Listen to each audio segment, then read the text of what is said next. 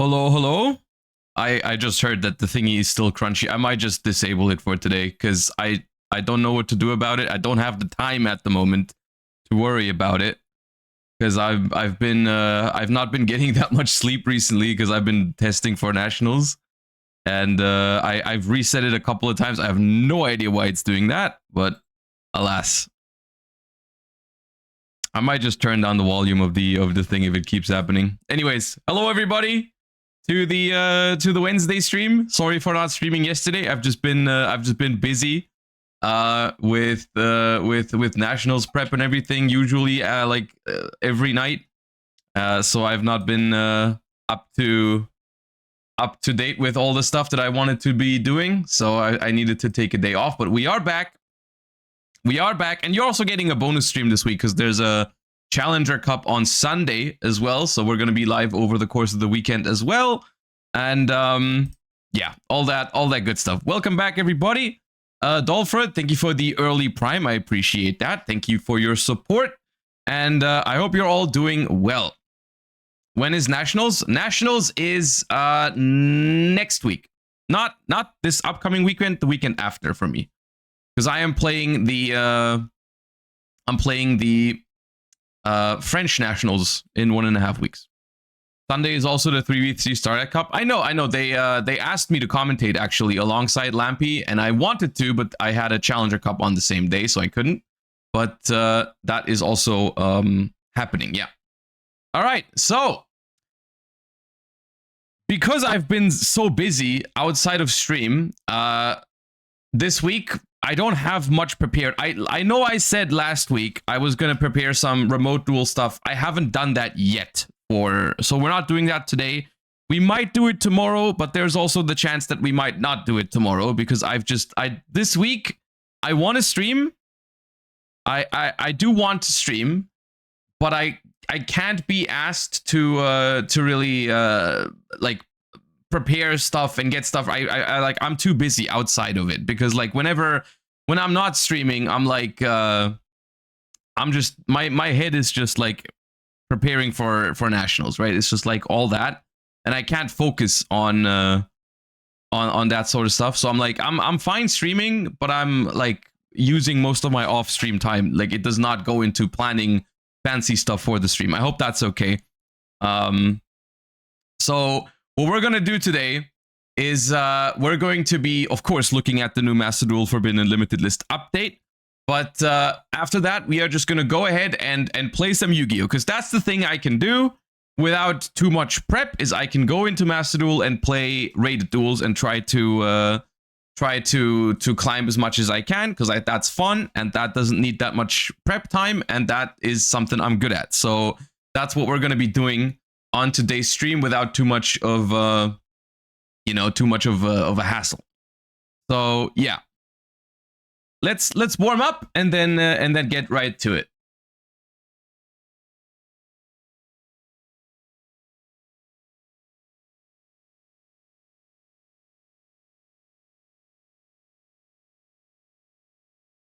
That is Sylvan, the one you played in Pearly. Yeah, the rank 1.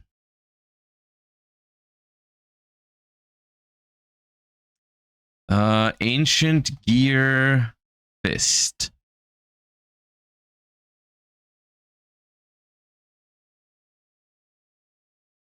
Who is that? Is that a sprite card? Might be Gamma Burst. No, it's not. Not a sprite. Oh, is it Ignite, I think? Yeah. I wouldn't have known which Ignite anyways. That's Simorg. Oh, it might be a Simorg, but like a small Simorg. Which one is that? Beginning? Yeah. Beginning sounded like the small one.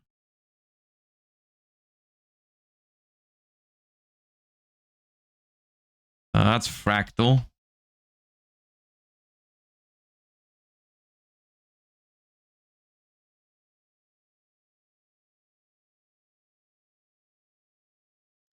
Fusion Gate. Or is it Ground Collapse? Oh, it's Ground Collapse. I think. Yeah.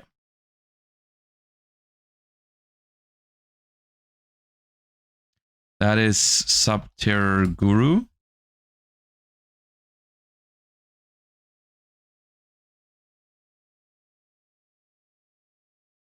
This feels familiar. Oh, that's a Buster Blader, I think. Buster Blader. Dragon Destroyer?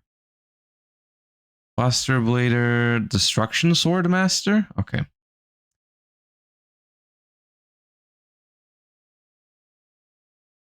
That looks old. Yeah, that is Faint Plan, I think.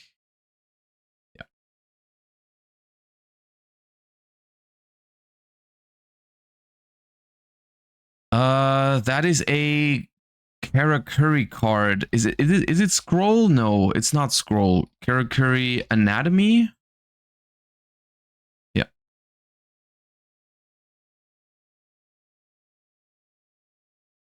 That is Battery Man Industrial Strength, or it's a spell trap that's on. Oh god, okay. Short Circuit. Yeah.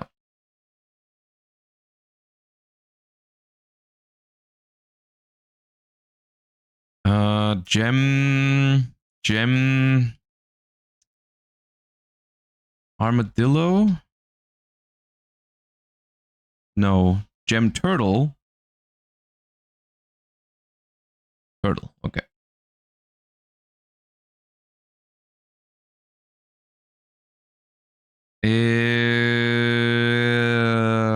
I think that's not something I know. I think it... Oh, actually, it might be a crawler. I do think it is a crawler. Ranveer? Ranveer. Okay, chat's got it.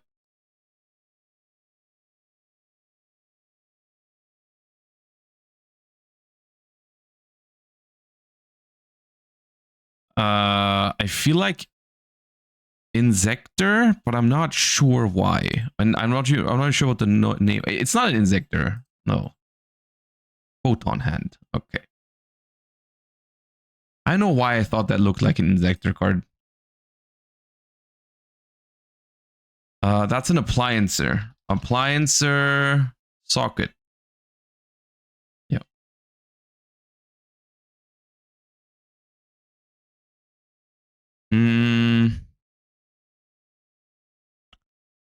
Oh, have I seen that? Oh yeah, that's Master Key Beetle.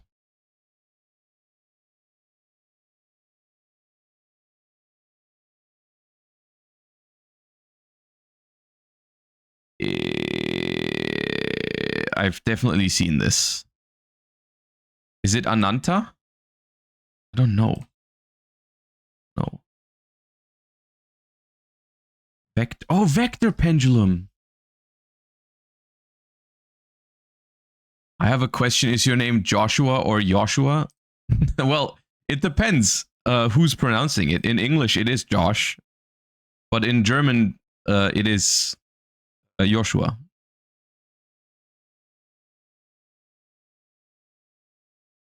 Oh, it's Dugaris. Dude, I've never looked at Dugaris this close.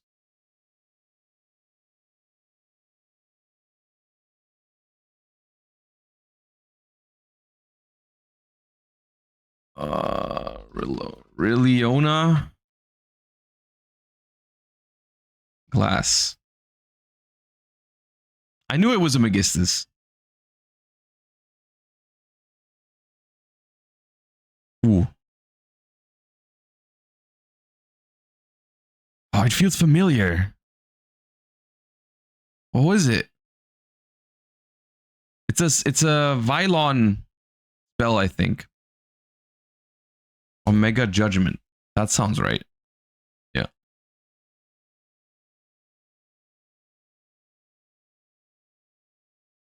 That is Vylon related.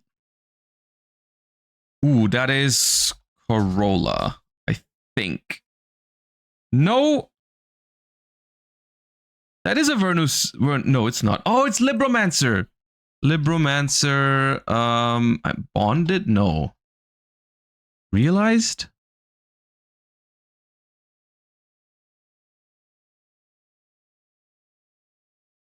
Libromancer. Is it Magic Girl? Yeah. What's a monster?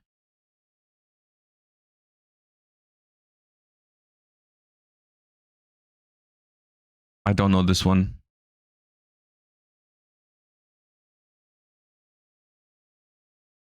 Time Stream.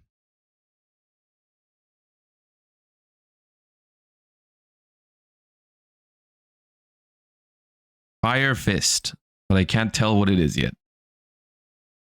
With the Fire Fist, you kind of need to see the animal. It looks like a wolf.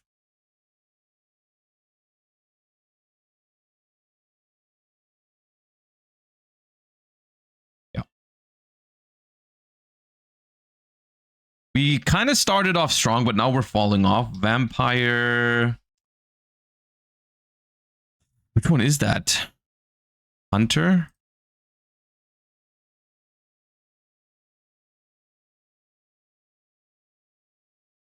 Oh, it's a rank up magic. Oh.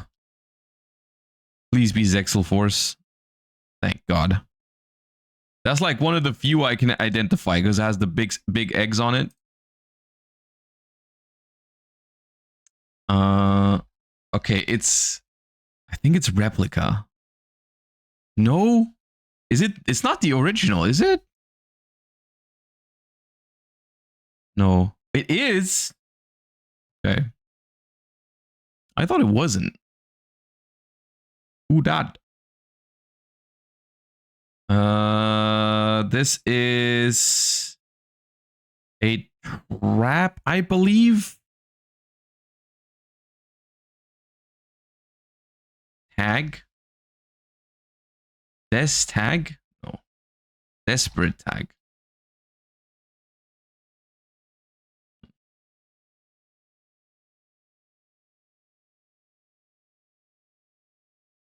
That is brow.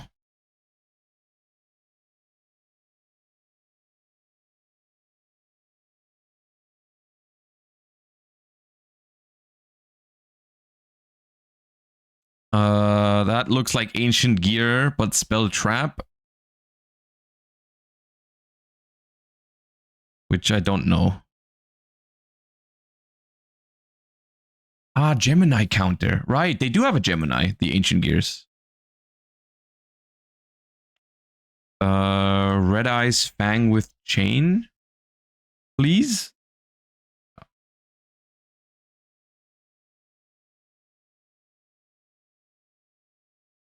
Ooh. That is a Medolce. Medolce Chevalier. Chevalier. Yeah.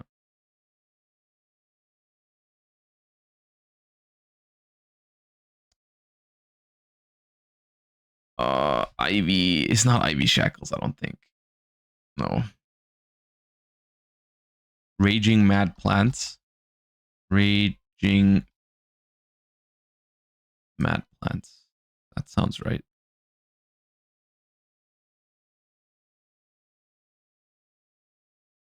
That is the scrolls. The 6 scrolls of the samurai.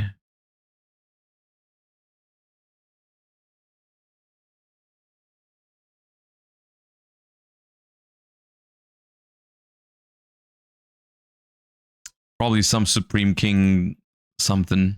Dark Anthelion Dragon. Okay, whatever. Thank God I didn't try. Ooh, that is Megalith. Is it Ock? No. Fool. Right. Fool was the one with the crystals. Maybe they have multiples with crystals. I don't know.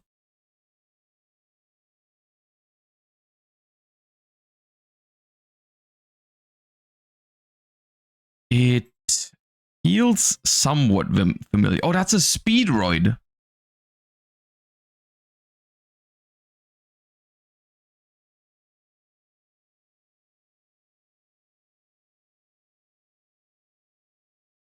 It's not Planet Pathfinder. Well, it is Planet Pathfinder, but not the card.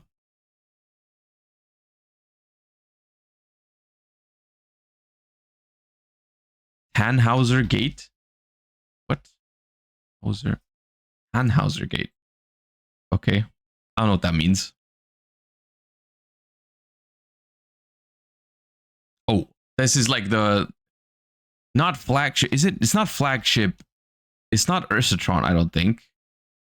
It's the Babylon, the Sky Palace. Yeah.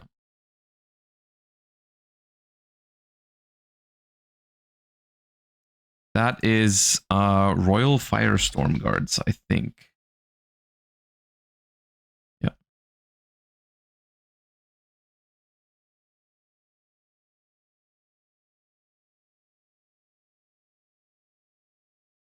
This one I don't know. It looks like an Earth's Arctic, but I can't do much with that information. Drytron, Earth's Arctic, something. Okay, Drytron Eclipse. What Fox.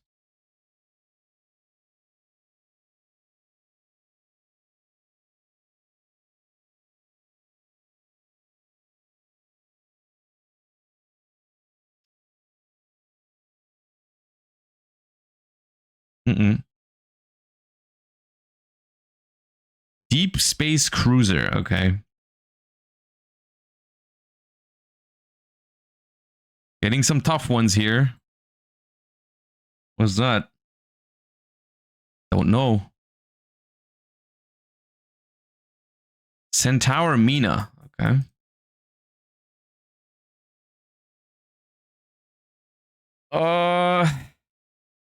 Who are you? I don't know these. Kabuki Dragon. Dude, give me some cards I know. Oh, dude, it's a Raid Raptor. It's some Vulture, dude. There's not that many. Avenge. Let's go. 1 out of 4. That is a fairy. No. What is she called? It's not Lily. Counselor Lily. Oh, it's just not Injection Fairy. It's still Lily, but it's not. Okay, I went at it the wrong way. That is Eldonia, or the other one. Yeah, it's Eldonia.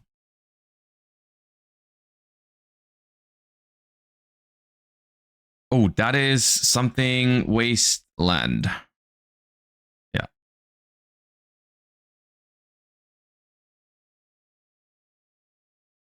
That is the thingy by the fire. The little animal by the fire. What is it called? It's not Cat of Ill Omen. It's watch cat. Yeah.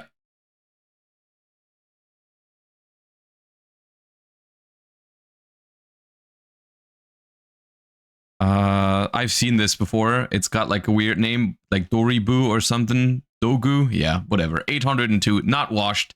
Not washed.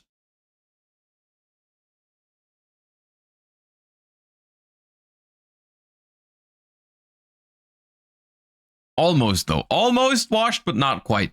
All right, we are looking for higher than level 4, high attack, low defense, relatively new. I mean, relatively new, 10 years old at this point. Let's try a... Is there a Monarch? No. A Mega Monarch maybe after... When did all the Mega Monarchs come out? 2014, 15? No, can't be a Mega Monarch. Okay. It is... I don't think maybe Pancratops. Okay. It is not a Link monster because it has defense points and it's from 2016 or 17. Level 5 or 6. Level 5 or 6 from 2016 or 17. Not a pendulum. Not a pendulum. Level 5 or 6. Some defense points. Oh, God. Not dark or earth. Maybe light. I think light is the third most common attribute. Trying to think. What were the decks in 2016, 17? 2016 had BA Monarchs. I mean, BAs are mostly older than that, though. Trickstar. Korobane? No, Korobane is too new. Link Slayer. Isn't Link Slayer an Earth? It is an Earth, yeah. Not Link Slayer. True Draco. Ooh, True Draco is a good shout. Even though they are not light, but we can try a True Draco because that will narrow down the level and the year. Okay, it's a level 5 from 2017. It is not a worm. 2017. What did we play in 2017? Zodiac. Zodiac didn't have any level 5s.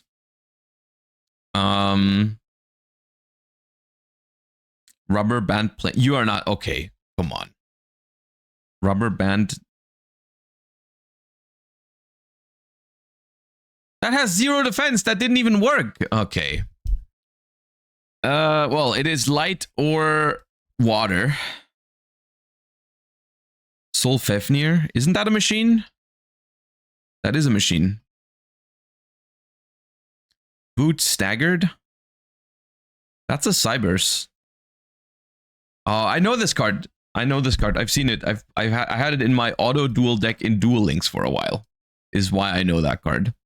Because it's just a big thingy you can special summon, and auto duel can't really mess up with it. So you just, like, you know, put it there. Okay. That's the only time I've seen this card, by the way. It's just when I sort it in Duel Links by just highest attack monsters you can just special summon for auto duel. That's where I know this card from. Just a demo. Thank you for the 33 months. And no, I won't. Josh played Cybers, no weighing. Okay, dude. Calm down. Also, everyone else, Mike Your Canadies and Mr. May, thank you guys for these subs. I appreciate that. Uncle Ollie, thank you for the 35 months. I appreciate the incredibly long time of support. It means a lot to me. Thank you. All right. Like I said today, I don't have any fancy plans. Excuse the wet hair as well. I just jumped out the shower before the stream. I don't have any fancy plans for today because I've been super busy the last couple of days because Nationals is getting closer and closer. And I've just been spending a lot of time off stream preparing for it.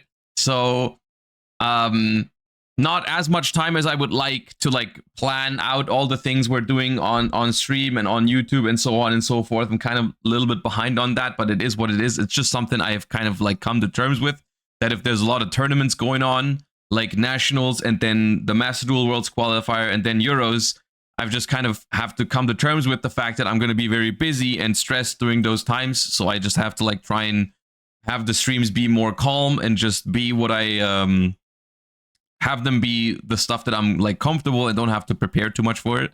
So we're just gonna look at some news that we have, and then we're gonna hop into some Master Duel gameplay for today, because I haven't really prepared anything else. It is what it is. Okay. The first thing we're doing, Master Duel ban list. Now, I will say, this is not a blind react, because I have seen it yesterday, because the one day of the week that I decided to take off was, of course, the day that they then decided to drop the new ban list. Now, it is a Master Duel ban list, so it's nothing too crazy, but at the same time, it is also not a Solemn Judgment to 2 kind of ban list. But it is not a blind react, but let's still talk about it, because there's actually some interesting stuff here this time around. And this is what it is. We're still going to go through it one by one, and I'm going to talk over my thoughts, what I thought when I saw these hits, and what this means, and what is also missing on this ban list, because I do think this is a pretty important ban list, because it is the ban list before the second stage of the Master Duel qualifiers. And so this is going to dictate, along with the next pack that's going to release eventually. I think there is going to be one before the Duelist Cup. This is going to heavily dictate the upcoming format for the Worlds qualifier, which in my opinion is the most important tournament in Master Duel, besides the World Championship itself, of course. But the Worlds qualifier, I think, is the most important tournament of the year. So this is a relatively important ban list. Now, what does this mean?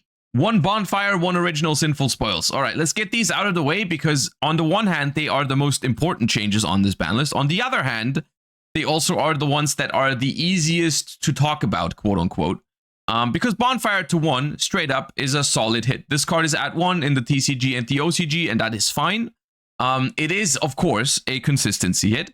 But those are, you know, I mean, I've kind of come to terms with the fact that sometimes consistency hits are meaningful and are the way they handle things, and that's okay. Bonfire to 1 is fine. I agree with this at this point in time. It is also notably happening before Ryzeal. So what does this mean? I don't know. Why do they want this card at 1 before Ryzeal releases? Maybe it's a little bit of a balancing to the archetype. Some people are speculating in chat right now that this means that Ryzeal is dropping before the Worlds qualifier. I don't know if it means that. I don't think this is something you can just definitely say, but it's a good hit. Bonfire to 1 is a good hit. Now, original sinful spoils to 1 is a hit that, from a TCG perspective, this hit looks ridiculous. It really does. Because in the TCG and for the majority of Master Duel's Snake Eyes lifespan, they've always only played 1 original sinful spoils. So like this looks very weird, and I think it is a little weird.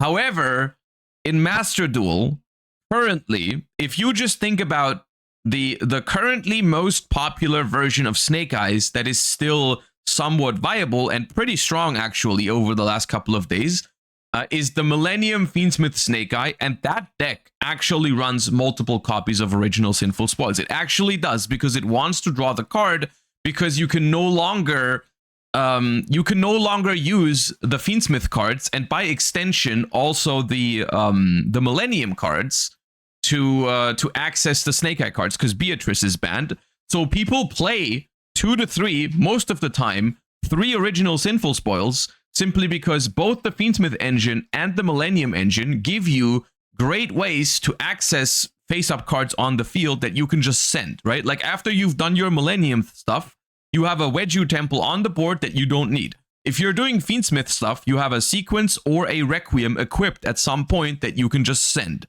So that's why these decks have been playing multiple copies of original sinful spoils, because you can just easily access Snake Eyes more consistently by just drawing original. And it's not like a bad starter anymore like it used to be, because you had to like normal summon a hand trap. It's like you have other ways to make it live without using your normal summon. So that's why this card was played at multiple copies in Snake Eye decks. It was also just like a good mill off of Zombie Vampire, right? Like you had a higher chance of hitting your maybe hitting your combo pieces if you milled original plus another whatever, right? But it's not a perfect hit, but it does something. Saying this does nothing, I think is not correct. I really don't think that's correct. It doesn't kill Snake Eyes, which is what I wanted, so I'm not super happy about it.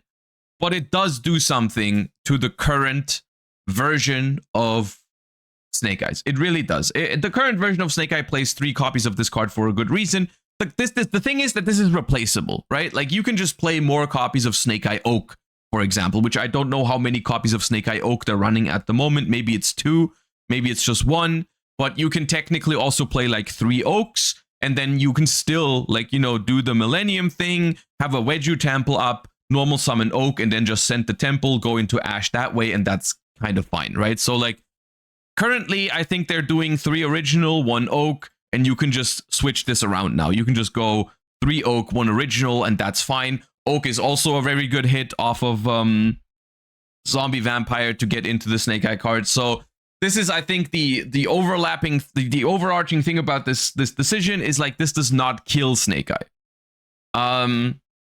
This does not kill Snake Eye. It just forces them into playing some cards that they don't want to play necessarily, but they still work a lot of the time. So I think this is all right. I wanted more, I think, and that's going to be the general thing with this list. A lot of these changes I think are fine.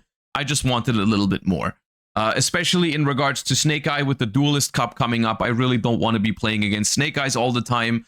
But it looks like the deck is still going to be an option. Whether it's going to be the strongest option or not remains to be seen, but it definitely is not dead. But these hits do something, especially Bonfire to 1. You know, cutting a very good card for the deck from 2 to 1 is solid. Cards to be semi-limited. We have two separate things here. We are hitting Blue Eyes, and we are unhitting Branded Fusion from 1 to 2, which I have no idea. I mean, I guess it makes sense because Branded is a beloved archetype by a lot of people, and I don't think it is obnoxiously strong at the moment. At the same time, I feel like out of all the decks that have cards on the ban list, I feel like Branded is one of the ones that was struggling the least, right? It's like, you have for example, Labyrinth has still Furniture on the ban list at 2, or whatever, right? Like, why is Branded the one that you're unhitting? I don't know. It might have something to do with the new Animation Chronicles releasing, like, whatever, you know, maybe there's still alt arts we haven't gotten yet for Branded, so eventually we'll probably get those, and they just want to increase Branded's viability for that. I think that makes sense. I don't have a huge issue with this. I think there's other stuff on the ban list that deserved to come off first, but this is okay in my book, I suppose. Let's talk about the more interesting stuff here, which is the Maiden of White and the Sage with the Eyes of Blue, both going from 3 to 2, which is like in terms of Blue Eyes, I'm actually okay with consistency hits, like. Because Blue Eyes, I've said it a couple of times, I think Blue Eyes is inherently, I think, a pretty fair deck. Of course, it can feel strong at times because it is a powerful deck, but it is not like too crazy. So I think hitting it just slightly is completely okay, you know, because the deck feels, I don't know, the deck maybe, to me, it feels like most obnoxious when they open like Sage plus Ether Barrel, which I think is the hardest hand to interact with from them. Because like the Ether Barrel already provides such a strong choke point, and then the Sage with Eyes of Blue behind it already is like the full Blue Eyes setup. So I think with putting Sage to 2, they're just gonna have the combination slightly less often, right? And then Maiden to 2 is also like, Maiden is a starter for the deck, but it is also once again one of the better extenders for the deck, right? Like if you decide to hit Sage with Eyes of Blue with a hand trap and they have Maiden in hand already, that kind of sucks, right? That's kind of like a bad feeling, right? When you decide to Ash the Sage or Valor the Sage because you think that's the best move to do in that situation with your hand, and then you just have the Maiden anyways, and it felt like your hand trap did nothing. So I think just a slight tap on the wrist for Blue Eyes is okay here. I don't mind it too much. The deck was arguably pretty strong. This does not kill the deck at all. You can still play it. I think it's okay. This is okay. And I don't have a problem with it. I think it's fine. Before we talk about the unlimits, actually, let's get the unlimits out of the way first and then talk about it as a whole. Sprite Blue, Sprite Jet, and Nimble Beaver are unlimits that should have arguably happened a long time ago. And when I was just talking about like the Labyrinth cards being at 2, this is absolutely something that needed to happen. These cards deserve to be at 3 for sure. Being able to play Sprite essentially at almost back to full power now, I think is completely okay. The deck is, you know, I mean, I don't want to say outdated because Sprite cards are still pretty decent, but you know, we have Charmies in the game now. All of the Charmies that we have, like Perulia and and Fuva, we don't have Meowls yet, but Perulia and Fuvalos are really good against Sprites. Maxi is still incredibly strong against Sprites. The deck in general just doesn't hold up super well anymore. Yes, the deck still has Sprite Elf, which is good. But I still think even with Elf, ironically, hear me out, Sprite Elf is at its fairest when it's being used by Sprites, which is weird because that's the deck it's supposed to go into. But in Sprites, it's not actually that crazy because, like, you know, they just make it on turn 1 to like revive blue on your turn or something. They don't do the crazy stuff with Sprite Elf in Sprites. It's kind of like how Beatrice was probably at its most fair in BA, right? If a deck that wasn't BA made Beatrice, you knew shit was going down. But if BA made Beatrice, it was just like, okay, well, yeah, okay, that makes sense. And like it's the same with Elf in sprites. When like White Forest makes Elf, we have a problem. When Sprite does make Elf, it's fine. So I think this is okay. I like this. Nadir Servant to 3, I also think is justified. I like the Dogmatica package being available at 3. Maybe a little bit cautious because this is also something that stun decks are potentially using. But yes, I'm okay with the third copy of Nadir Servant. That is all right in my book. Let's talk about, because I'm on board with all of these changes. Genuinely, there's no change here that I'm like, this definitely shouldn't have happened, right? Like Sprite unhits, Nadir Servant, slight Blue Eyes hits, Snake Eye hits, and then the Branded Fusion to 2. It's all like stuff I'm okay with. You know, it's all right.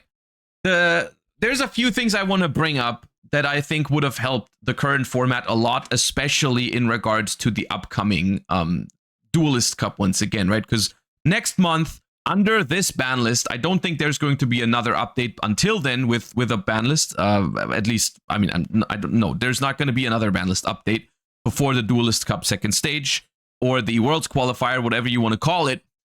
There's a few things in the game right now that I think should have definitely happened before then, and I'm just going to go over these one by one. I think Tenpai needed another hit. I play against Tenpai in Rated still a decent amount of the time, not super often, but still sometimes, and it's miserable every single time. And I think historically in Master Duel, Tenpai has always been way more popular in Duelist Cups than it has been on ladder, right? On ladder, there's only a few people that play Tenpai and they're still annoying, but in Duelist Cup, there's always more Tenpai because it's just like Tenpai is more of a try-hard Duelist Cup kind of deck than it is a rated deck. And the fact that there's no Tenpai hit on here, just like it annoys me a lot. That's my biggest problem with this ban list, is that there's no Tenpai hit, because I just cannot stand playing against Tenpai in best of one anymore in the Duelist Cup. Like if I'm gonna be trying to qualify for Worlds in the Worlds qualifiers, but like Tenpai is the thing that's the most likely to ruin that experience for me. Like something needs to happen, like limit the Pydra or ban something finally, but like it's not enough. It's not enough. One Kaiman, one Chundra, one Sangan summoning might be enough in TCG and OCG because they're best of 3 formats. It's not enough in Master Duel. They need to do more to hit Tenpai, in my opinion. The second thing I would have really liked to see is Macrocosmos and Dimensional Fissure. I play against these cards with actually an alarming like frequency. Like I play against these cards way too often for them to be at 3.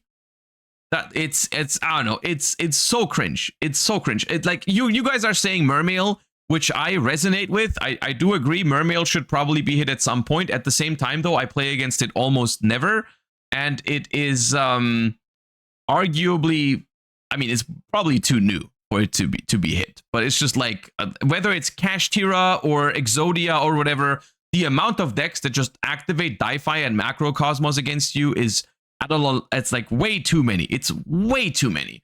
So those are my two main concerns about this ban list, is that there's no Tenpai hit and it doesn't address any floodgates. Of course, there's some obvious stuff like Maxi is still at 2. This sort of stuff that we basically say all the time. But this particular one, I really wanted to see Tenpai and floodgates hit more before we go into the second stage of the Duelist Cup. So yeah.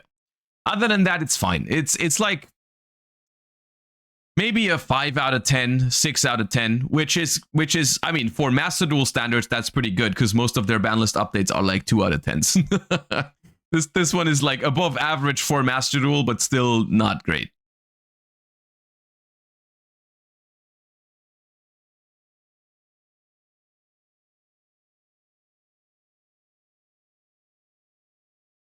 Like, at least it changes some things, is what I was thinking, right?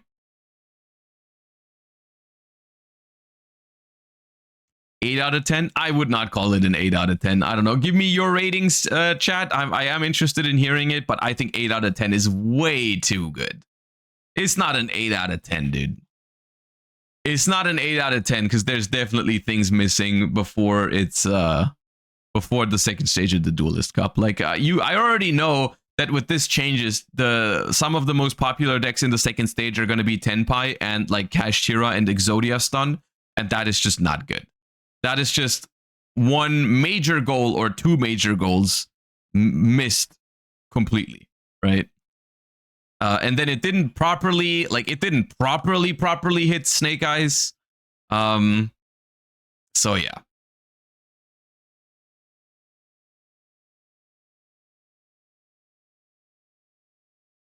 Okay. Before we start playing, we have two small thingies that we can take a look at.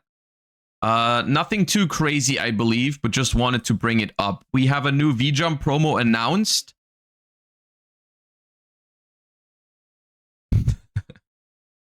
Trivia question. If you still have 3 Bonfire, do you get extra URs for 2 copies or only 1 because it was already at 2? I think you only get it once because it's going from 2 to 1. Orochi Samurai, thank you for the full year of support. I appreciate that. Yeah, it is crunchy again. I am sorry about that. I haven't had time to fix it. I also don't know how to fix it. I've refreshed it a couple times. The sub alert. Yeah, I'm sorry about that. Maybe it's telling me it's time to move on to a new sub alert. Maybe we're bringing the Ray sub alert back for a week. Whatever.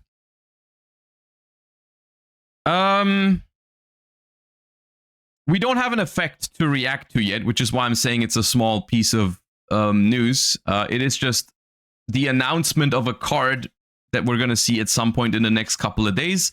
The only thing that they are basically telling us is that the card is called Dark Magic Amulet, and it is a Dark Magician support trap, which of course kind of makes sense considering how they have already announced some other Dark Magician support cards in the last couple of days or weeks. I don't know exactly when they did that. We read the other cards. They were fine. The Fusion Monster was pretty good, but it was more like a generically good card rather than specifically good for Dark Magician. We'll see how much we can expect from a trap card. You know, this is a trap card after all, which is, of course, it could be a good card, but how likely is it that a trap card actually makes you want to play Dark Magician, right? I don't know, we'll see. It's not a continuous trap, which is good, so it probably means it's not a Floodgate. Please be True Light for Dark Magician. Okay, hold up. Didn't Dark Magician literally have True Light before Blue Eyes had True Light?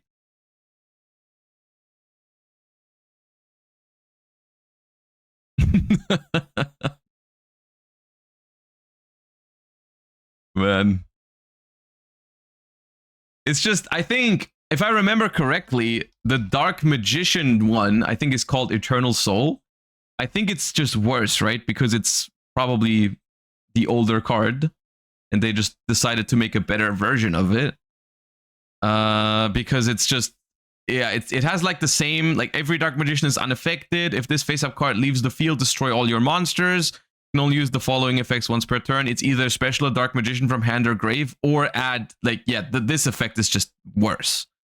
It's like the second effect of the card is terrible compared to True Light, because it adds Dark Magic Attack or 1,000 Knives, which is not the same as the secondary effect of True Light. But technically, they have True Light. It's just, it's even older than that. It's from 2016, and I think True Light is like after that. Actually, is True Light older than, maybe True Light is not as old. Maybe True Light was there first. Or like simultaneously, I don't know. True Light. They are... True Light is from... No. It's from 2021? Really? Okay. I did not know it was that new. I mean, 4 years. Okay. Maybe I just have a weird sense for time now at this point. Okay. The other news, maybe this is related in some way to the last Master Duel Banlist update, because we have Chronicles info on the next episode. And it seems like the next episode is Albaz / branded lore. And it is scheduled to be released in late June. Now, this, I mean, I guess at this point, we'll see how much there even is to talk about with this, because I feel like the way I personally feel about it, this is just like way less than what I thought it was going to be, at least for Sky Striker. I feel like with branded, it would have to be longer, because the branded lore is just, I feel like the branded lore is just bigger than the Sky Striker lore. Is that just me? Am I wrong about that? Because I feel like, yes, Sky Striker has this story of like Ray versus Rose, and then they become friends and so on and so forth. But like freaking, how are you going to put Albaz into 4 minutes? I can't even name all the Albaz cards in 4 minutes, I think. I mean, I can't even do that in general, but like if you have a list of all the Albaz cards, in order to read all the names of them, you'd probably need 4 minutes. Like this, I don't know. We'll see. We'll see.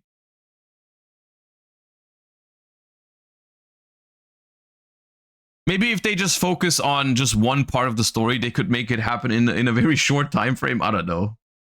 We'll just wait and see. I suppose it is set to release in a month, so we'll get to see it soon enough. But yeah, I don't know how crazy it's gonna be. My expectations are definitely have been lowered by the last release. We'll see. Just show the sprites? Yeah, that's what I care about. Give me the sprite lore. Okay. And with that, we are hopping into rated duels for today. I have actually lost some rating, because I played some this morning just to warm up, basically. And I have lost a couple of games, so we are barely at the 1600 mark. And we're just going to do the same thing we did on Monday, which I actually thought was very enjoyable. Let me know how you guys thought about it. Where I just play decks and I test decks that I think have a lot of potential. And I climb and I focus and I try to play as well as I can. And I try to explain my plays as best as I can. And I hope that makes for a enjoyable viewing experience as well. So today, the deck I want to try, which it sounds counterintuitive, but I kind of want to play a Fiendsmith version without Bystials. Even though the Bystials, I have liked the Bystials a lot. I just want to explore all the options. And so I'm going to try a version of Fiendsmith Kashtira, which was the deck that I played in TCG. And this is what I have come up with. And I'm going to talk about some of the advantages of this deck, maybe over the Fiendsmith version, that I feel like that make me want to try them, try it at least. So the obvious advantage of Fiendsmith Kashtira is that you get to play Dominus Purge, which I think is a solid card at the moment. Not the craziest card, but with Wishes, you have a high quality target in Blue Eyes. With Fiendsmith Tract, you have a high quality target in all the Fiendsmith decks.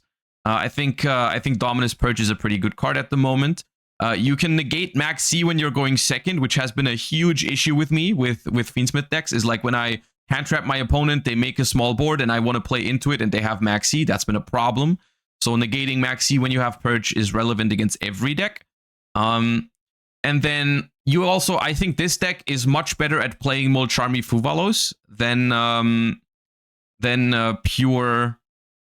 Fiendsmith Bystial, because in Fiendsmith Bystial, you cannot really make use of Fuvalos when you go first. In this deck, Fuvalos plus Kashtira is still pretty good. So that's another reason. We'll have to see how much I'm going to miss the Bystials, because there is a lot of matchups where the Bystials are good, but I do like them. Also, this deck is better with Imperm. I think in the other version of the deck, I did not play Imperm because that's the thing with Imperm at the moment in Master Duel. Imperm has terrible synergy with Bystials because At the moment, most decks go for Fiendsmith first and then do the other stuff after. And that means you want to Bestial early. And then Imperm is terrible after that. So I kind of don't want to play Imperm in the other deck. But Imperm is good. And then the Kashtira cards, of course, they're just like a small package.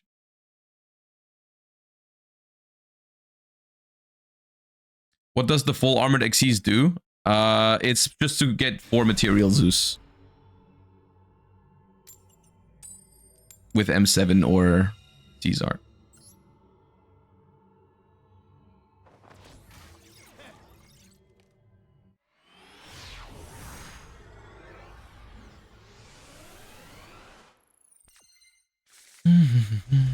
All right. First hand of the day, we draw Kashtira Birth. I wasn't expecting anything less.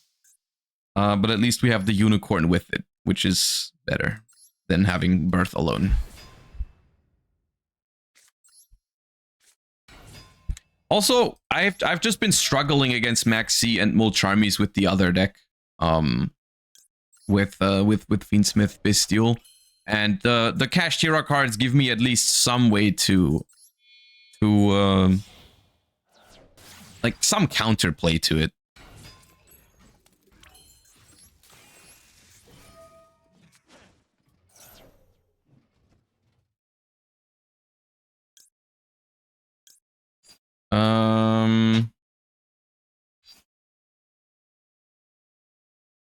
Gets another Lacrima here.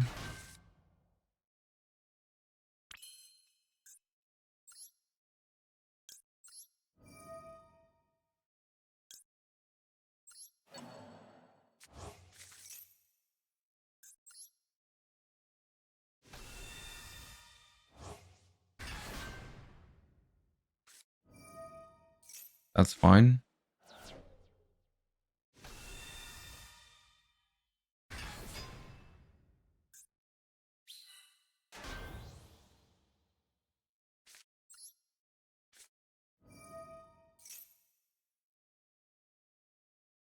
Oh, they got more. That's bad.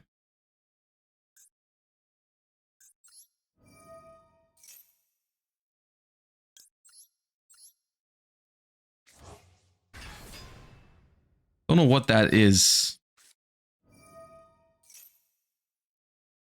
Good use of Nib? Actually, not good use of Nib. I mean, Nib was good there, but I wasn't threatening anything. They could have nibbed later.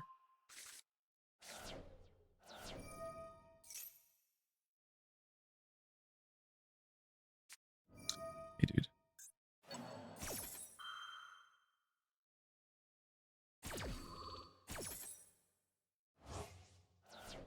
I guess we lose to Nib Magna for sure.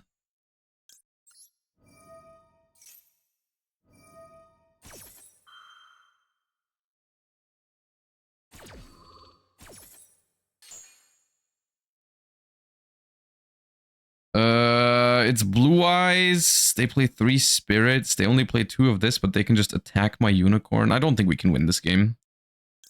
If I banish this, they can't make this. I don't think I have a real win con here because they have. Yeah.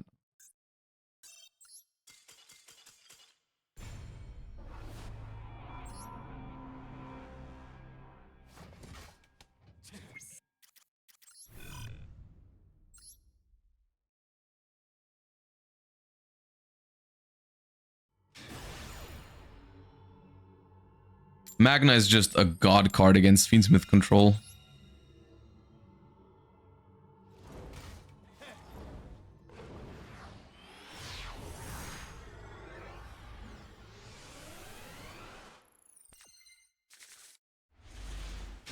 These are the kind of hands where Fuva is still good going first in this deck.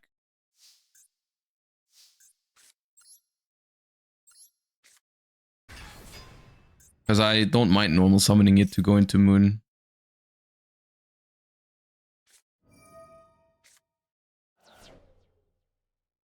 Sadly, won't get the unicorn back.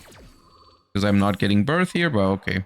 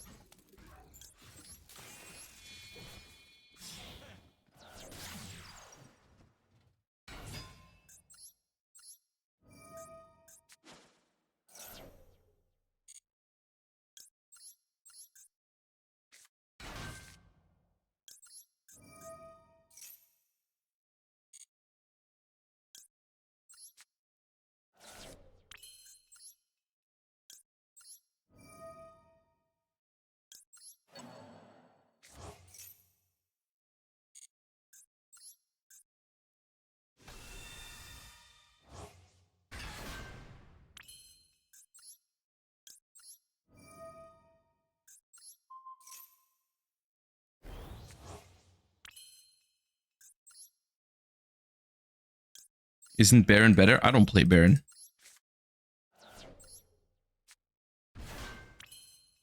You don't need Baron. You wanna go into the Fiendsmith card. If they have Ash plus Veiler against a hand like this, then they just stop me from playing. It is how it is sometimes.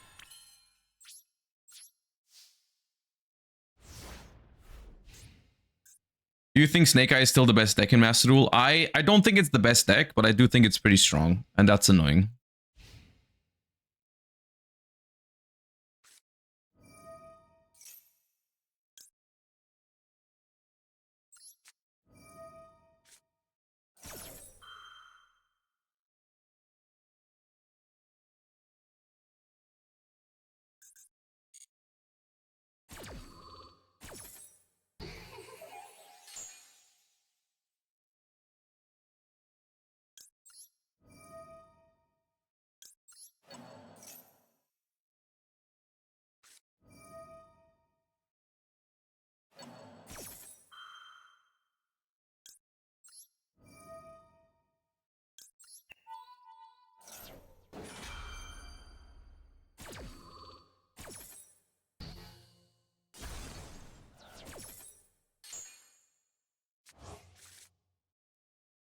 It looks like that Bestial came off the top, which is good, because that would have ruined my first turn. Veiler plus Bestial would have ruined my first turn.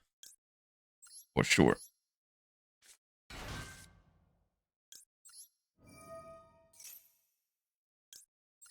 Bestials are pretty popular at the moment, which is certainly a problem for Fiendsmith.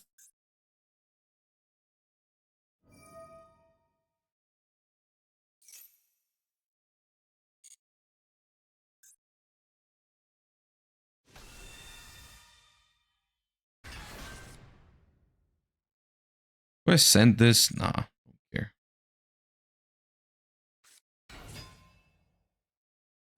Normal summon Sage. I'm not sure why they declared with this. They had Sage to play with anyways. Maybe they have Drill Beam in hand already to check the Caesar? But like... No, I don't get it.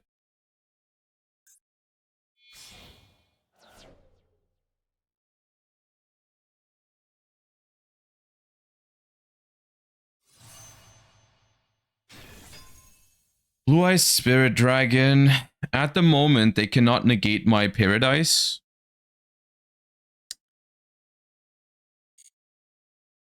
But because they use Lordly Low, they just can't negate Paradise at the moment. Heart Nibiru. Wait, they had Nibiru? Okay. This means they either had Nibiru or Veiler, or Druid Worm last turn, and they just didn't use it, which is pretty bad.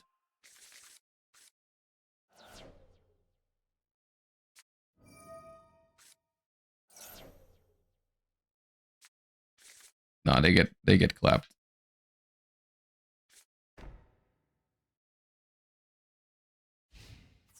Battle phase. Yeah.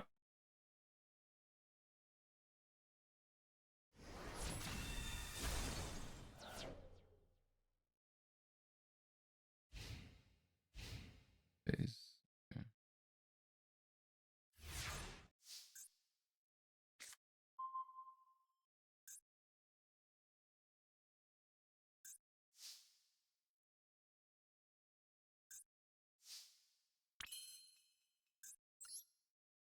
So the problem is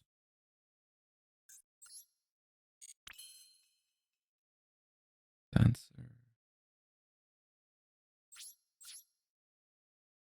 This is not good for me, no.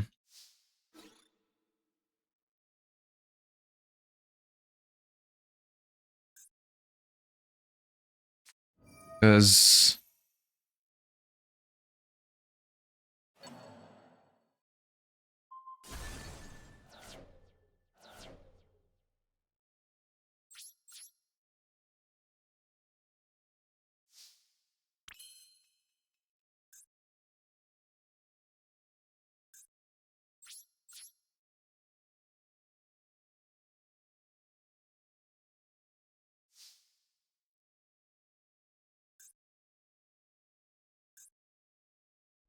If I could have made Typhon, it would have been fine, but I can't make Typhon.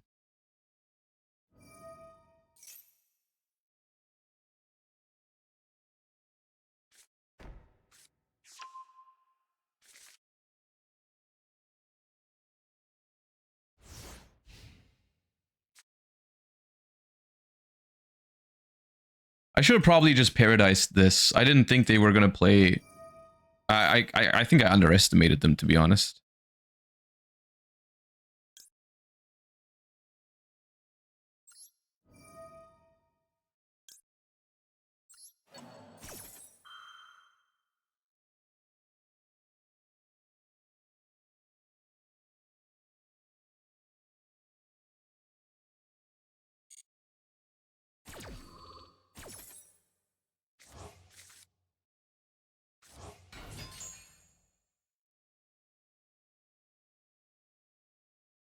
Doesn't he just negate Lacrima? That's what I was hoping.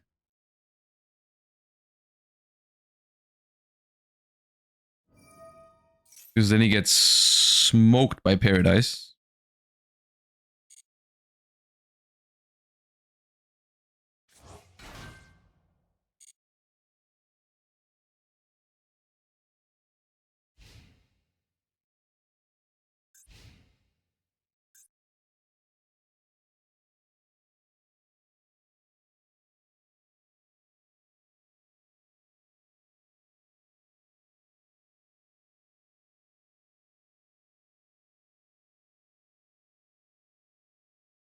Why didn't you use the Paradise in his turn? Because I thought he was going to keep summoning, but they actually played it very well and they stopped summoning after the... Because I wanted to send the True Light, basically, not the Spirit.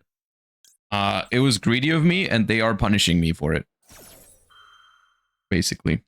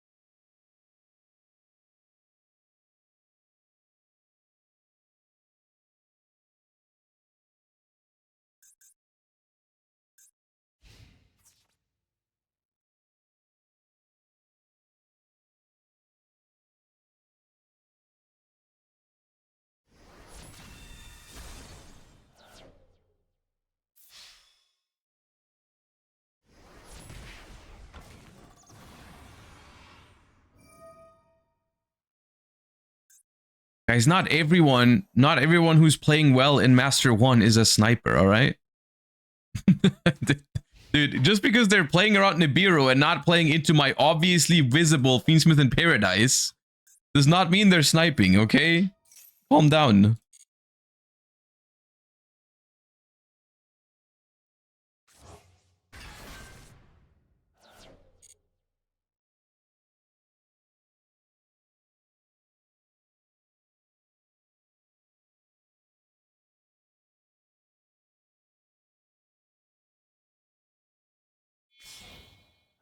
The obviously not sniping, by the way. Just played into my Nibiru, which is the only win con I had.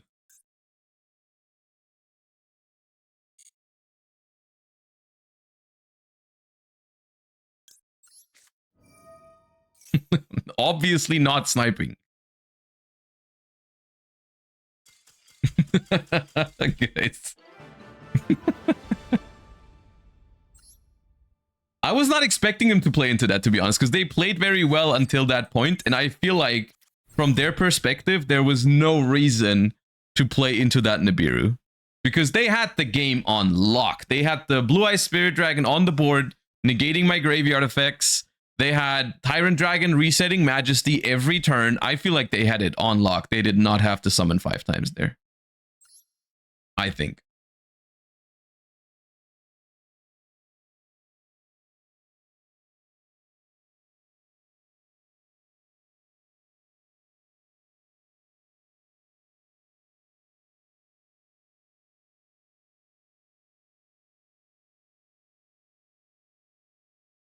did it to avoid the allegations. Oh yeah, yeah, because you guys called him a sniper, and they were definitely, yeah, they were watching.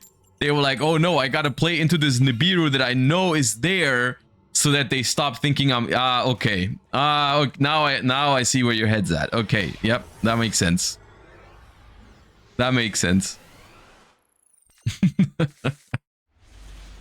Dude, 3 games, 2 births. I'm about to take Cashira cards out of my deck, dude. There's no shot. I hate this.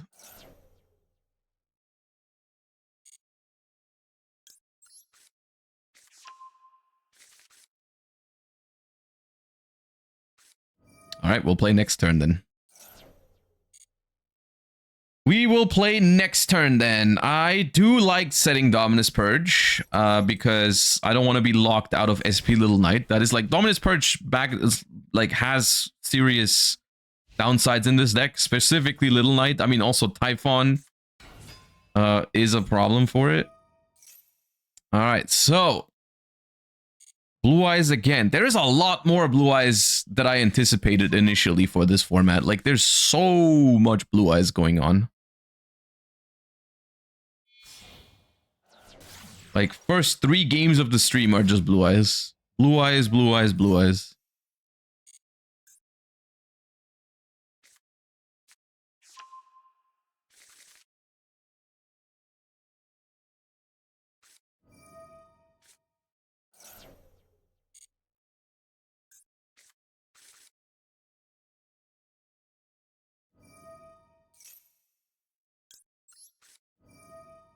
Don't know what this order is.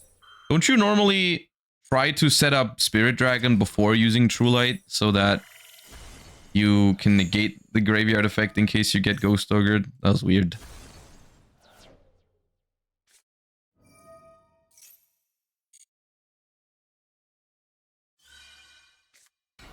Extra normal summon effect Veiler.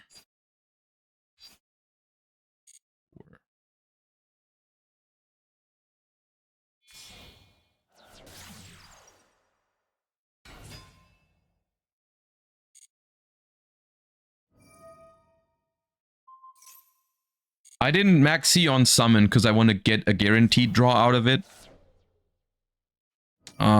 If it resolves, if they have Ash, it doesn't matter when I use it. But like if it goes, I don't think I've called by the grave. They would have called by the Ghost Ogre. They might have Ash, of course. Yeah, they do.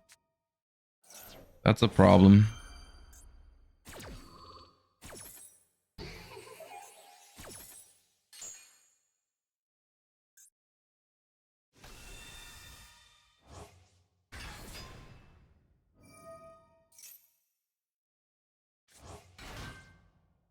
All right, well.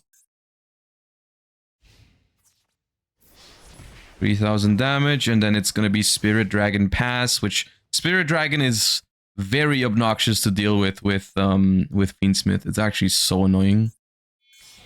The fact that Dominus Purge checks a potential Max C in their hand is really valuable for me, though. I like that a lot. A Cashed Hero monster would probably seal the deal here. That is too late, buddy. That was insane last turn.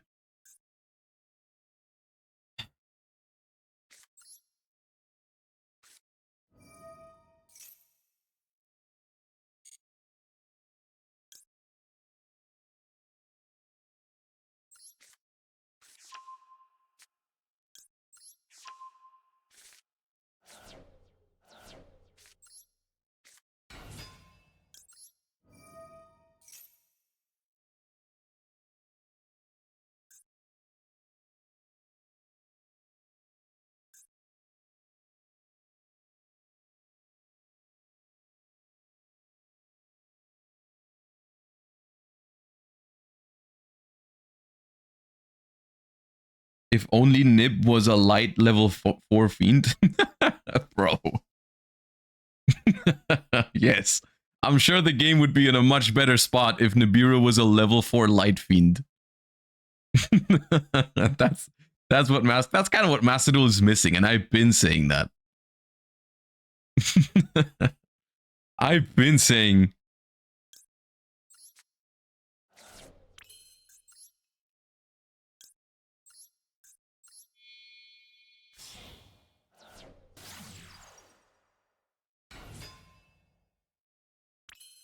That would only be fair. Actually, you have a point. If the token is Light Fiend 2, maybe we're talking. Maybe if the deal is, hey, Nibiru is a Light Fiend, but you're giving your opponent a Light Fiend too, that would actually be a funny like interaction in the format.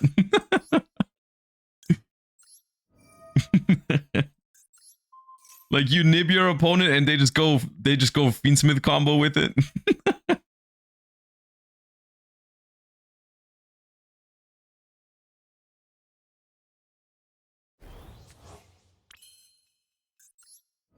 All right, go Engraver.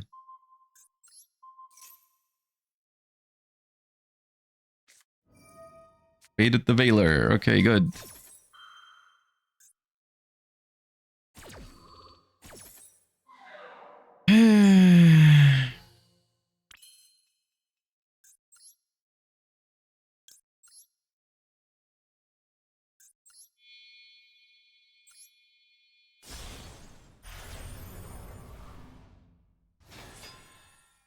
Probably gets impermed or Majesty hard draw up.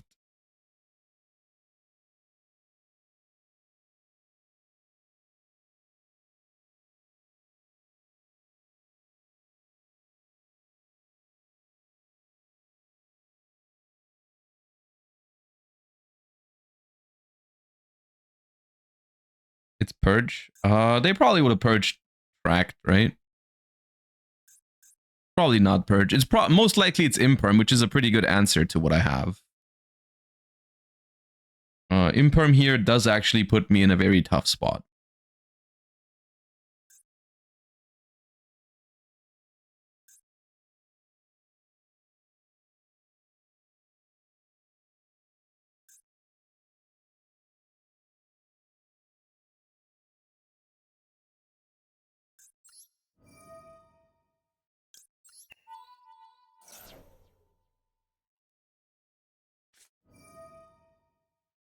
Yeah.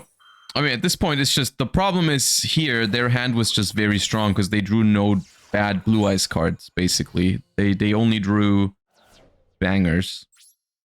And I had Birth too, which doesn't help. Okay, they didn't tag out with Spirit. That would have been a very good line there. They should have tagged out with Spirit in the end phase into Ultimate Spirit so it gets destroyed. Or you just, or just top deck Maiden. Okay, that works too. Sure. That way they needed to top deck, but like if they just in end phase tag out into Ultimate Spirit, it gets destroyed, it brings back Blue Eyes, then Maiden comes back. They have like guaranteed crazy turn here. They chose to be like, I'm just gonna draw Maiden, and they did. Okay, sure. Otherwise, they were in trouble if they didn't draw a play there. But okay, cool.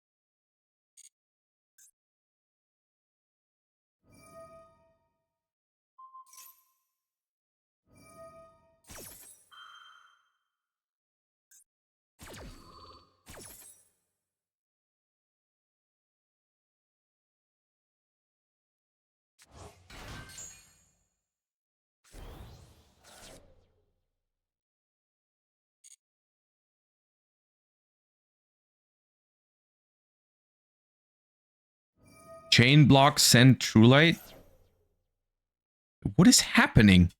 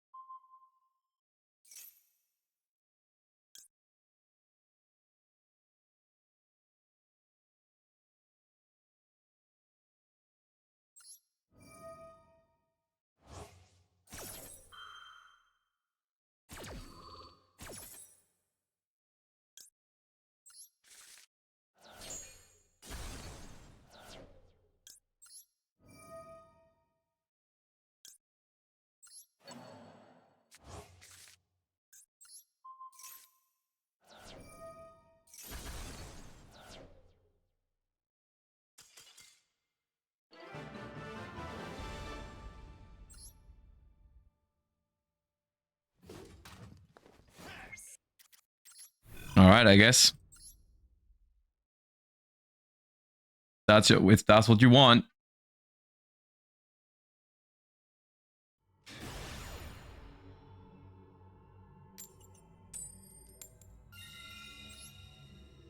Tammy Sosa, thank you for the prime. Welcome back.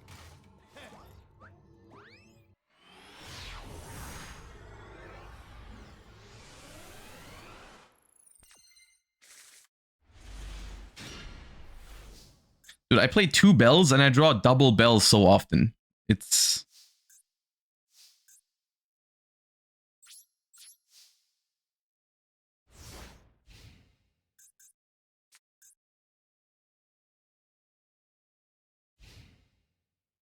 I draw bell more often than Lacrima.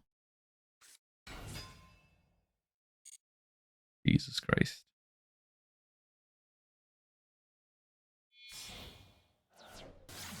Yeah, maybe Bell is not that good right now. It's not as good against Blue Eyes.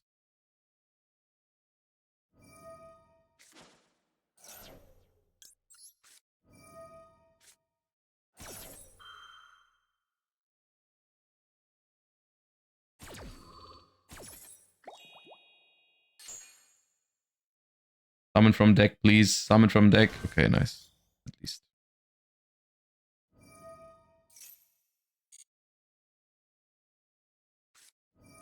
Oh, God. Yeah.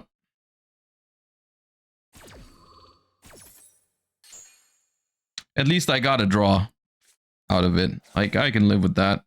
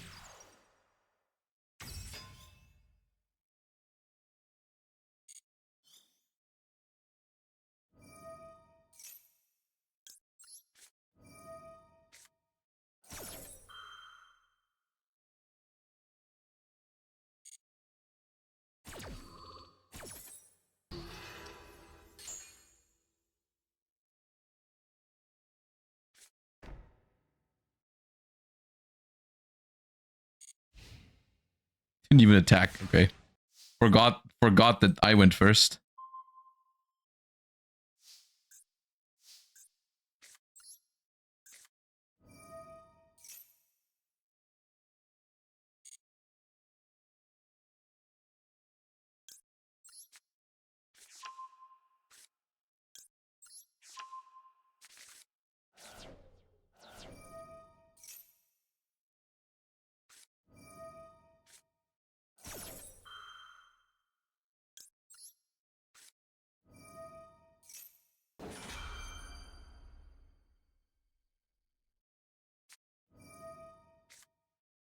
Sure, bro. Okay. I don't need to add any more.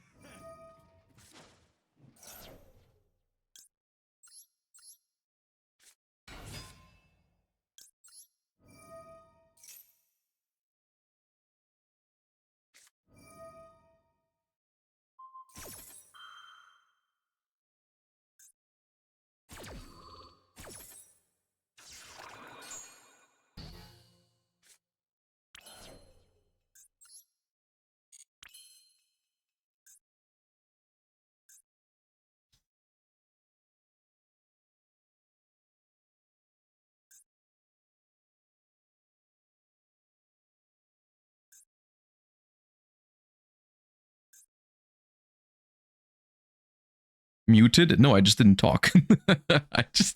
I was just thinking. Necroquip or card draw? No, we purged from hand, guys. We purged from hand. We cannot Necroquip, and we also cannot SP, unfortunately.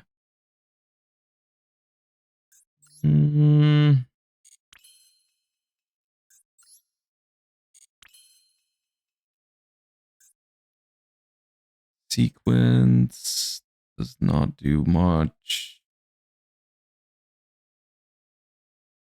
Sequence into Lacrima. Chaos Angel can't use it.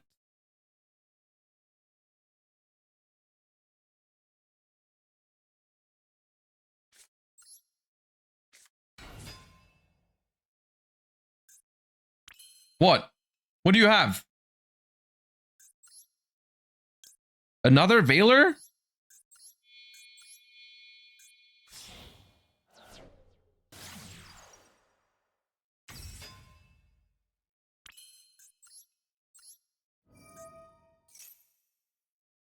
Jesus Christ. Okay. Oh.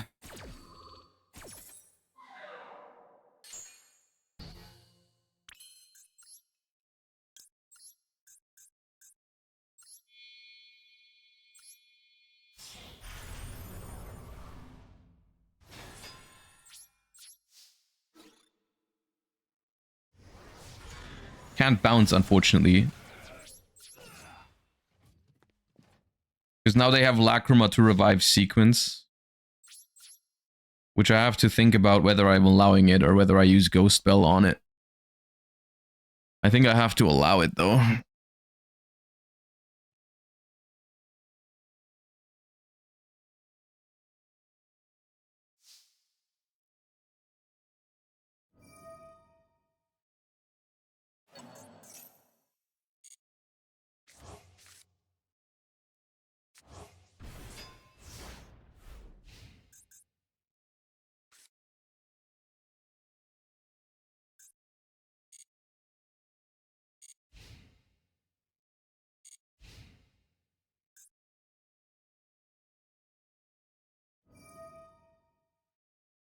The Sequence doesn't do much because there's not enough Light Fiends. Because I'm gonna Bell the Engraver.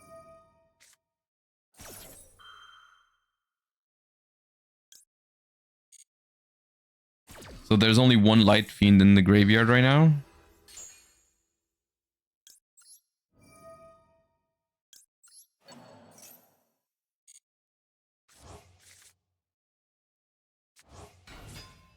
Can it go into Requiem? It can go into Requiem, but then the Sequence is in graveyard and they already shuffled with Engraver, so they can't really get it back this turn.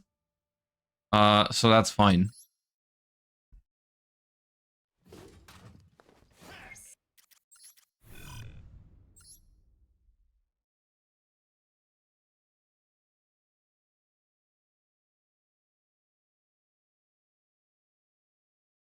The OCG channel just posted a 15-second animation for the new tactical Tryharding. Can we react to it?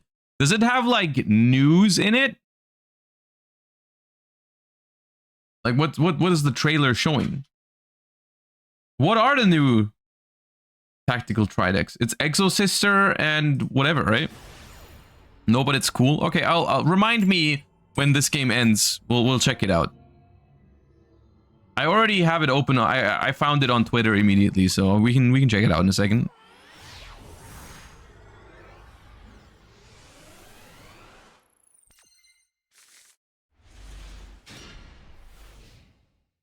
Are you running 2 Requiems or 2 Sequence? I'm playing 2 Requiems.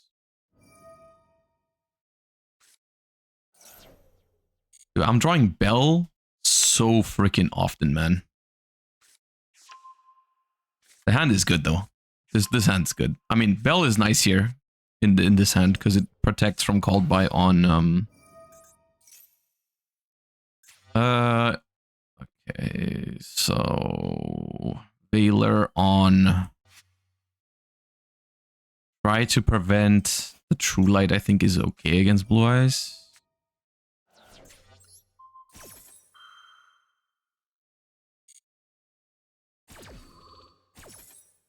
I don't play Baron, though. There's no room in the extra deck for Baron. I already cut the second Desiree for the second Requiem.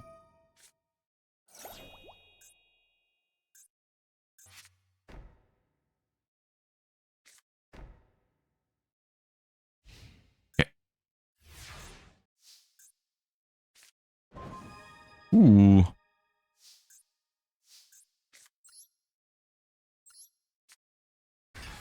This deck would be so good if we had 1 or 2 extra Kashtira cards, like the good ones. Like these hands, cook.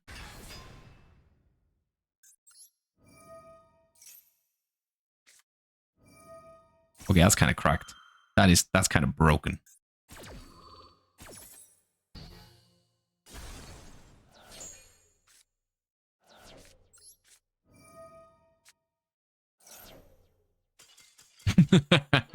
My hand's more broken than yours. My hand's more broken than yours.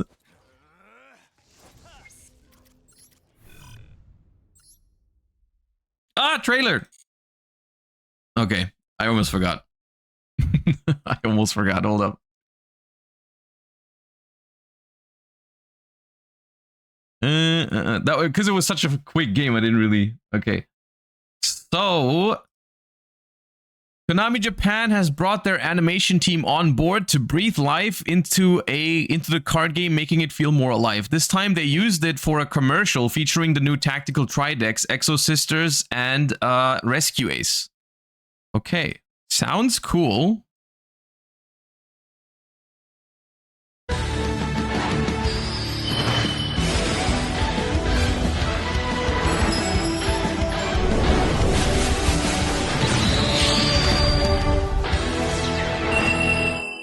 Konami. Okay. Okay, cool. Yeah. I mean, yeah. It's cool. Okay. It's just an ad, I suppose.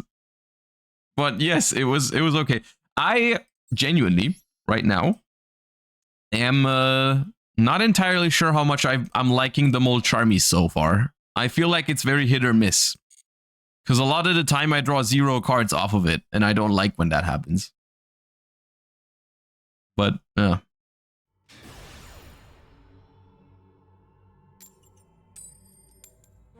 it's very good against Fiendsmith stuff, is the thing.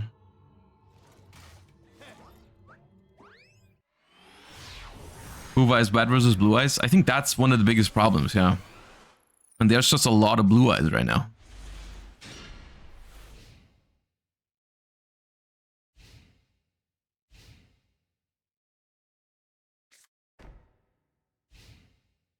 I like to see that. Oh, mano.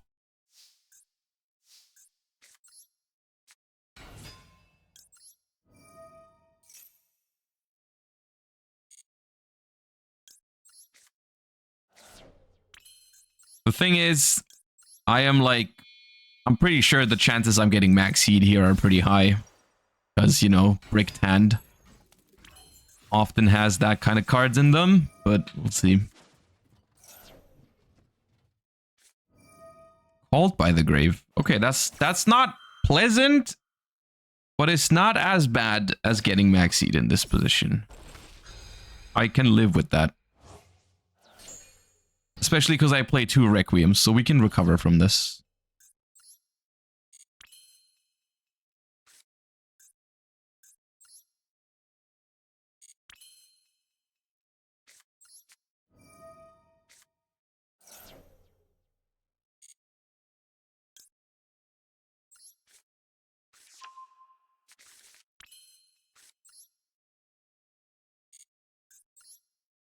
Let's start with this, because it doesn't use a card from my hand.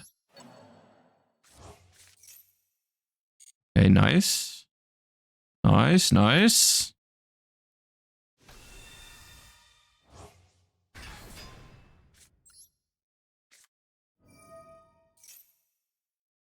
Oh, okay. Well, that's not ashing my Maxi next turn. Which is okay. A little awkward because we don't have anything on board, but I mean, they don't either, so. It's basically like they're going first, but they have lost their Called By and their Ash, which is 2 outs to Maxi, so I'm happy with that.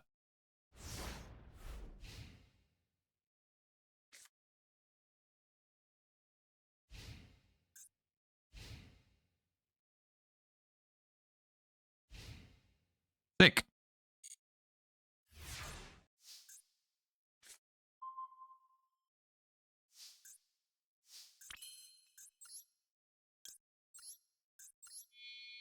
They are hoping right now that I don't play 2 Requiems, but I do.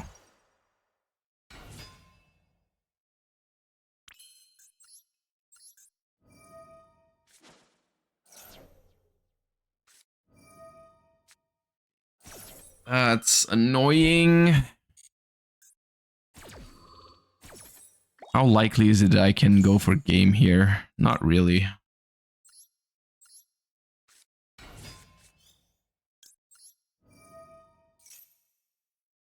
Ah, they got more.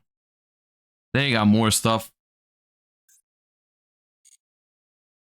Take it slow here.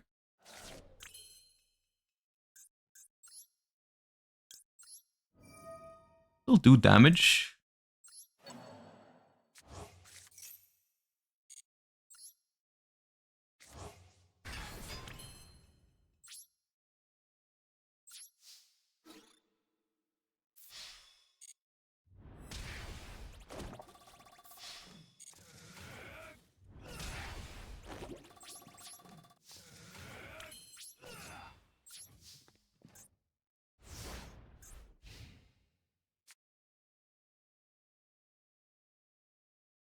Here, I feel like I can shotgun Maxi, because if they don't play this turn, I'm pretty sure I just win. Just in case there's like Cash Hero cards in their deck or whatever.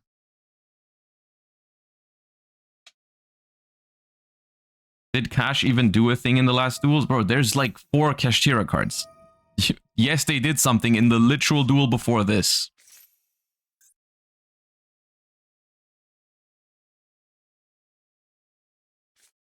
Why no Necro Quip? Bro, I'm under Fuva.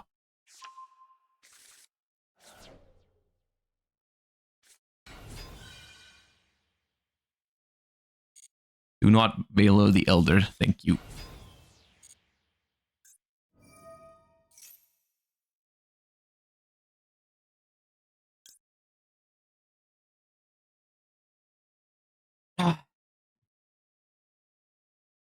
I mean, the thing against Ritual Beast is you can't really Veiler anything against them. Because they're gonna have Nochi Drago. I'll just Veiler the Rampengu. And then that makes their combo worse, I think. 'Cause they don't get to just send Lara from deck to grave here for free. I think we're fine because we have the Nibiru, yeah. I think we're okay. I can use Paradise. I mean, the thing is, this messes up their numbers, right? Because they only have 2 banished Ritual Beasts right now. So they can't easily... Like, they can't tag out with this, which is cool. They can just add. And then that's it.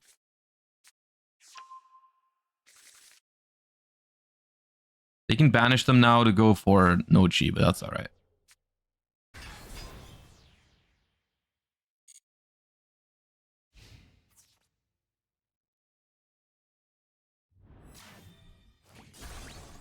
Yeah, I think it looks like Steed's pass. Unfortunately, not even playing into the Nibiru. That's okay.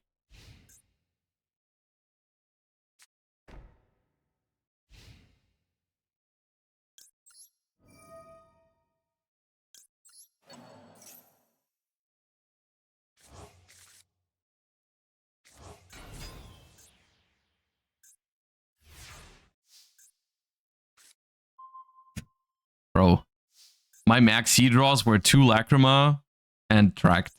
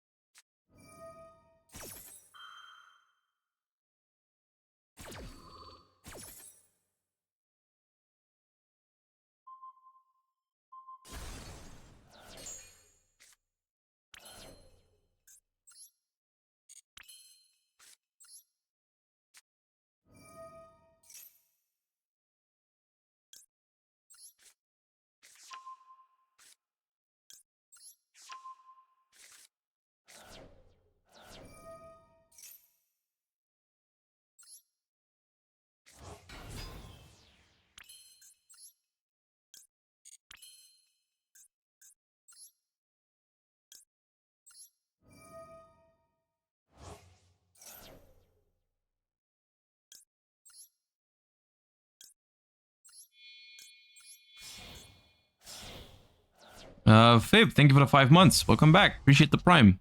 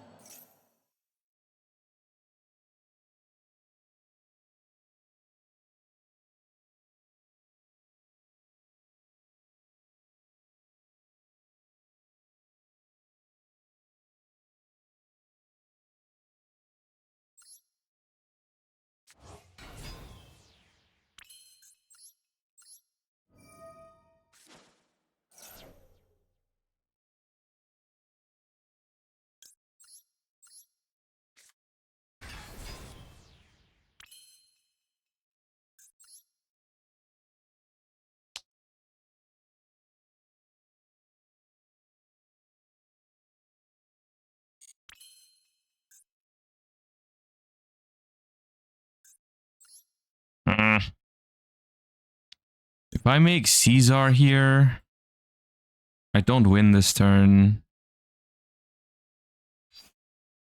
Caesar here, I don't win this turn. If I want to go win this turn, I am going to lose. I mean, I'm not necessarily losing to Nibiru because they nib their own board and I still have my own nib. I think it's worth risking it here.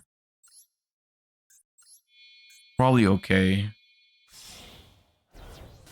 to risk a hand trap.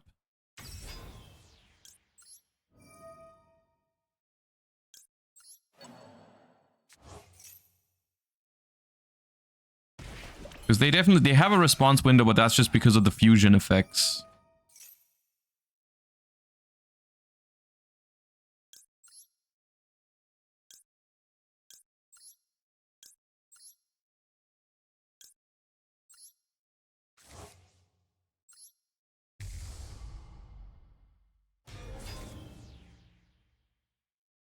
If they have nib, they have to nib here. Otherwise, I get Agnum Day on their turn anyways. I think they have nib. So they're gonna change. Oh, okay.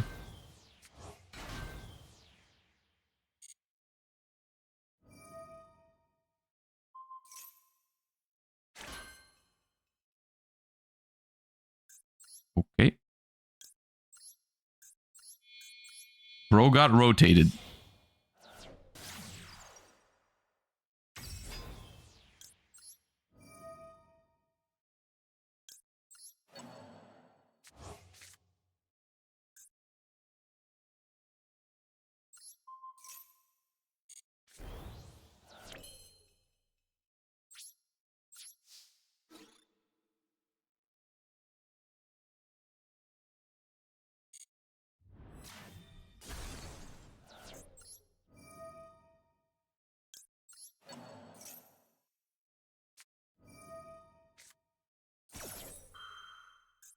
Okay, that makes him survive.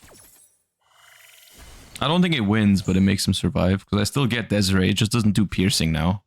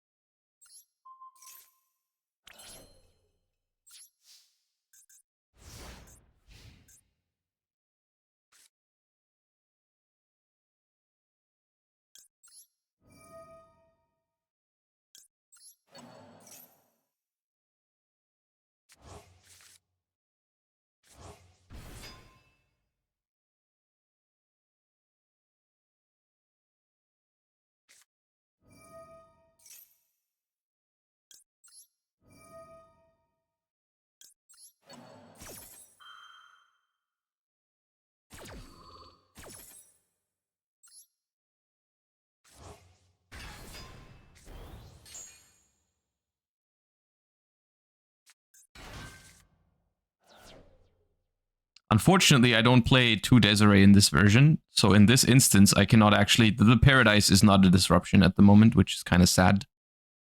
But, okay.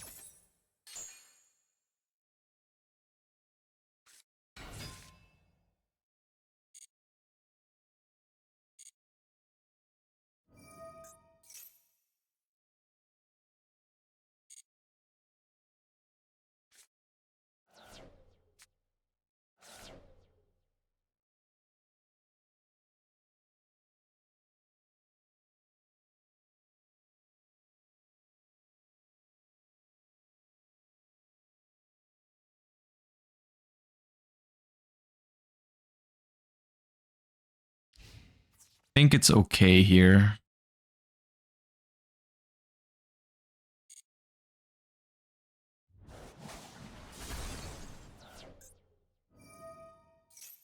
Oh no, we'll see.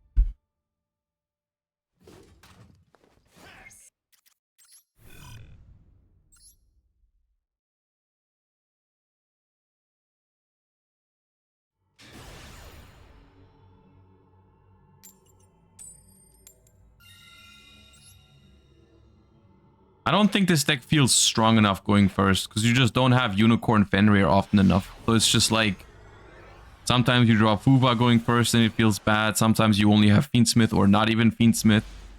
Case in point, this hand's pretty bad. Hmm.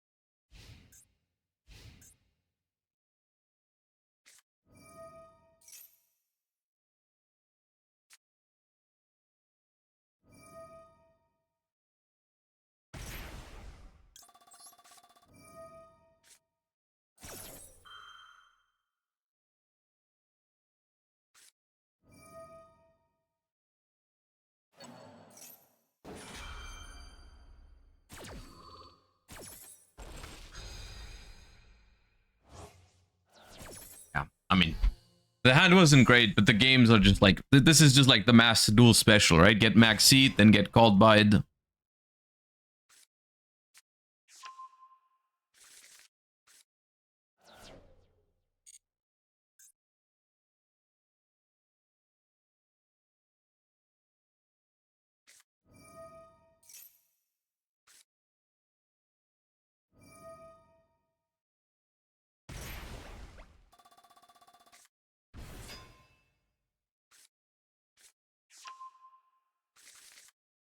Maybe it's Exodia. It's not Exodia.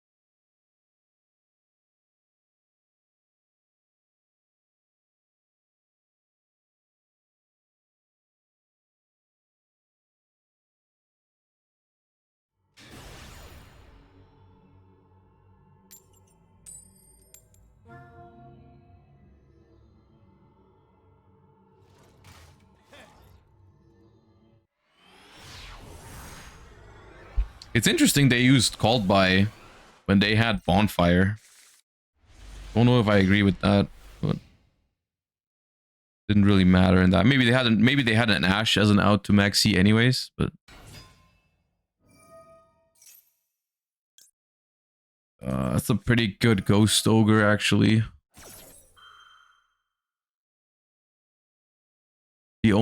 Basically the only good Ghost Ogre you get against Chimera. Like if they have a second beast in hand, it doesn't really change anything. Okay, that's bad. These are the matchups where you'd want Fuva, but yeah.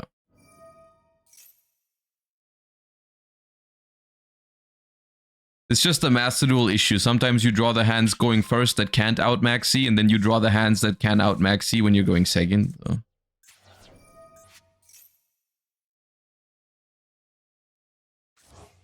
How many Sanct you run? I just run one in case I draw Tracked plus Engraver. But it's not been good so far. I might cut the Sanct. I'm just trying out different stuff in preparation for the second stage.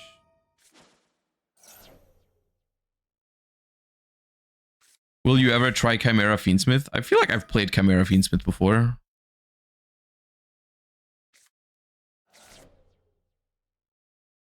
Definitely played Chimera Fiendsmith at some point.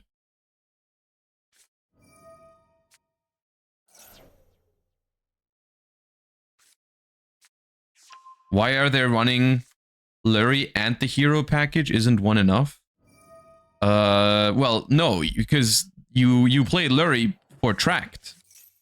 You play the evil hero for Sinister Necrom. They're different engines. I mean, they're both part of Fiendsmith, but like you're playing different ways to get to them.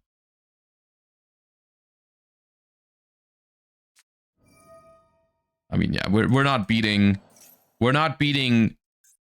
Gazelle Engraver Magnamut. Most likely. That's not happening.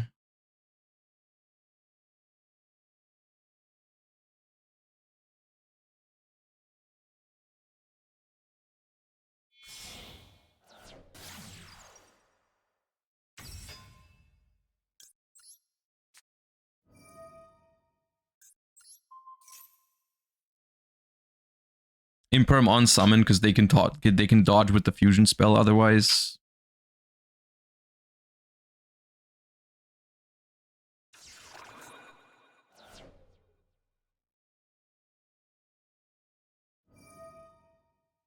Oh, well, now they have Track, but Tracked only fuses Lacrima. Oh, but Lacrima revives Sequence. Yeah, that kills me. That kills me.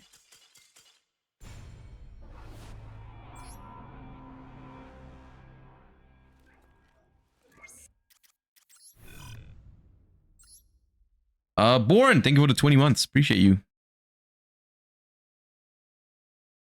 The Primate version is the best one. I like the Primate version as well.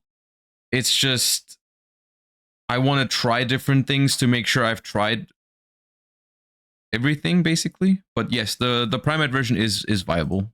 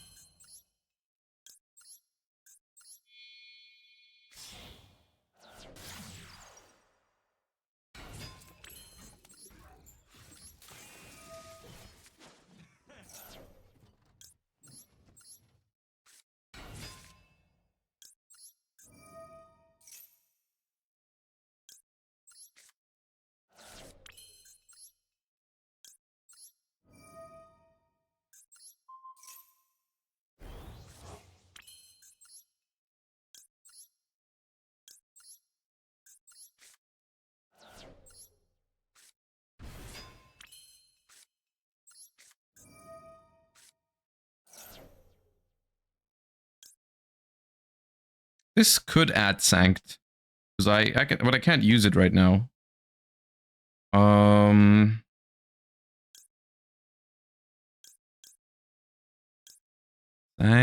No.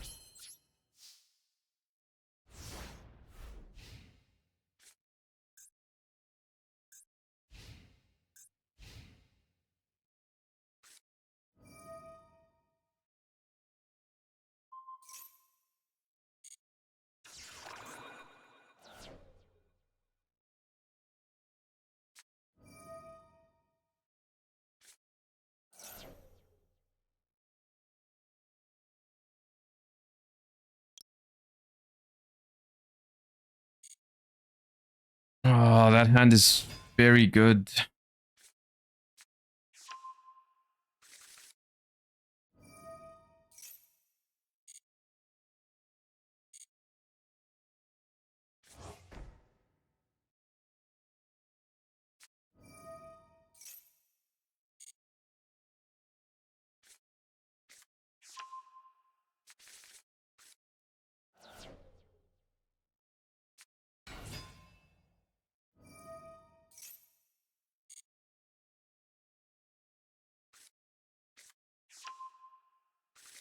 A duplicate tails.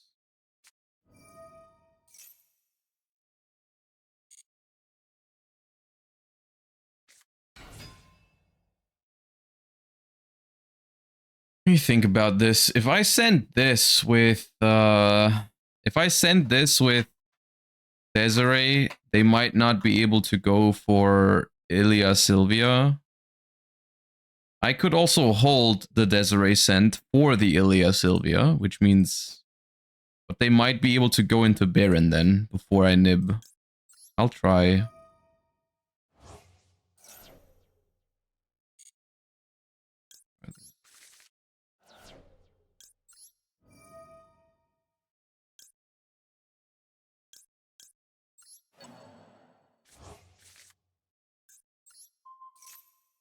Maybe it was also, maybe the tuner was the sent. Maybe the tuner was the sent actually there. Because that also forces him to extend. But then it's like Rushia is summon number 4 is the problem. If they have it.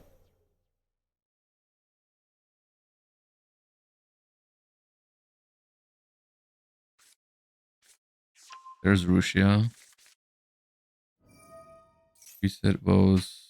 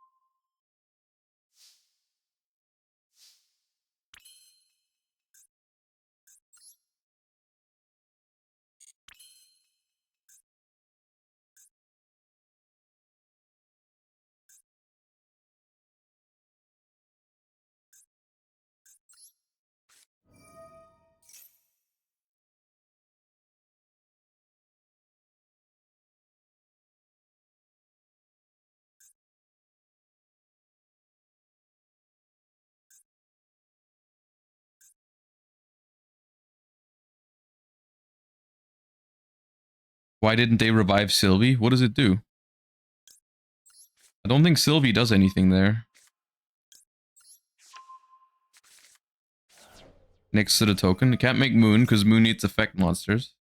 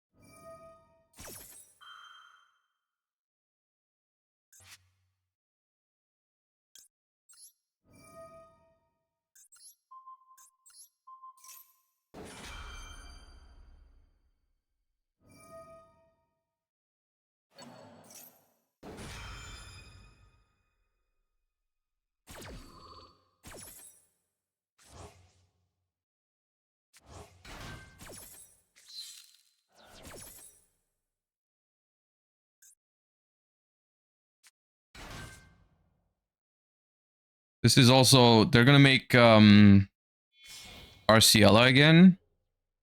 And I'm gonna find out whether they have a hand trap in hand or if they bluff set the tails, because they're sending from hand or field here. It was tails in hand, so there's no hand trap to play around. So the set is probably real. Could be imperm. But that's fine.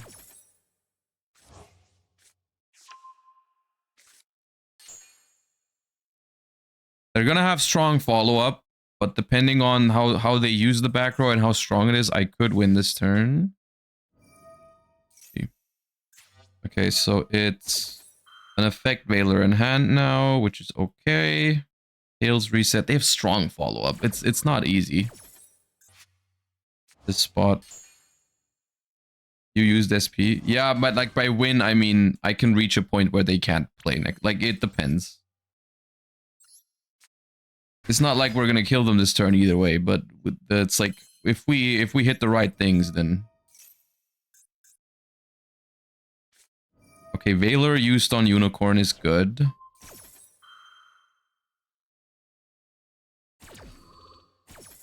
Okay, a lot depends on what the last face down is.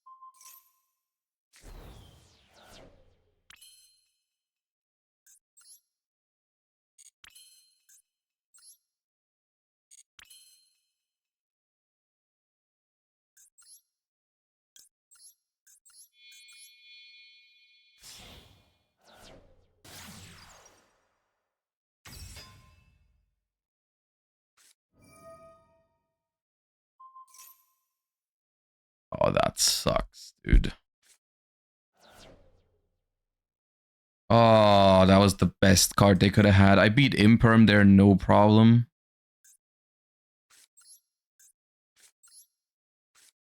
Jesus Christ.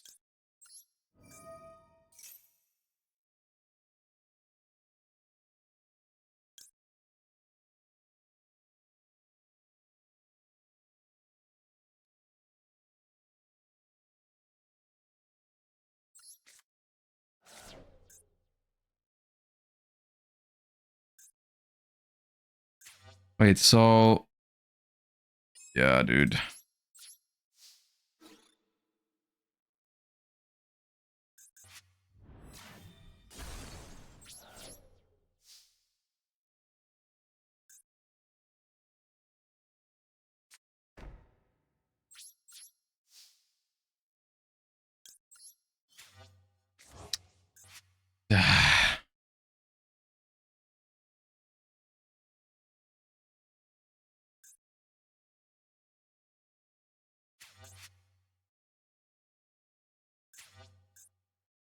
Is there a world where we don't go completely... where we don't get completely destroyed this next turn? The problem is they can even outplay Imperm because they have LZ in hand, so they can just send the tails and then bring it back somewhere else. So, like, the Imperm doesn't even stop this. It's rough.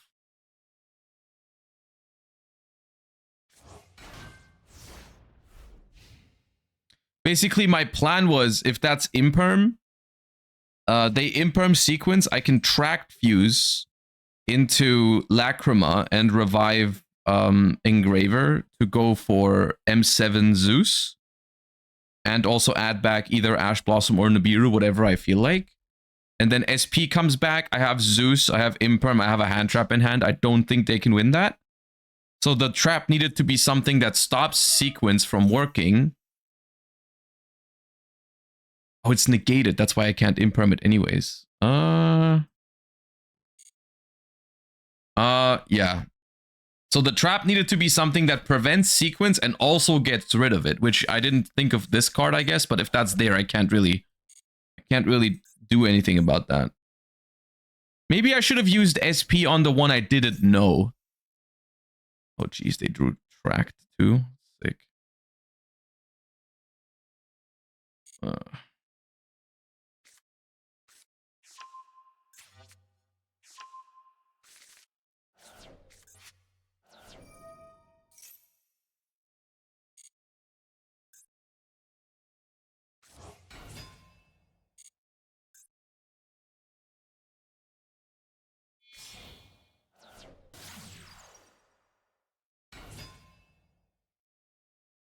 They don't have a spell to send right now. They have a Requiem that they can equip.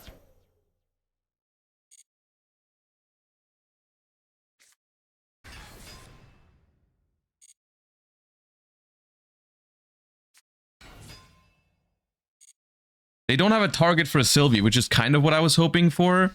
But now they just attack over my SP. But this at least gives me a turn, even though it's not going to be... It's not going to work. Because now it's just equip Requiem, activate LZ, then make Baron. Like, it's doomed.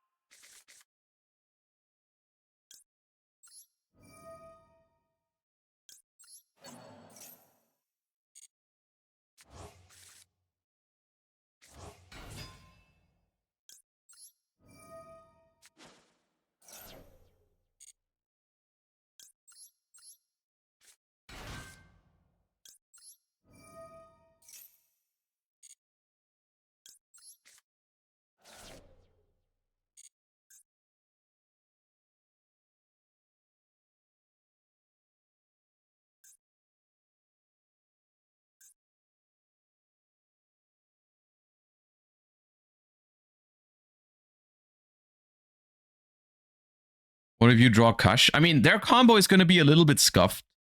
Because a lot of their combo pieces are already gone. Like the LZ being in the graveyard means they can't really access any Omnis from like Azamina. They can just make Baron and then but then it's basically Baron pass. They can make Sequence first. But then I can Imperm that. So maybe it's alright. I don't know. Code name! Thank you for the 5 gifties. I appreciate you. Thank you so much. Yeah.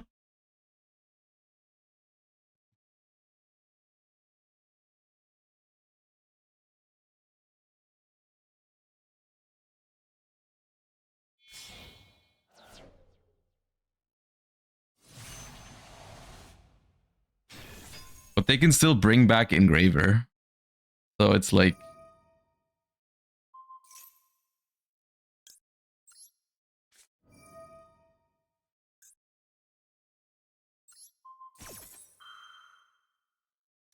And codename with another one. I appreciate you.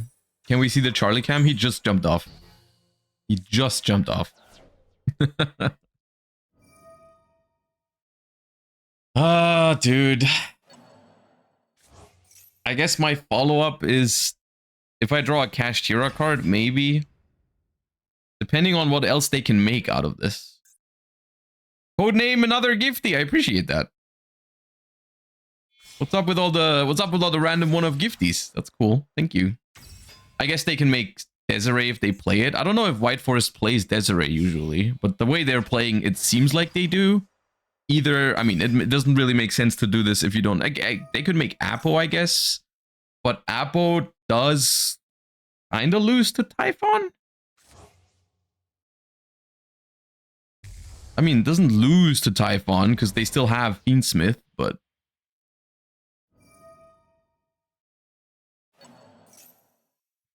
Dude, the crunchy audio is killing me. Second History, thank you for the 11 month. Welcome back.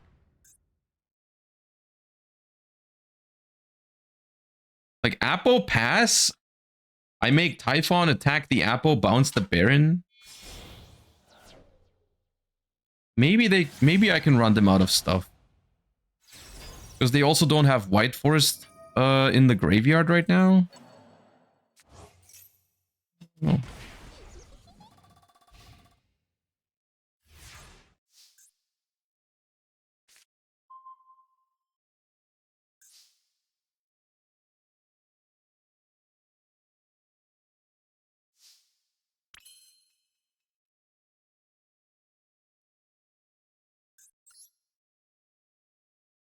Okay, does this give me a line, maybe? Does this give me a way?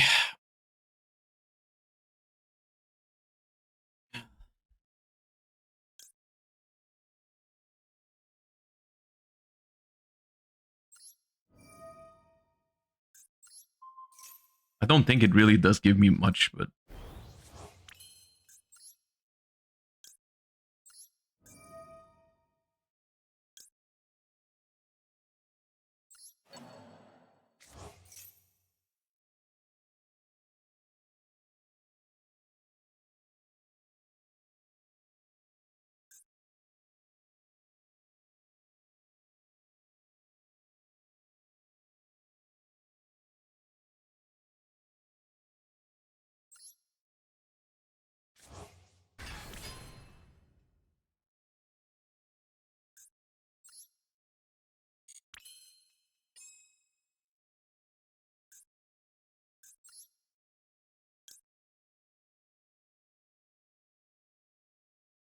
Why did they give me this? Why did they let me do that?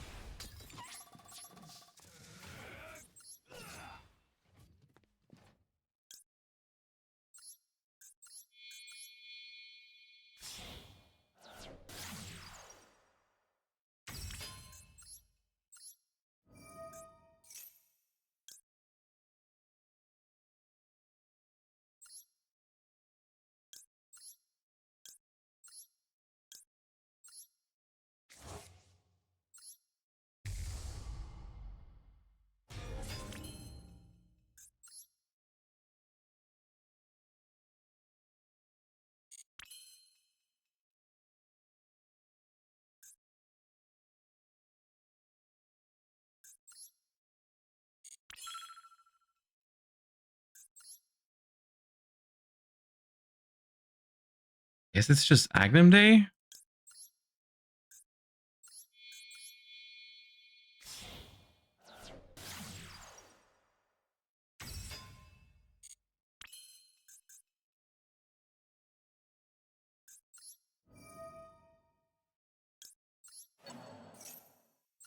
It could have been, I could have made, instead of Desiree, I could have made Lacrima. Oh, doesn't matter.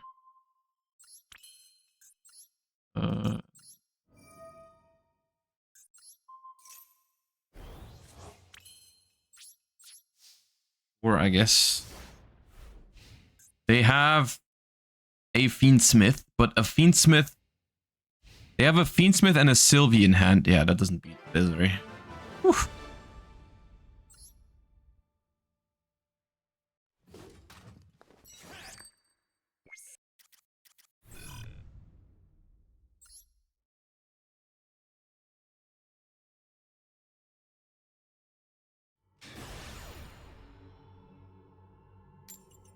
They threw that. They threw that 100%. What happens?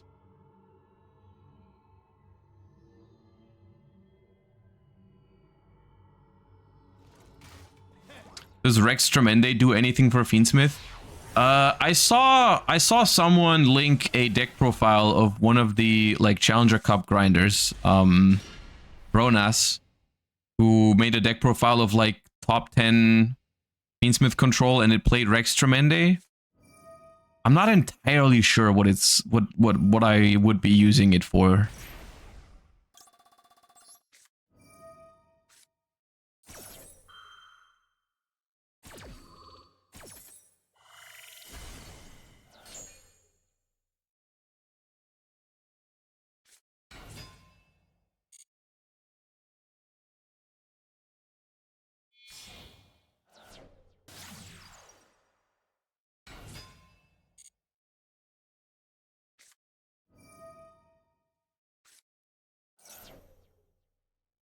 Unfortunately, I cannot imperm this Snake Eye Ash because they made Linkuriboh.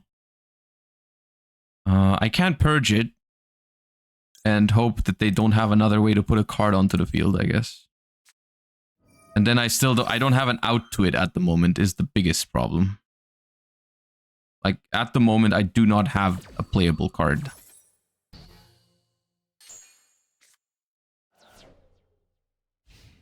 Yeah. Please, dude. One Kashtira. Or one Fiendsmith. Oh, man.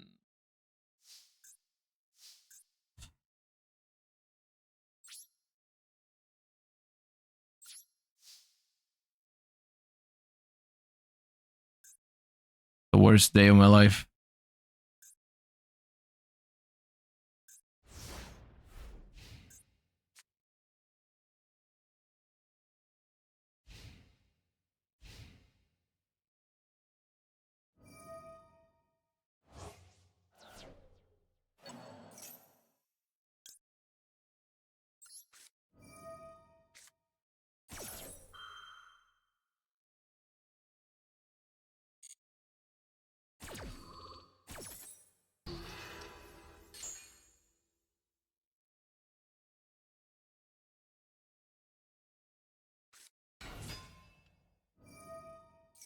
Oh, God.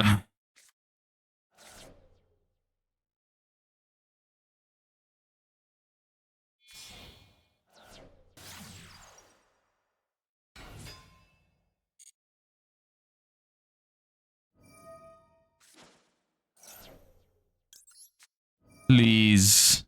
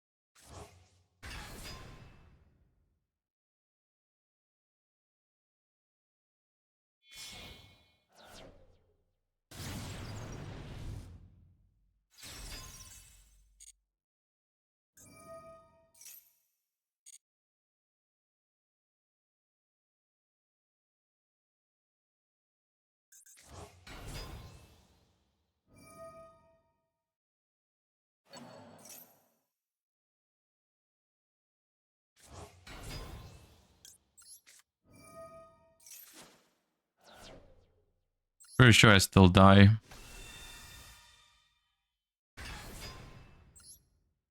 Maybe not. I mean, I don't win, that's for sure, because they have Snake Idea, Bellstar, and Temple.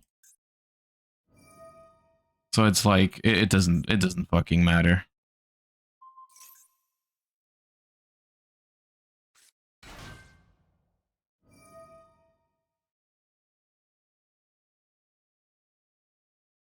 They have Promethean Engrave now. Temple set up.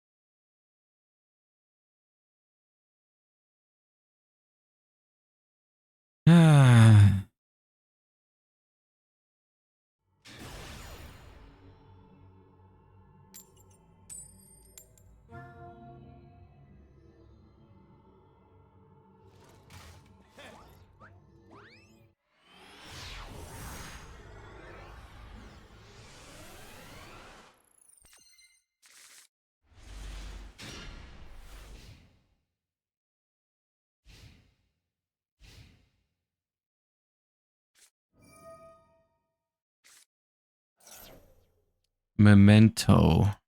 Okay. Horus Memento.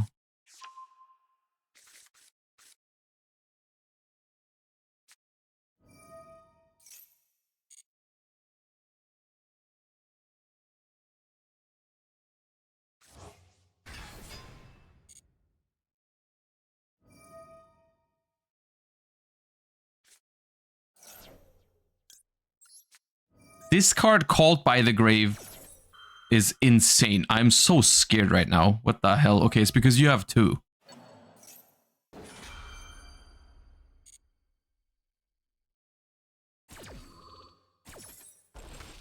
But like, do you have Ash as well or what? Maybe.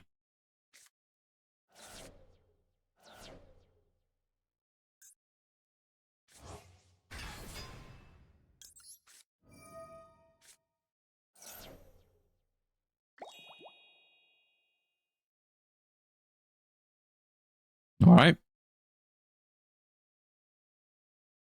Discarded one, Called by the Grave. Cool. Sick.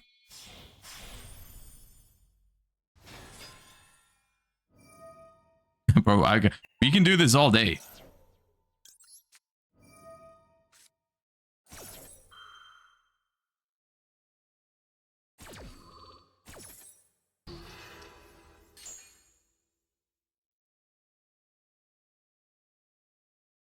Do another thing, I'll draw counter to other thing.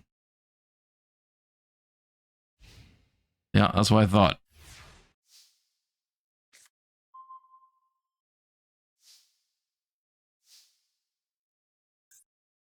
All right, let's start with Sanct.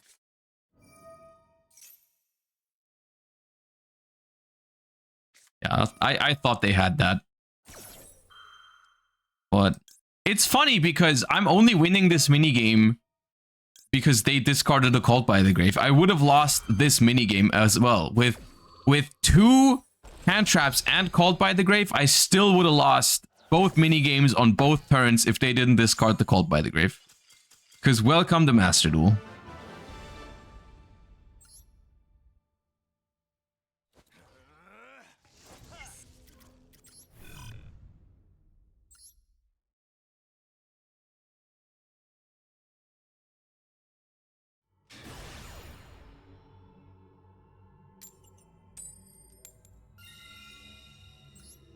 I feel bad clicking go first with this deck because I feel like my odds of drawing a really strong hand are so much lower than when I was playing the Bastiles and the Tour Guides. Because it's just like 4 Kashira cards. And I just don't have them, you know? This hand's fine either way, but...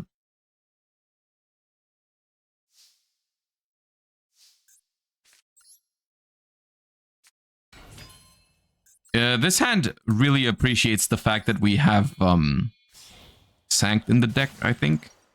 Even though we could shuffle back Lurie with Engraver. Because like if this gets ashed... that's fine. Yeah, it's fine.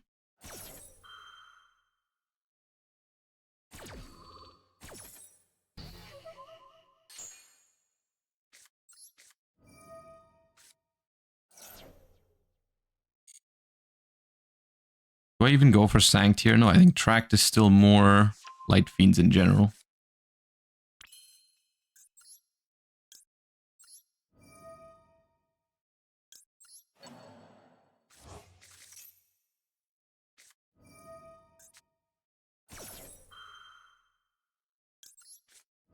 I have the out to it, but still, I'm like, I'm mini-gaming. I'm getting mini-gamed like crazy right now. Oh, Jesus Christ, man. What the fuck is happening?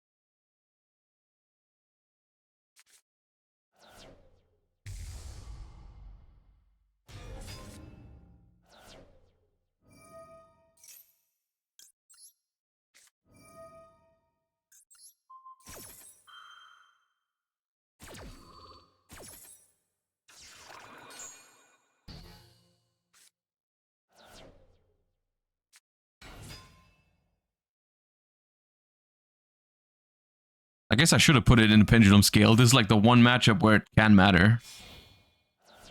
Even though, I mean, it probably doesn't.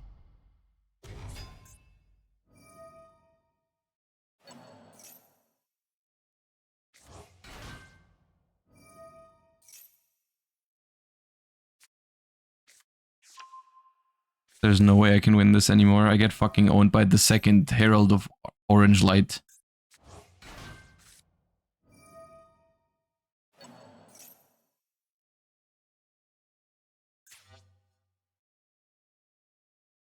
Because...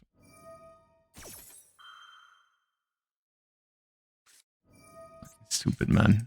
It's so stupid. What? Ash, Maxi, Herald, Ava, Ostinato, man. And a normal summon.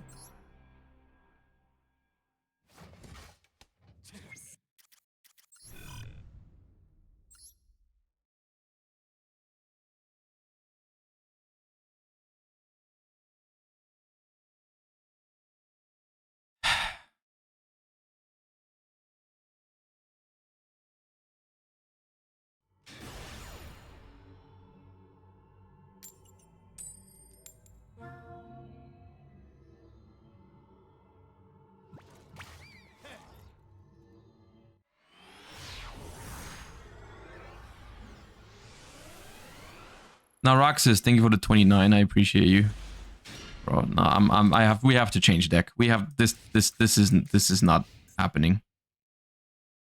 I've drawn Kashira Birth more often than I've drawn any of the other Kashira cards. It's just pissing me off.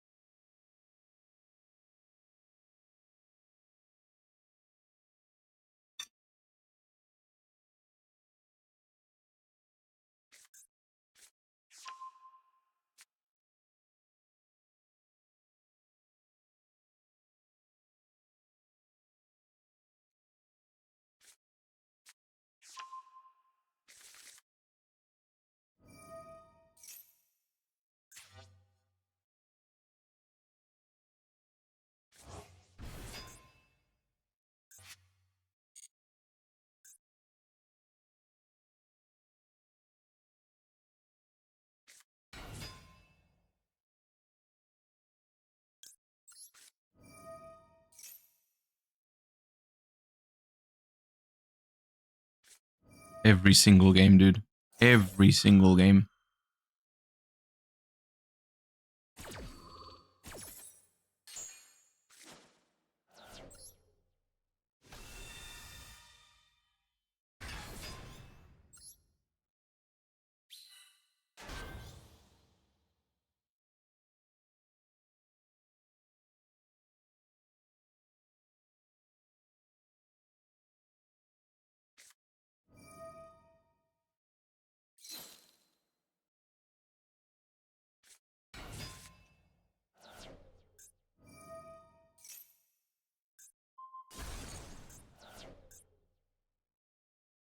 Fusion plus Gaddick is a game.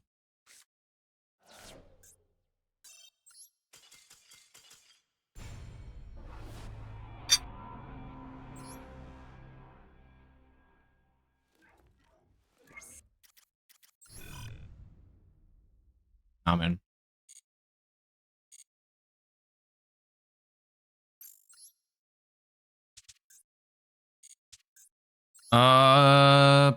Bum.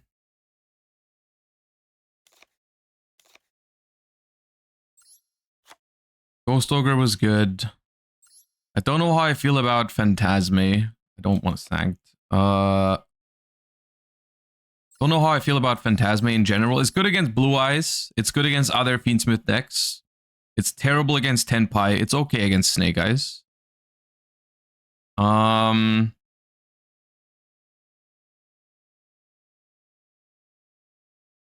let's try this a little bit.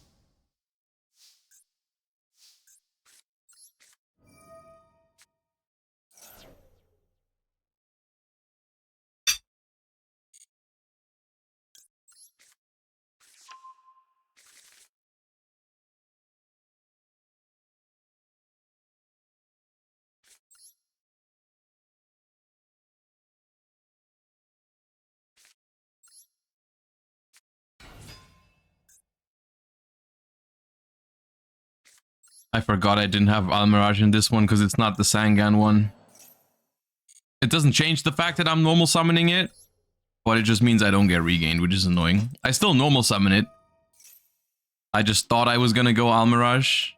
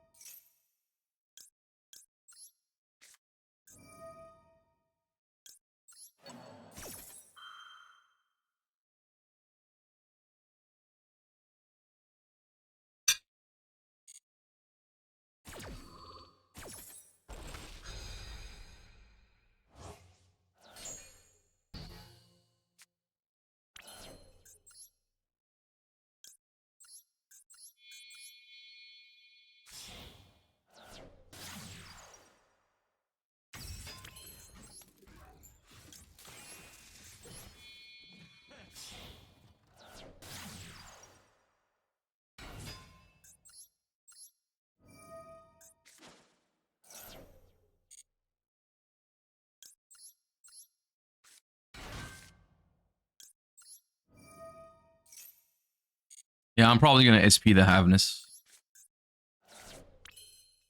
So that...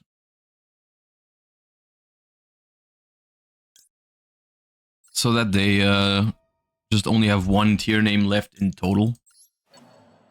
And I have a Bestial for that in the end phase.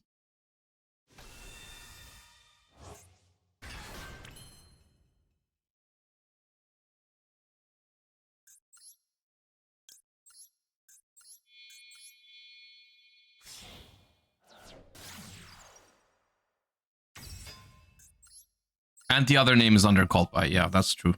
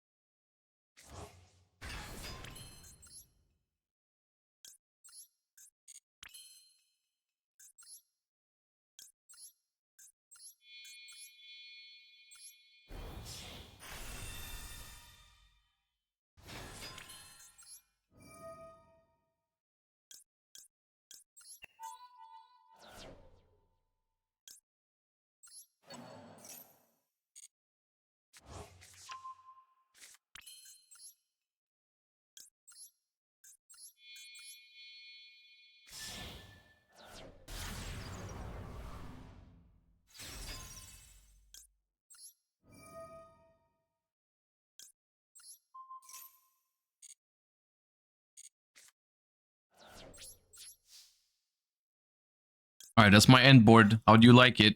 Ooh, Phantasme. They are playing Smith, but nah.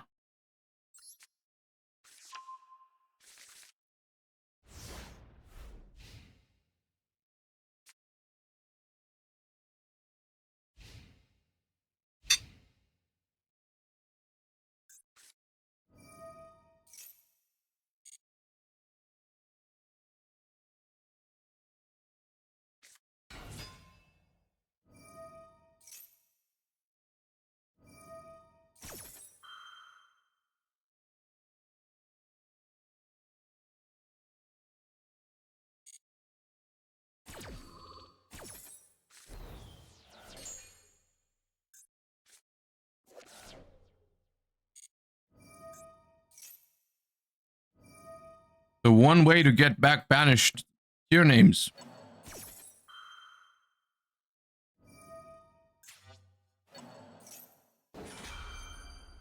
And heartbeat.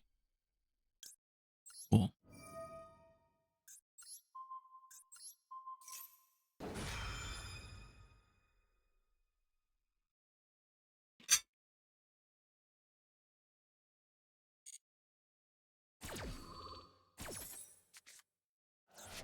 And Trivi Karma.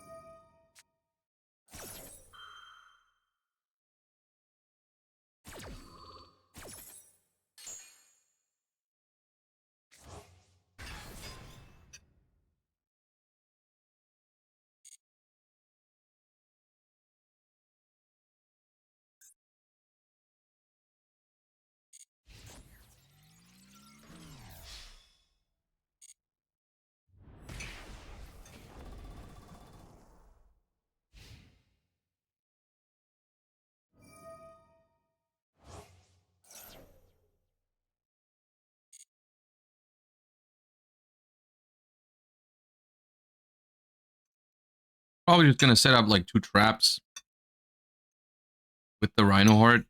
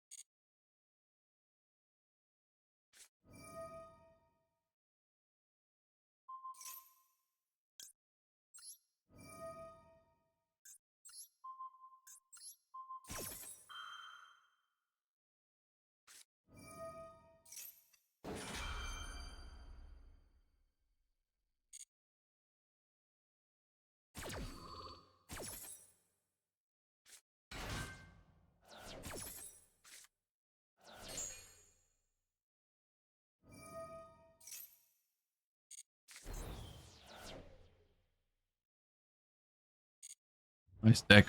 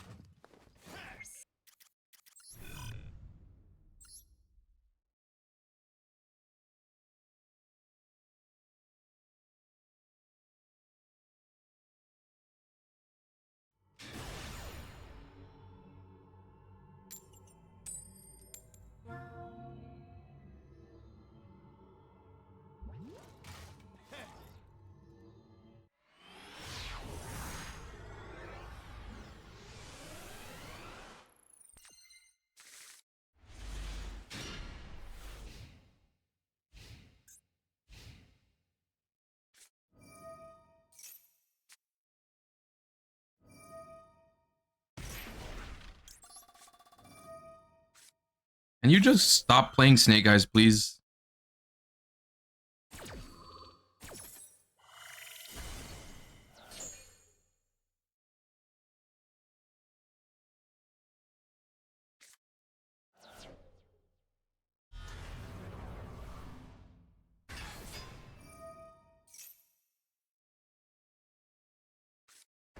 Apparently not.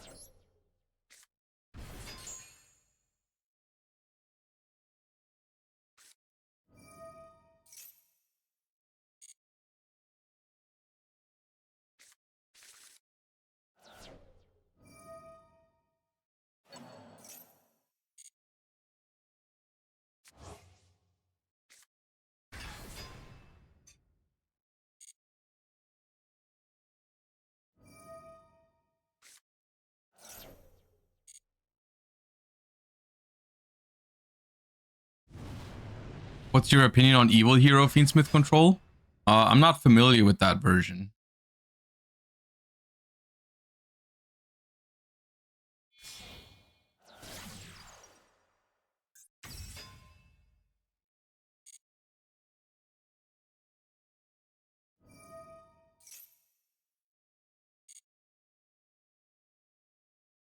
So if you told me more about it, I can maybe tell you what I think. Like what engine they're playing and how it works.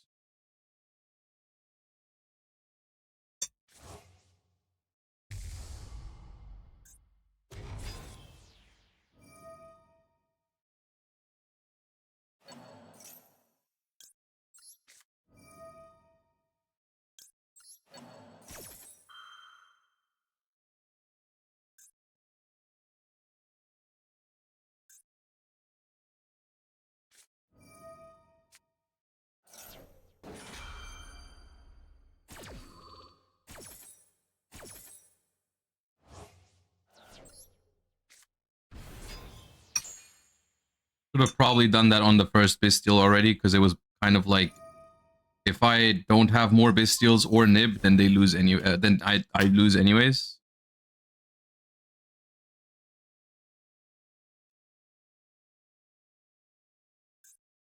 I mean, I lose regardless. It's just like they won't get IP in the spell trap zone because they had to use Flamberge on this. And they don't have any of the Fiendsmith part, but I don't think it freaking matters.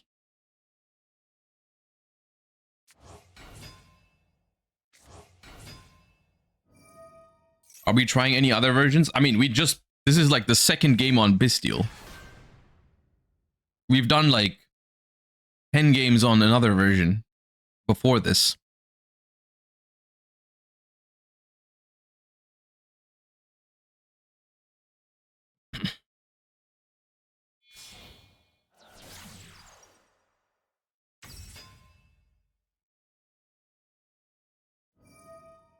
Is this the Sangan one? No, this one has muskets.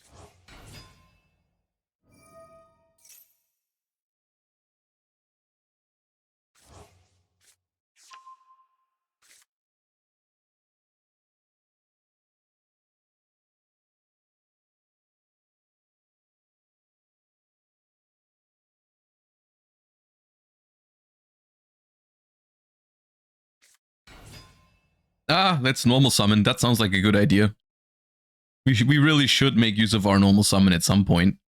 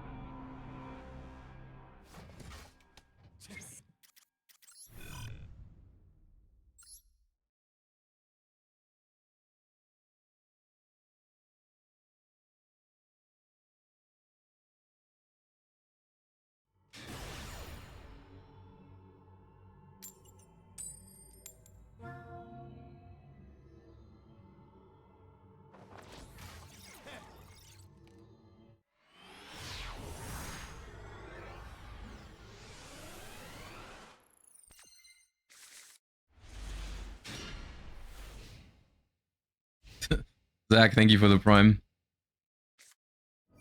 The evil hero you just linked is not a Fiendsmith control deck. That is just heroes. It does not look good.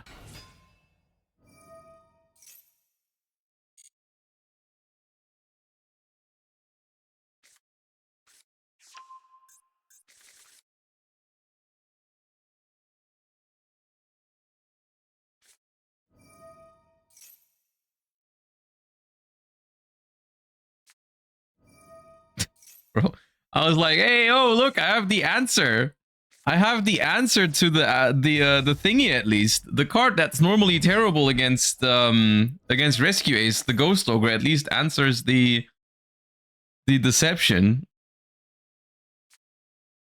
Bro, kind of ass day is today, man.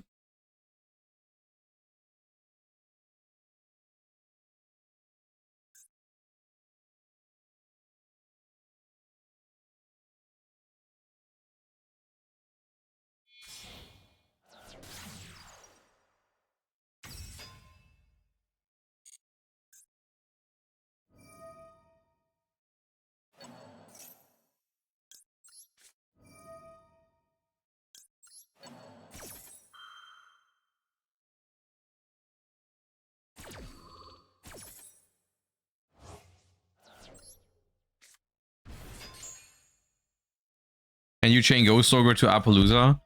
Yes, but not to Ilya Sylvia. And this card lets them make Ilya Sylvia. So if they go Fiendsmith here and that makes Appo and then I nip and then I Ghost Ogre, that's a win con. Yeah, that is a genuine win con if that's the line they take, is like Fiendsmith into Appo. And then yeah.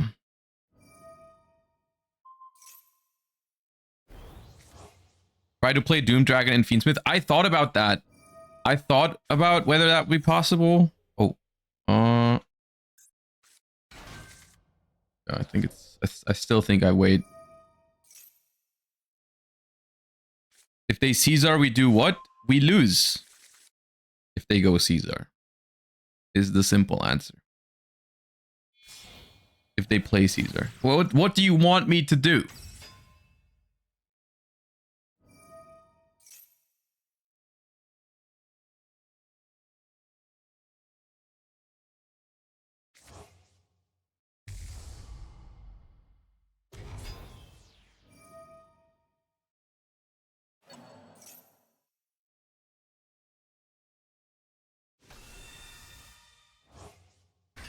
They shouldn't really be going for a Caesar here, though, because I have a monster on the board, so Imperm is not possible on Appo. So it's like there's not really any real reason to go for Caesar. If they even play Caesar. But yeah, if they go Caesar here, we lose the game.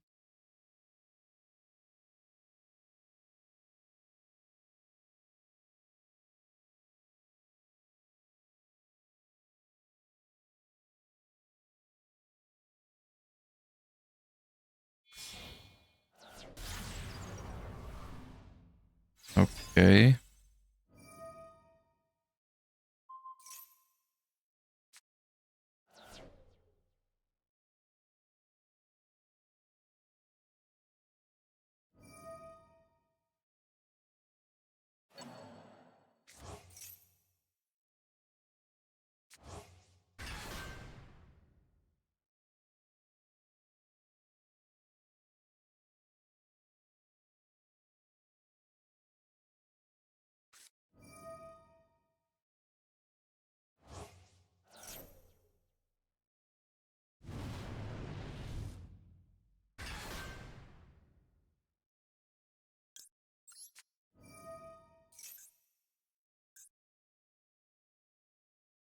What the hell?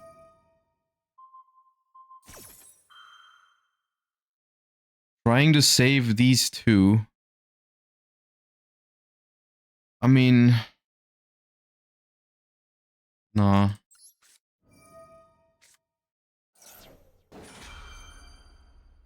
This is still... They're gonna have... I know my day today. They're gonna have Preventer in hand, which still makes it so they can do Turbulence. But whether I use the Ghost Ogre or not doesn't make a difference there in that case.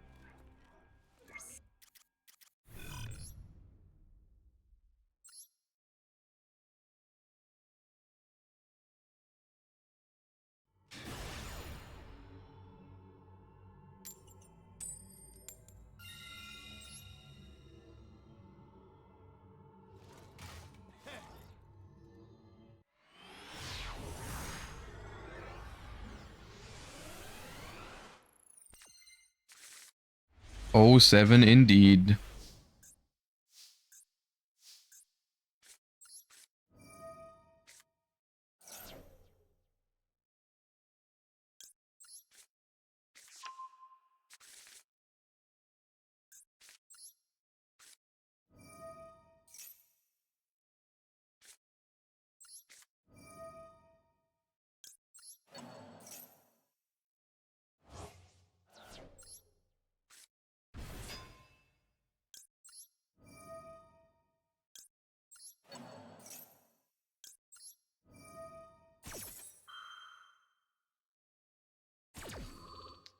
Switch to Bestials.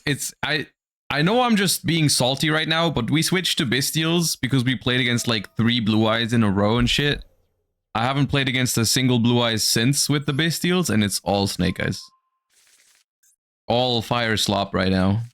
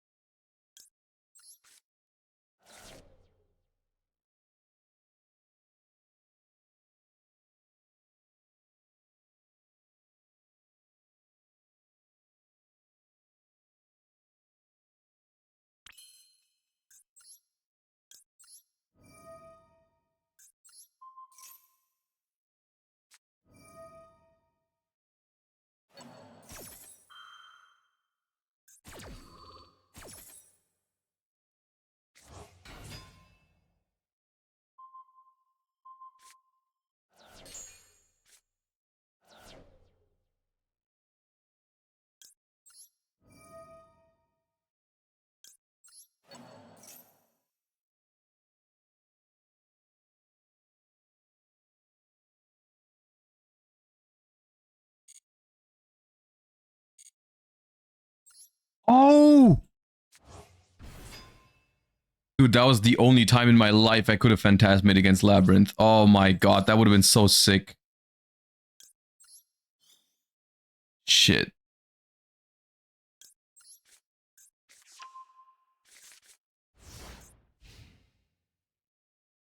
I didn't even realize it because it wasn't with the triggers, which is where it would be in the TCG. That sucks. It doesn't draw, it draws 1 because it draws, they have 0 link monsters, so it's that plus 1. Dude, that could have actually won me that game. Fuck. Oh.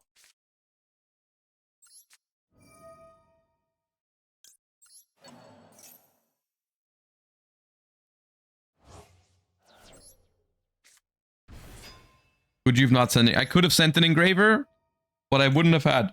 I would have only had one, like not enough light fiends basically to do anything with it.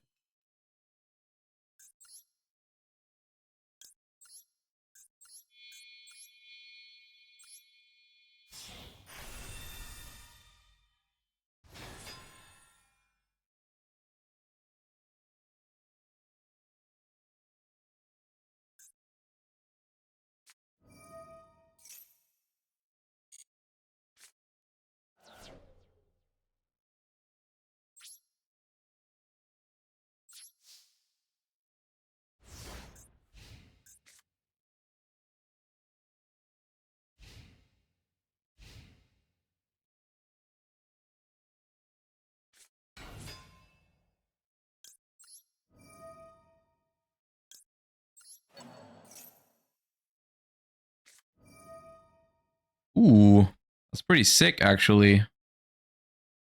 But it's a lot better for me than if it was...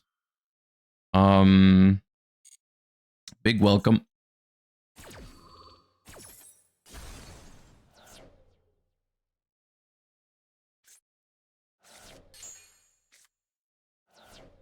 This looks like...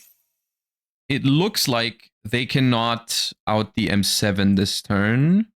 Because they cannot Typhon. Unless I'm tripping. No, they cannot Typhon. So if the M7 survives, I feel good about my chances this game. Sure, make Link Karibo is okay.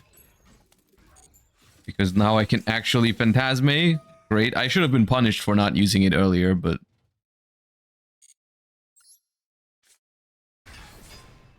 Oh, yep, okay.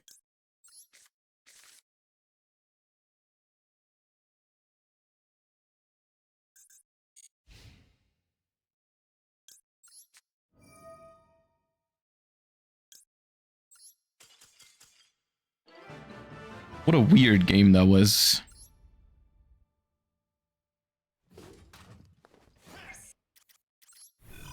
What a weird game.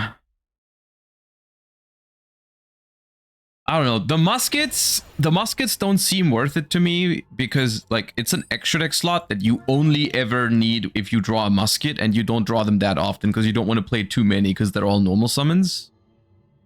So I feel weird about using the muskets in this deck. They are good if you draw them, especially going second. And it's just in general having more light fiends is good, but I mean, speaking of, there is one. You can't be mad about drawing 3 effect veilers. What, against Labyrinth?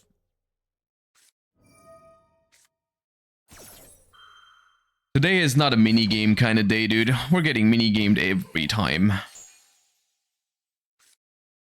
Yeah, sick, bro. Yeah.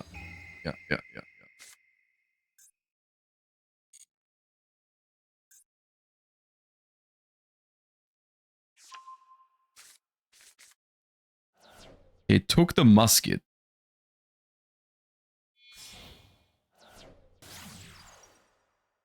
Took the musket.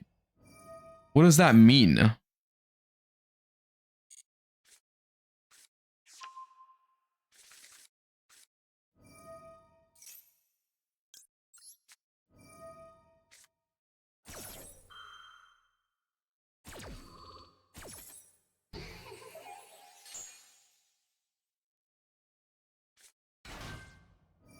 I kind of figured that they already had it the way they played, but okay.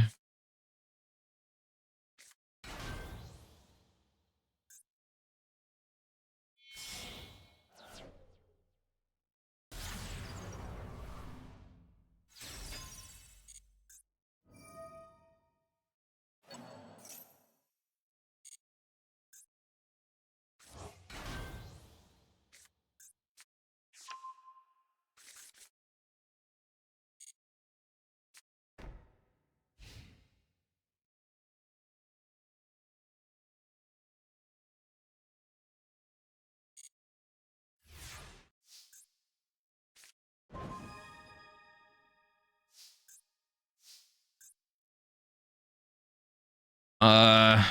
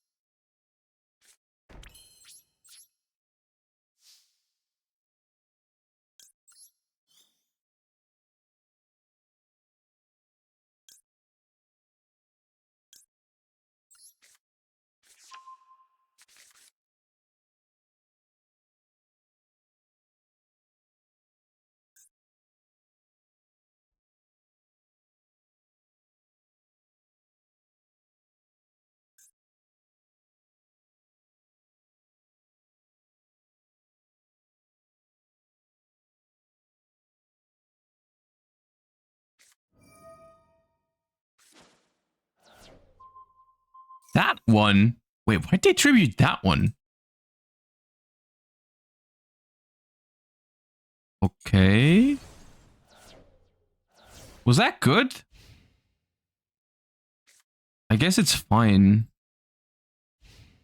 Well, I don't understand that.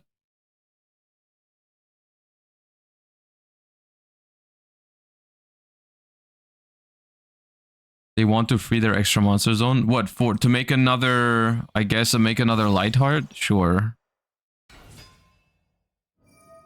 Whatever, man. This deck is beyond my comprehension.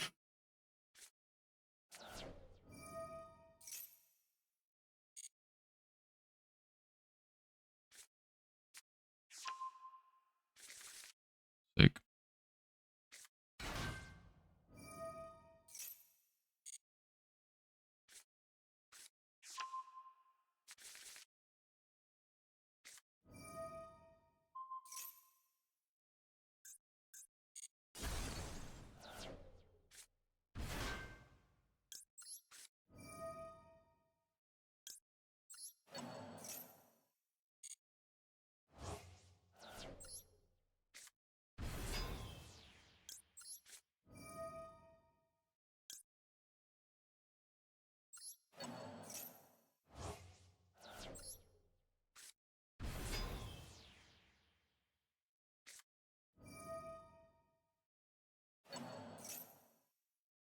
Oh yeah, now they just pop Baldrake. Oh. Sick. Fun game. Ash on Maxi, talents look at hand. Cool.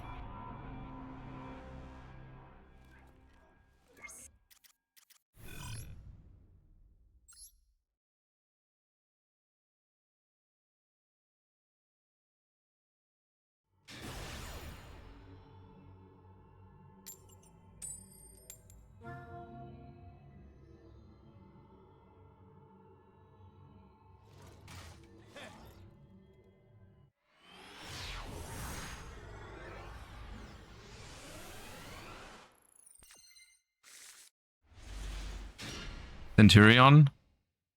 Centurion is weak, I think. It's not bad, but it's just like not that competitive. It's like tier 2-ish.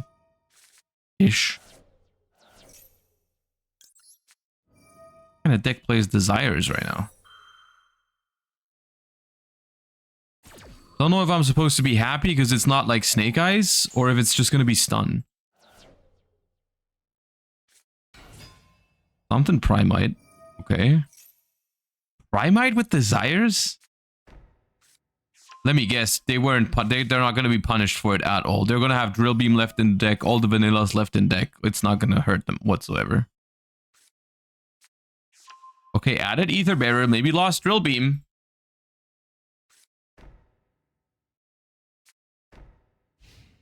Okay, sick. Cool.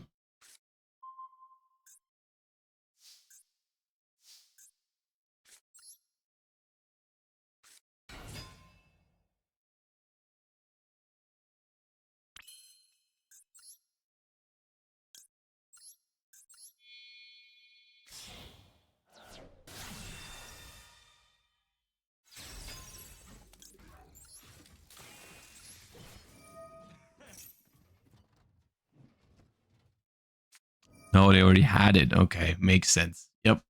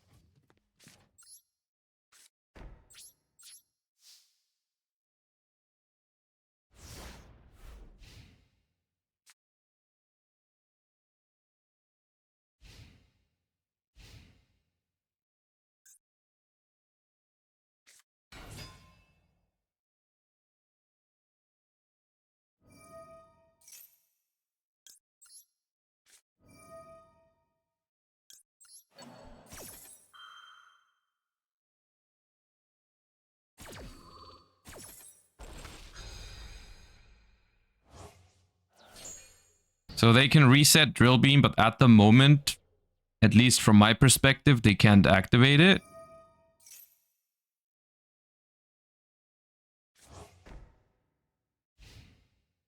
End phase.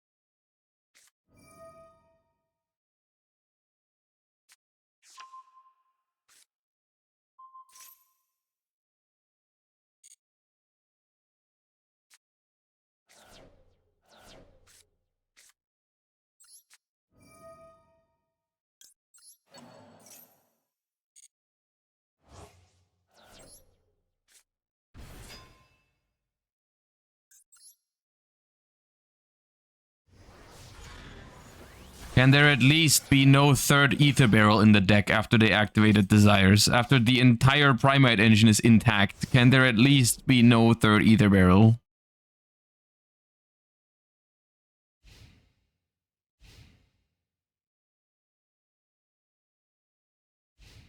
Yeah, thank you.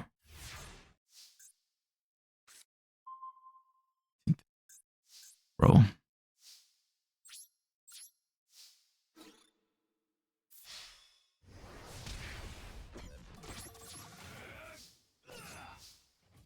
Yeah, they banished their vanilla with Lordly Load. I don't know what they're doing playing Desires in a Primite deck to begin with, to be honest with you.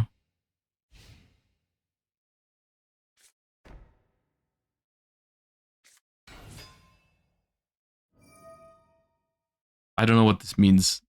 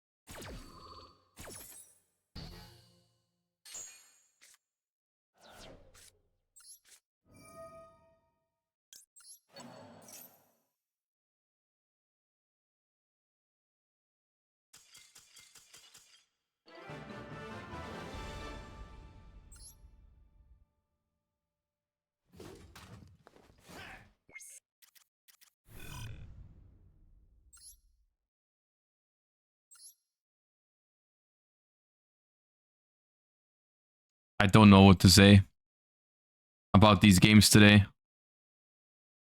The thing is, I cannot really see myself playing the Worlds Qualifier with a different deck than Fiendsmith Control at the moment. Like, I'm not gonna sit there and play Snake Eyes for 72 hours. I know that. So, like, the fact that it is a little stressful is okay, because, I mean, the second stage is also gonna be stressful. And I am trying to figure out the best way to play the deck ultimately. But, yeah. 60 cards. This is not looking too hot because my hand is garbage once again. Mermail not an option anymore. I do have to try Mermail. It's just like I don't like the Mermail deck. It's yeah. No, it is an option. It is an option. Why not play Blue Eyes? Blue Eyes is also an option technically. Dude, it's I have to call by this. I don't like this because it stops my own Lubelli on next turn. But branded lost is a problem if it's branded. And also Lubellion helps them get to branded fusion if they don't already have it, because it gives you Serenir. Correct. Okay, at least that means I can use Phantasme, which is good. It also makes me wonder if it's actually branded. It might just be like a Bestial Fiendsmith 60 card approach, which is odd, but okay. I think I don't want the Phantasme on Requiem because they can chain it, and I really want to put back the Fiendsmith in Paradise.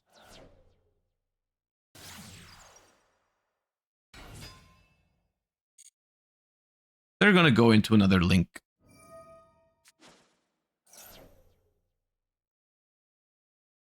I think. And if not, I'm probably fine. When is the WCQ? In like 3.5 weeks is the second stage, I believe.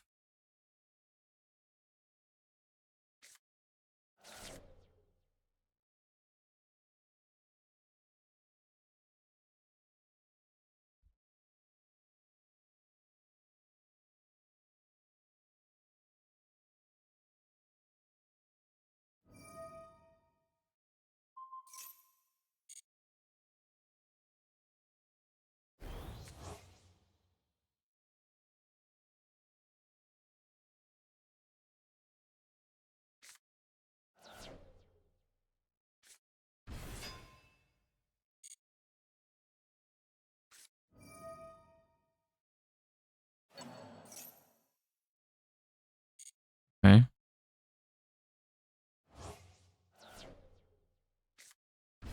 What does this threaten? That's like, that's not Caesar. It's also not Sequence.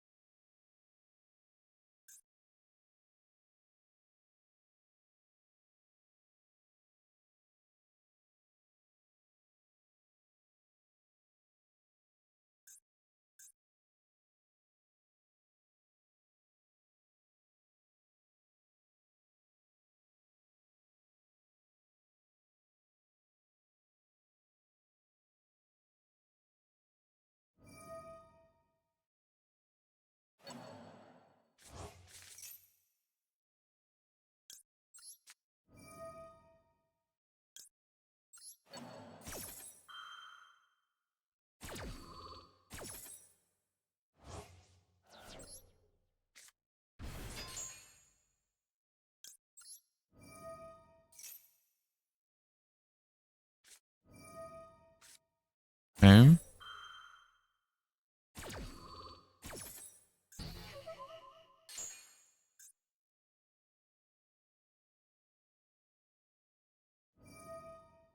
Bro, why are the 60 card decks drawing better hands than me?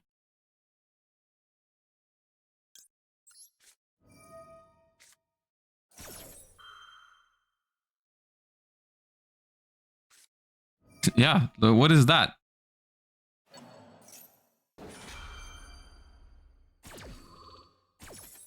Lubellion called by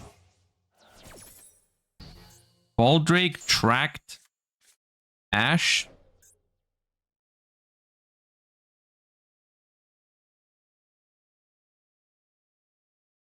Now watch them just not summon a link.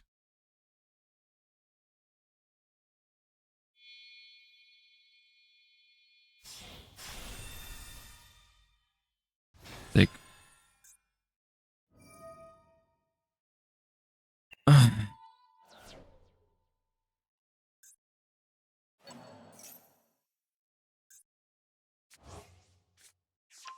Can't even top deck into the Ash Blossom.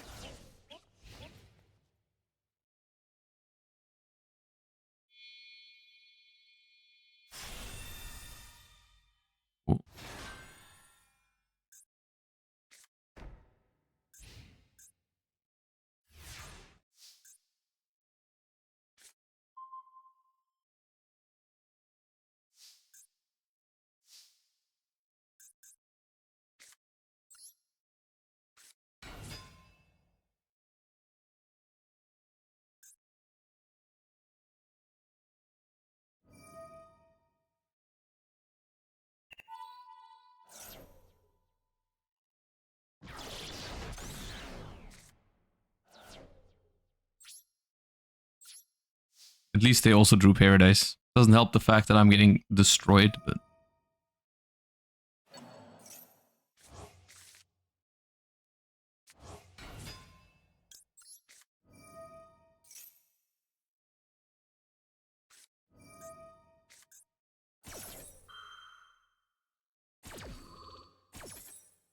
Why not set Paradise so it gets Zeused? Because I need something to put back for Phantasma, otherwise I'm not winning this game. Like, yes, I could have done that, I thought about it, but I don't think it's worth.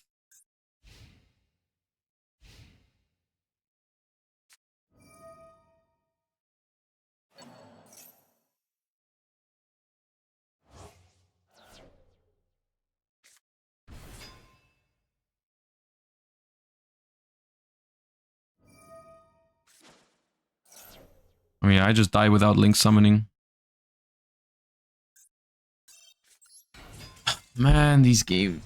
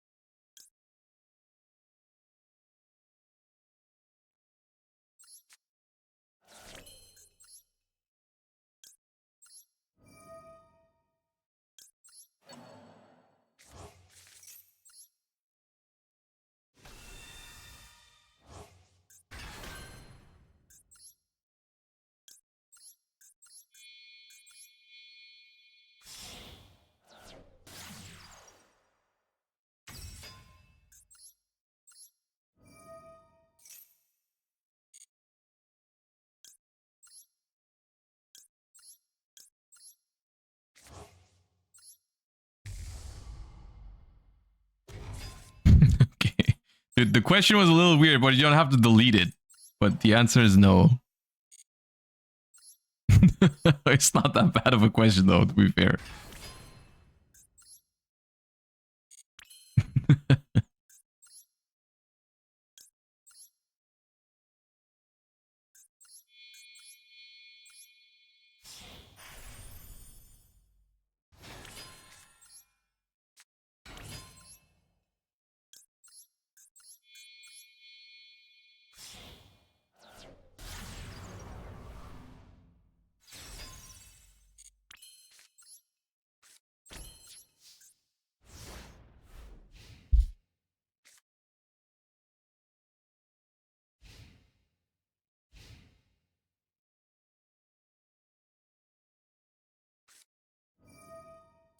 Jesus Christ.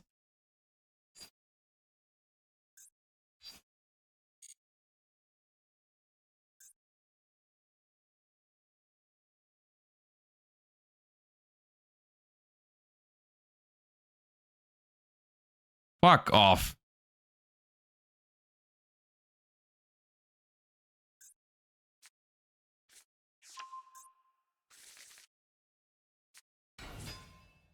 Where are you?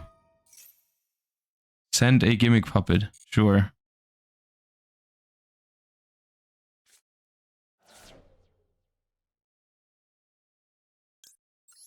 You can fuck right off.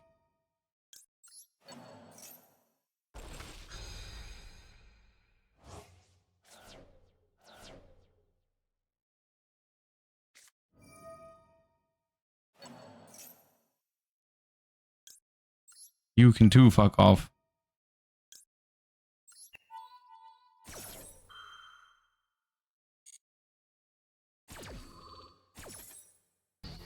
If only we had Bestials. No, we draw those against Cash Tira. You don't understand.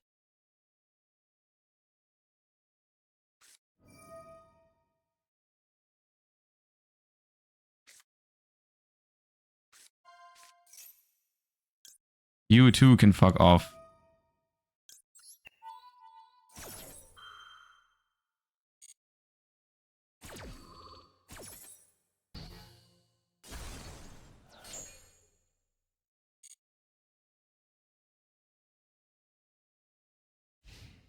Thank you.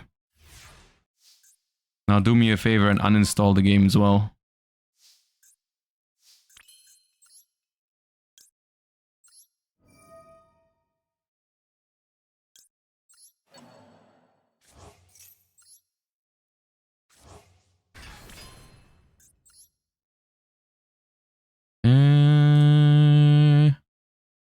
Yeah, thank you.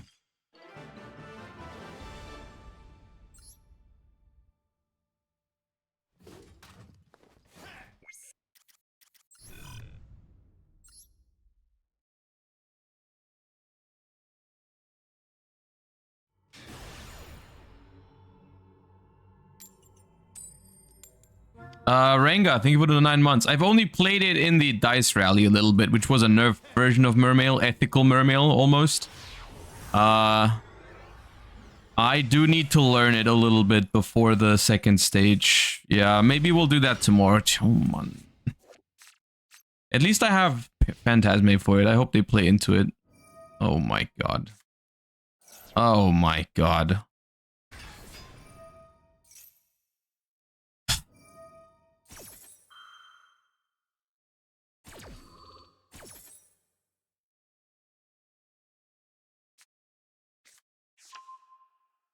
All right, guys. The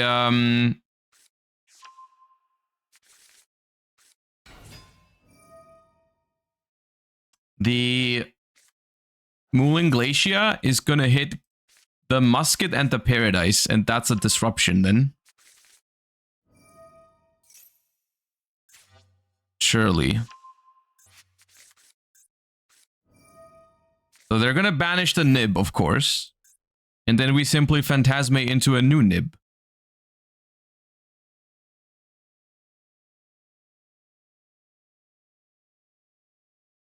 And then we make them delete the game. Hopefully.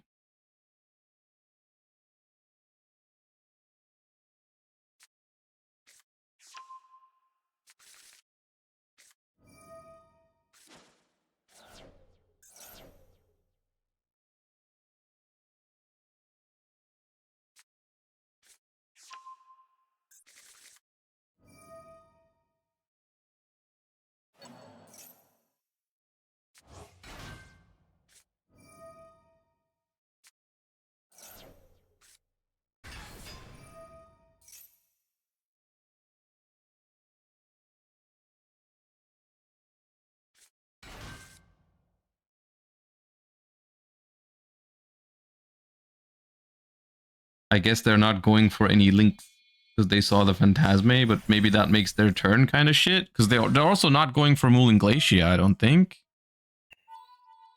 But well, it doesn't matter if they just don't go for a Link monster and they get to the barrier statue. I can't play Yu-Gi-Oh, which ultimately is kind of what. I mean, dude, as much as I love Beansmith Control and as much as I had a blast playing with it, it's just like it's still Master Duel, you know? It's still Master Duel Banlist. So at high rated, everyone's just trying to FDK each other. Okay, there we go. There we go.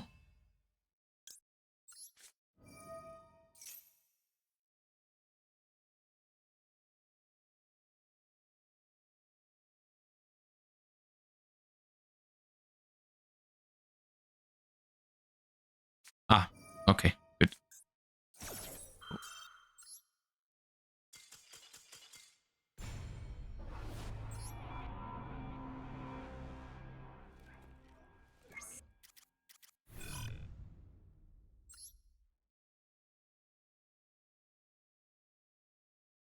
Pure Fire King is fine right now? Maybe.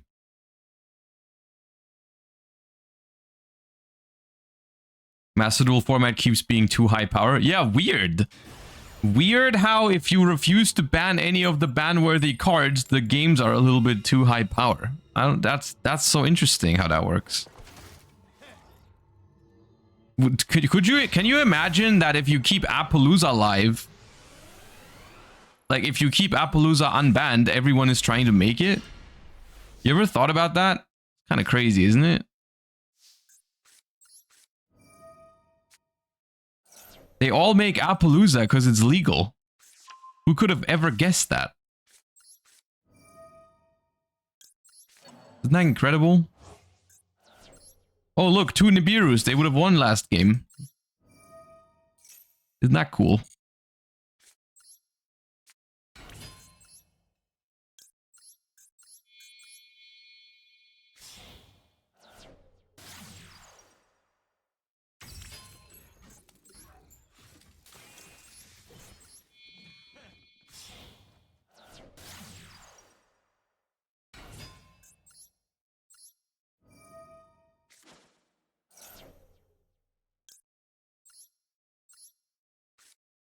As a staunch Appo defender, I say it's not Appo's fault, it's Fiendsmith's splashability's fault that it's so easy to make. You have just outed yourself as someone who does not understand Yu-Gi-Oh! Not even my biggest enemy could get that out of me. You couldn't torture that out of me.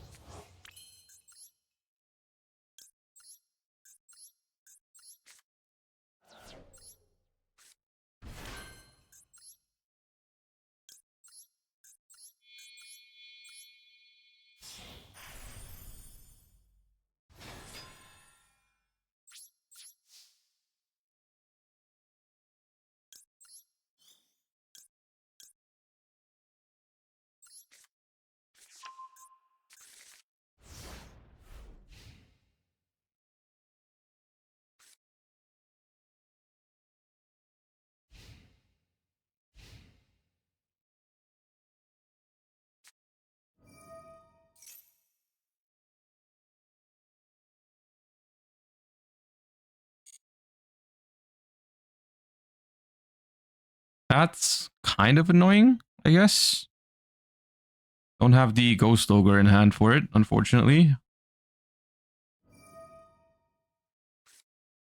Hysteric Sign. What the hell does this mean? End phase, add 3 Harpies. Is this where we're at now? We're playing against Harpy decks?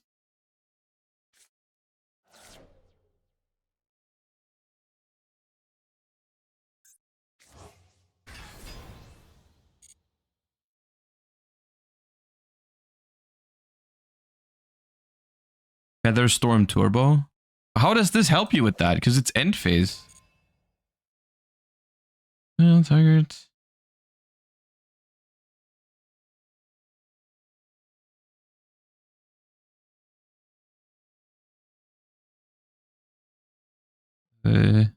Okay. Use it from hand. Oh, they can activate it from hand. Right. Oh, cool. What a cool way to play Yu-Gi-Oh! Or to not play Yu-Gi-Oh! I should say.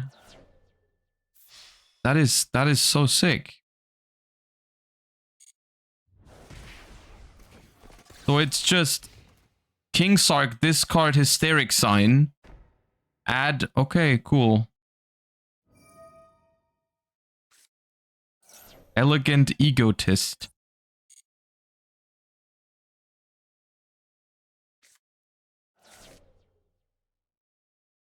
Okay.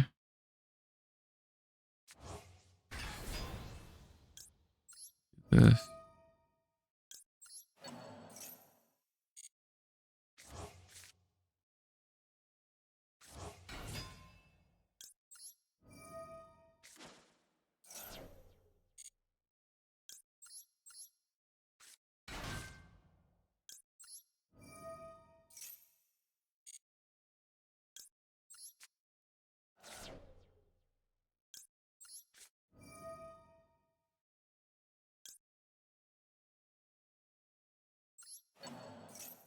Oh, right. The only reason I didn't have Ghost Ogre was because I didn't draw a starter. I had to normal summon it. Sick. I actually had Ghost Ogre. I already forgot about that. Thank you, Baldrake, for reminding me.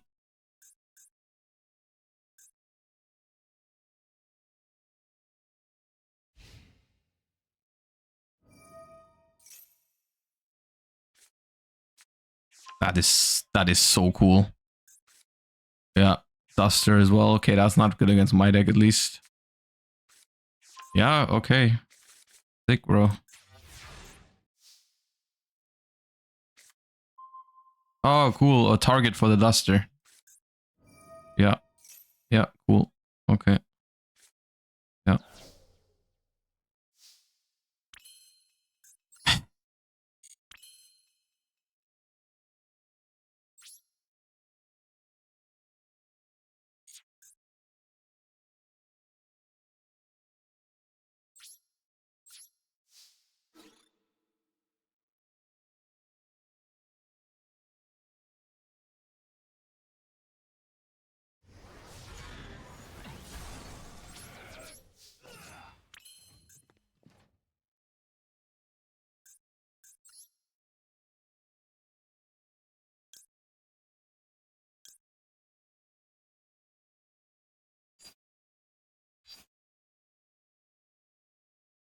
Chaos Angel is useless against King Sark, so kind of pointless.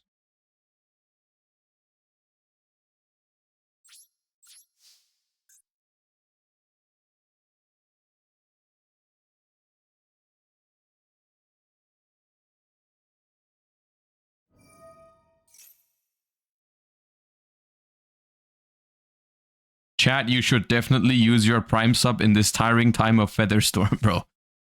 I appreciate trying to cheer me up. They just added Fuwa with that. Okay.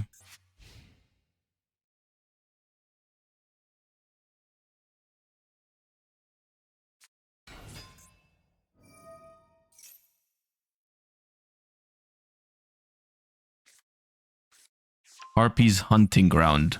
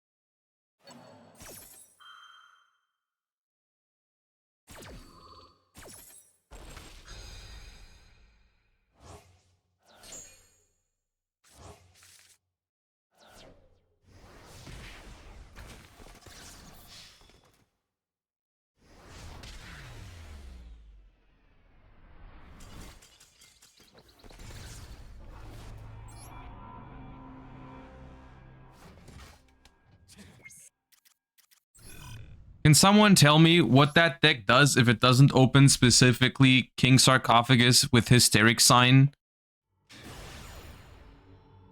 Plus a Harpy normal summon? Because I'm pretty sure the answer is fucking nothing. So they're probably out there just really happy right now because they're coming off of a 10-game lose streak and finally opened that shitty combo against someone who didn't even draw a really playable hand going first. And they're like, yes, it finally worked.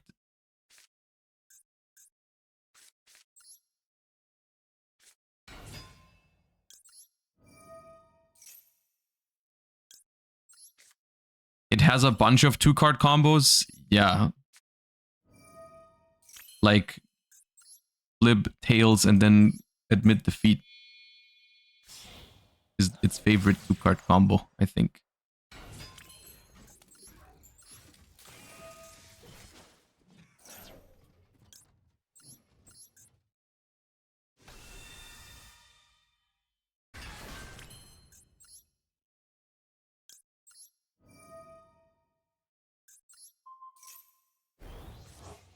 What Harpies is cool? Nothing about Harpies is cool. Harpies is as cool as Heroes. Which is not.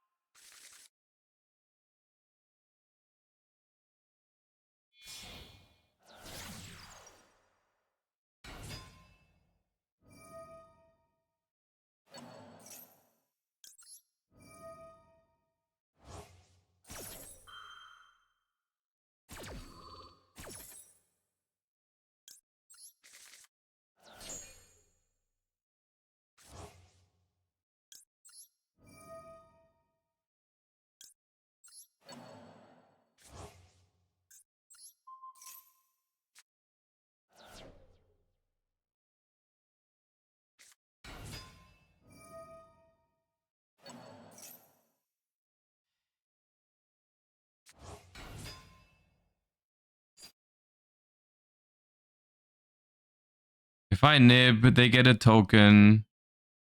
They use the Bellstar spell to place Snake Idea Bellstar. Bring that out. Bring out. It's. That makes Promethean Princess. It's over.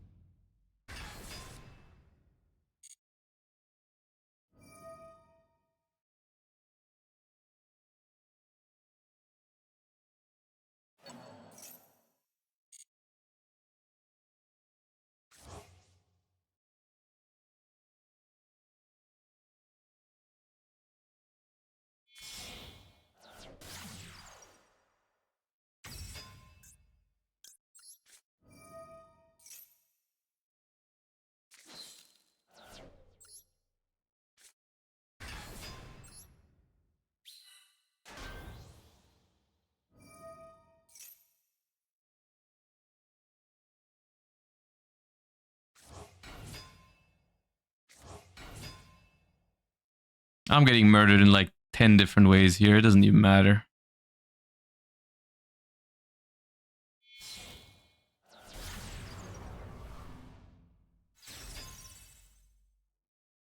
At least they wasted their Flamberge place on Engraver.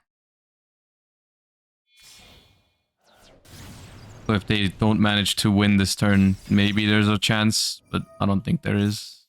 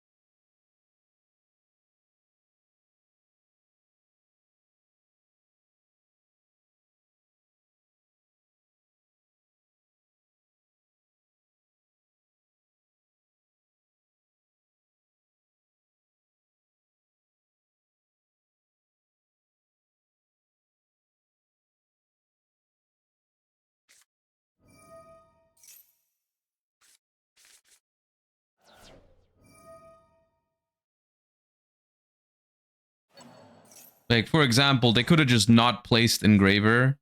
Then they could now just use Flamberge to place one of their monsters and make Doom Dragon and it be game.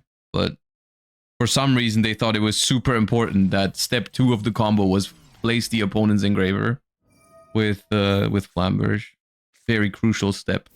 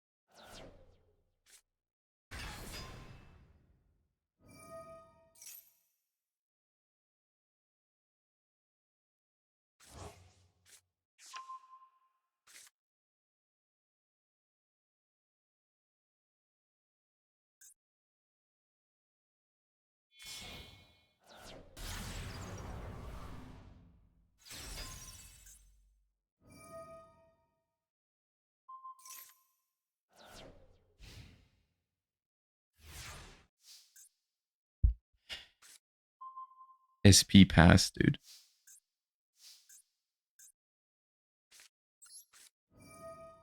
SP pass.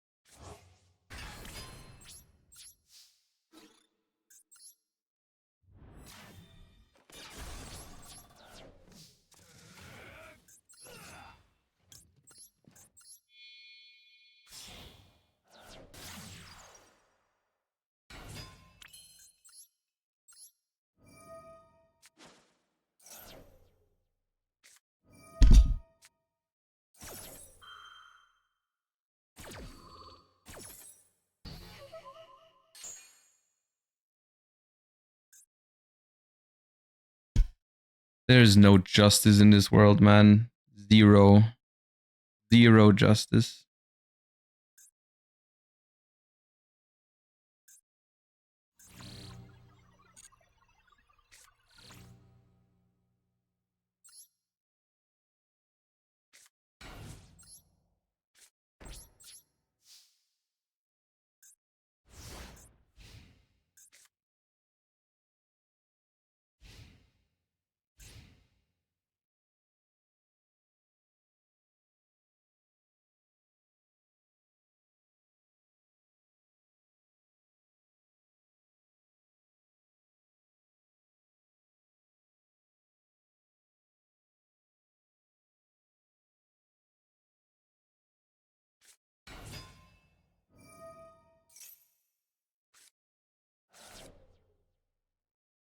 It's probably they probably normal summon this because they know they have the ability to fuck up with the Snake Eye card.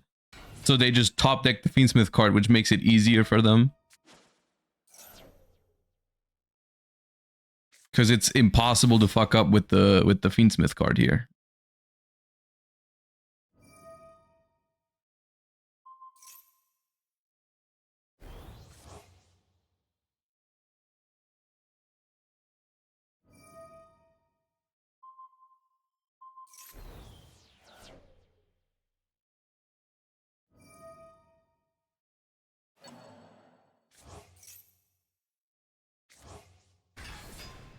Like, this was potentially just dead into a Bastille, by the way. Against a Bastille deck, if I just Bastille that Engraver, they might just pass the turn again. Which is like the most common card in my deck is a Bastille.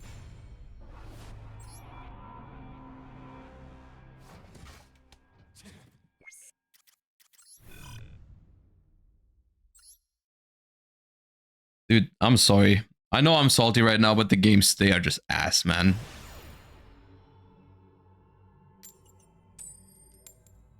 They are just ass.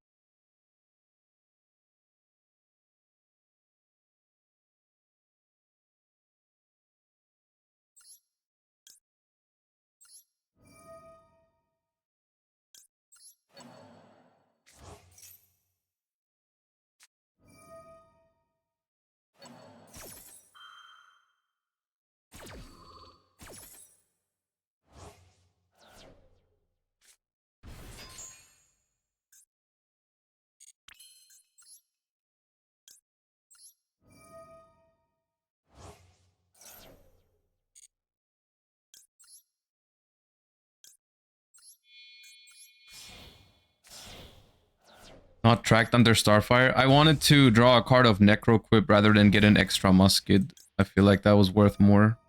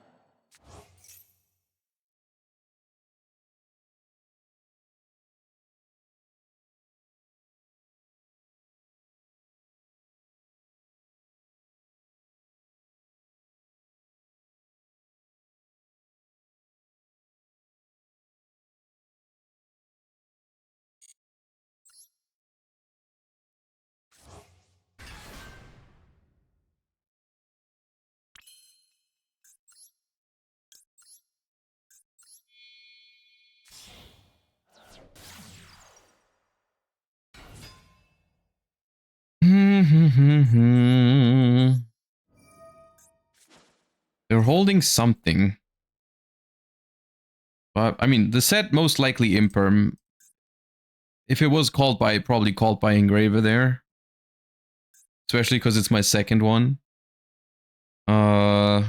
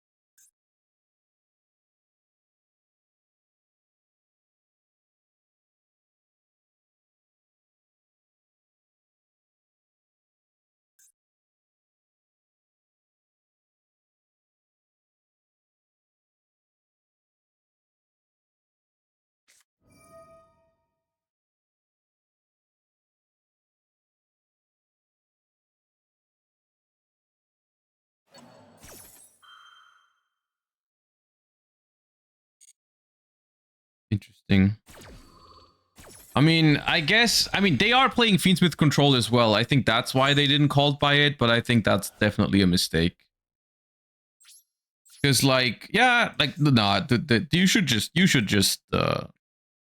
called by the Engraver, even though you're playing Fiendsmith yourself. It's way easier for them to just skip a turn and then have their Engraver be live again. When both of mine are banished as well, like, nah. That was crazy.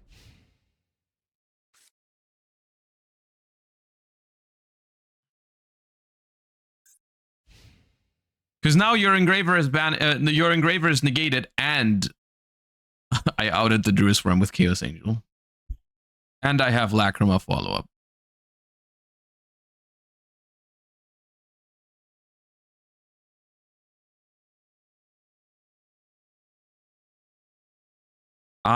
At this point, it's going to be very difficult for me to get the Engraver back.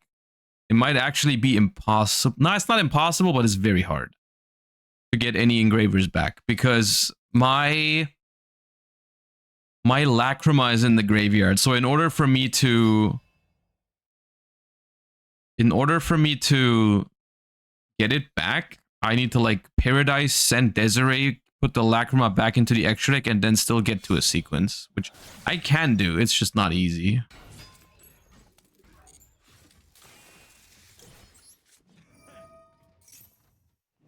They probably chain Requiem here, so I only draw one card instead of two.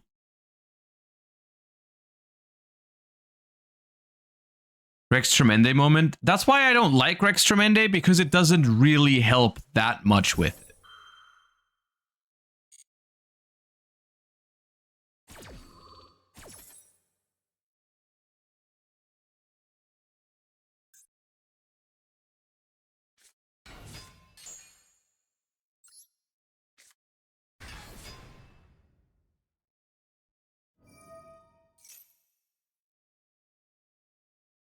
I mean, here's the thing. Engraver is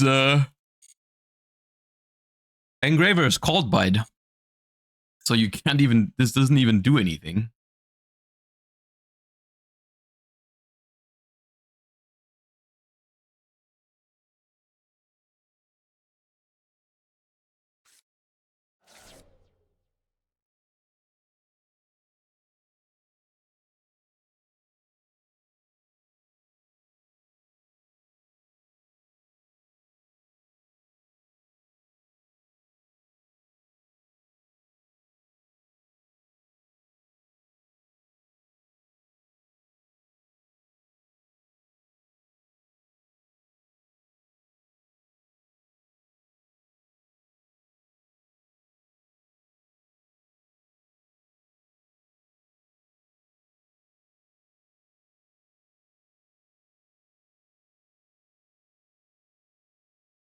Didn't you say Ice Dragon's Prison was a decent trap this meta? Yeah, Ice Dragon's Prison is pretty good right now. It's good against Blue Eyes. It's very good against Fiend Smith. I think it's good against Mermail too, actually. Because if they go normal summon Prince, send Dragoons, you can like take the Dragoons and it won't activate, and you also banish the Neptibus because I think they're both Sea Serpent. So it's all right against that deck too. It's just against Snake Eyes, it's probably good too because they all also play Fiend Smith and so on. So you'll find a spot for it. Yeah, Ice Dragon's Prison is very good against. Is good against right now.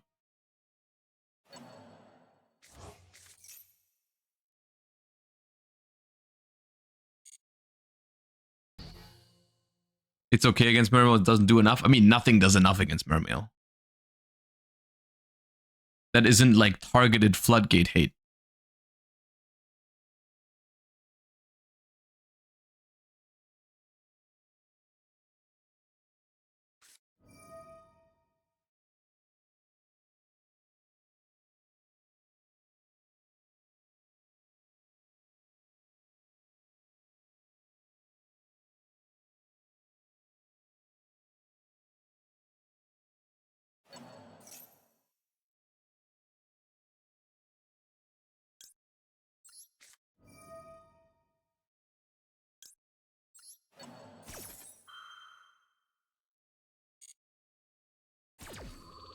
They're playing this game as if the resource game mattered. Is the interesting part here, because it doesn't really matter. They die next turn.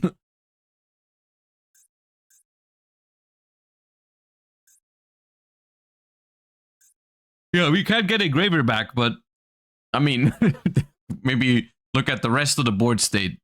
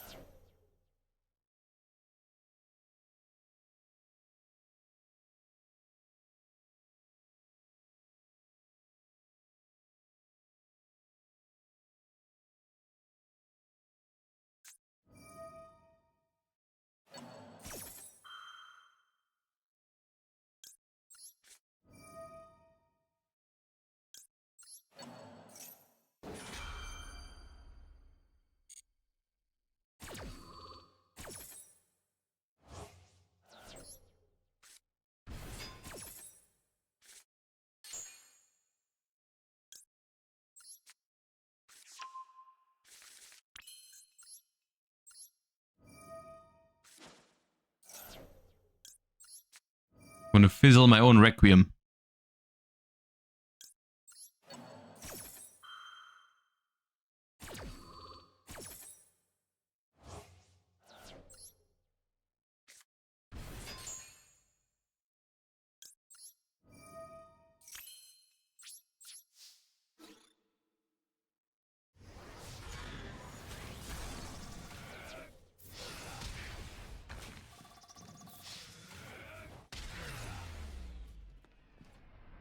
That game was fun. Can't we all just play Fiendsmith control?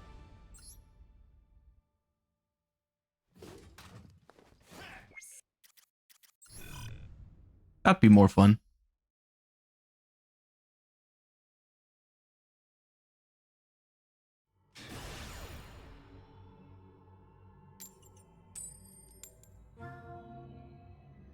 I think they're up in the grind though. You have no more engravers. I mean, yeah, but considering the fact how we're already starting the next game because they were dead, I don't know how much it matters.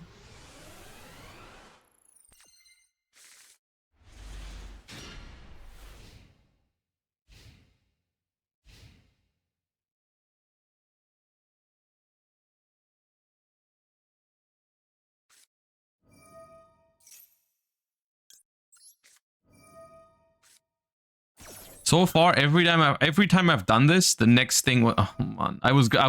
This is even worse. I was about to say the next thing that's happened was normal summon Ether Barrel, but sure, that I guess also, yeah, that makes my day a lot better.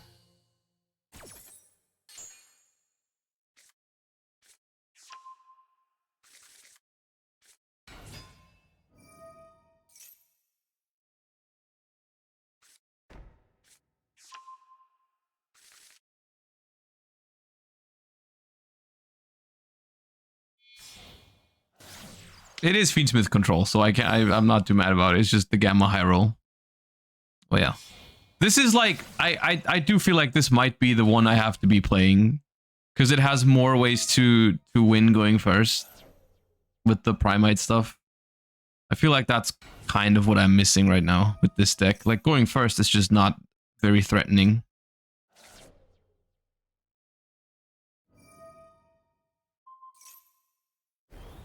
Maybe it is Primite. Because the Bestials do put in work. Yeah, okay, bro. Jesus Christ, dude. I kind of want to concede. No, I die. There's no way I win that. There's no way I win that. I could have played it out. I'm just too salty right now to play that one out. That may have been playable, but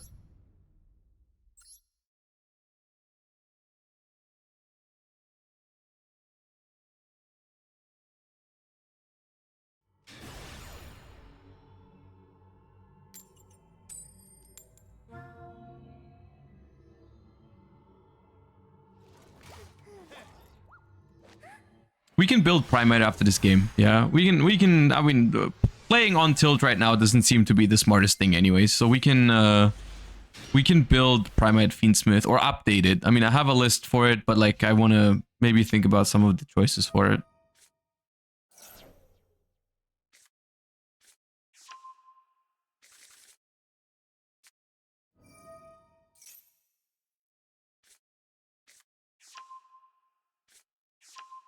Did you try Argo Stars in ladder? That sounds like the worst way to cheer me up. Is to queue Argo Stars right now.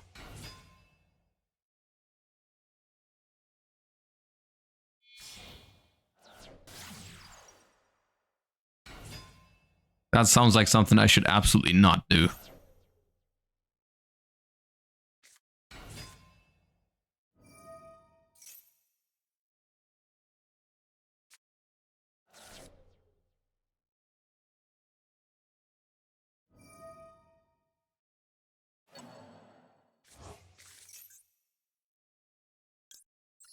Ooh.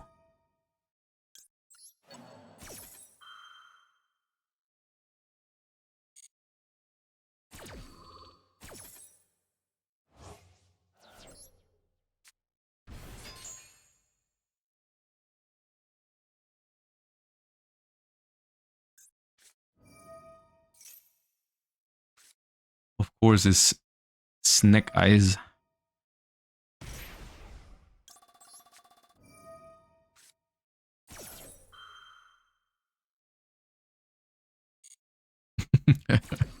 Fuelkins, thank you for the 7 months. There's no number for that.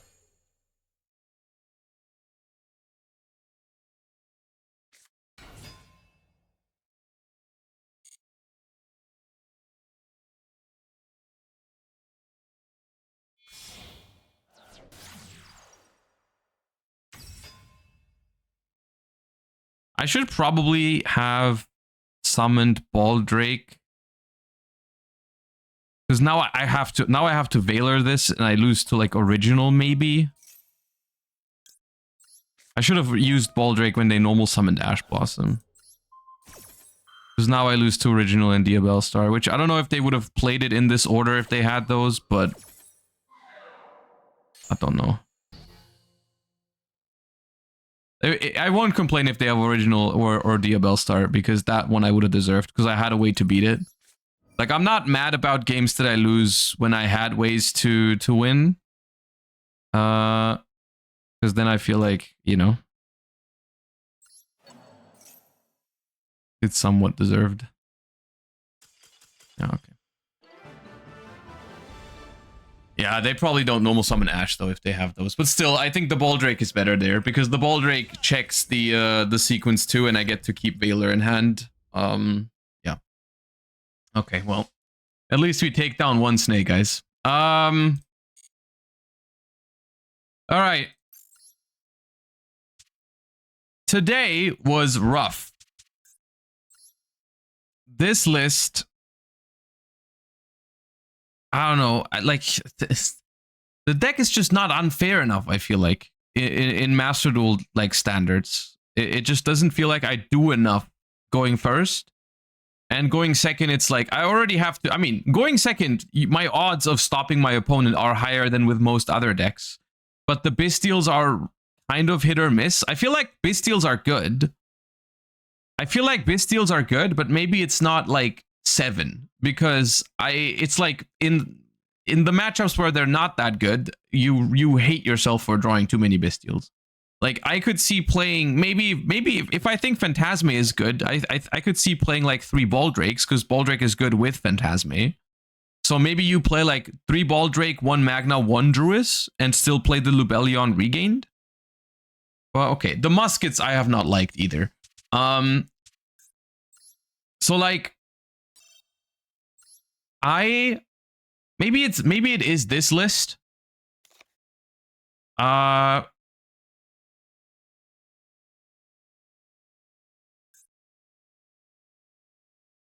Ghost Gore. Ghost Ogre. Mr. Monkey, thank you for the 19 months. Revisiting Bestial Metalmorph? Nah, I don't think Metalmorph is the answer, but it's not bad. I just don't think it's the answer to what I'm thinking right now. So I wonder if there's a way to play Bystials and Primite without completely overcrowded. Or maybe it is okay if the deck is a little bit more crowded, as long as like your cards all have value. I don't want to go too high though, because I still want to open Max C and shit. Like, I'm not gonna go like 60 cards, but I'm thinking like maybe if you're playing, like, that was one of my biggest issues with Primite Fiendsmith, was drawing Paradise, Dippity, or Driver, right? That's horrible. You do have to cut Purge. And then I want to play a Regained. Yo, Quantal, thank you for the 27. Also, Not Toaster, thank you for the 23.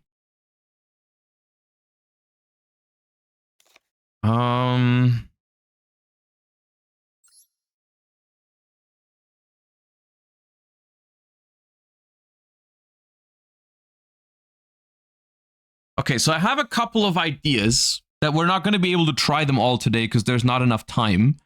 But maybe I'll just put them out there for me and also some of you guys to think about if you want before tomorrow. I was thinking of whether this deck was playable with only 1 vanilla.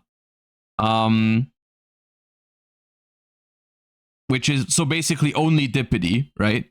It has some implications where you take out Driver, you take out Gamma. You can no longer make a rank 6 with the help of Lordly Load, which maybe is okay. 1 vanilla makes Barrel no longer Fiendsmith combo. No, if you play Dippity, it would still be one Fiendsmith combo. But you might. The thing is, I have found myself. Hear me out, okay? If I have drawn with this deck, if I drew just Primite and 4 non-engine, right? If I just draw Primite and 4 non-engine, very often I go for Drill Beam anyways. I don't necessarily go for the Roar anyways, because it's like so weak into Maxi and so weak into a lot of stuff And so I was thinking, what if we just cut driver and we just cut the roar, and we just go for drill beam control next to fiendsmith control, which makes our starters more broken. And we just play one less vanilla, which I mean, cutting your vanillas in half is pretty nice.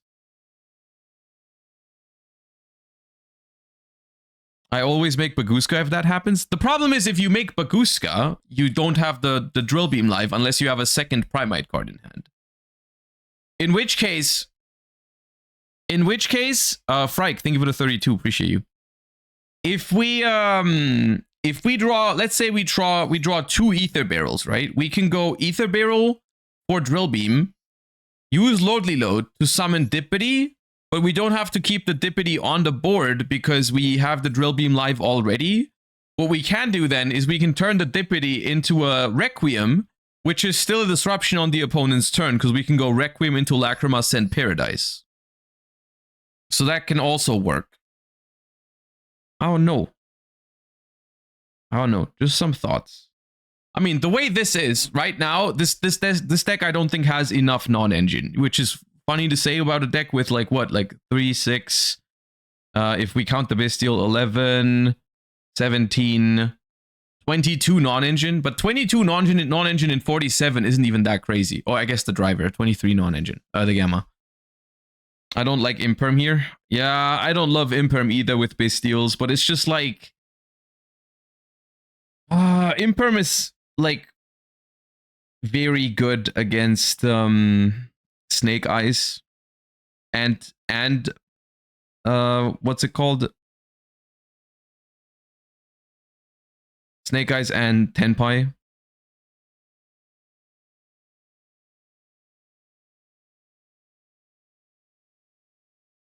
You're building too fair. I do have a tendency for that, yeah. But it's just like, I want to play these decks in a way where I enjoy them, because that's my problem with the second stage. Like, I know realistically I should probably be finding the best Snake Eye build, or maybe Blue Eyes. Blue Eyes is a deck I could see myself playing in the second stage. But it's just like, if I'm going to be playing for 72 hours, man, I have learned from the last couple of ones, I need to play something that I vibe with, you know? And if I don't, I'm like, I don't think Snake Eyes can be it. I don't think I'm going to be playing Snake Eyes better than other people as well. At least not at a very high level.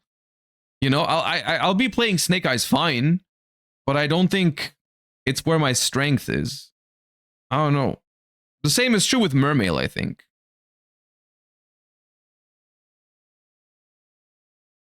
I don't know.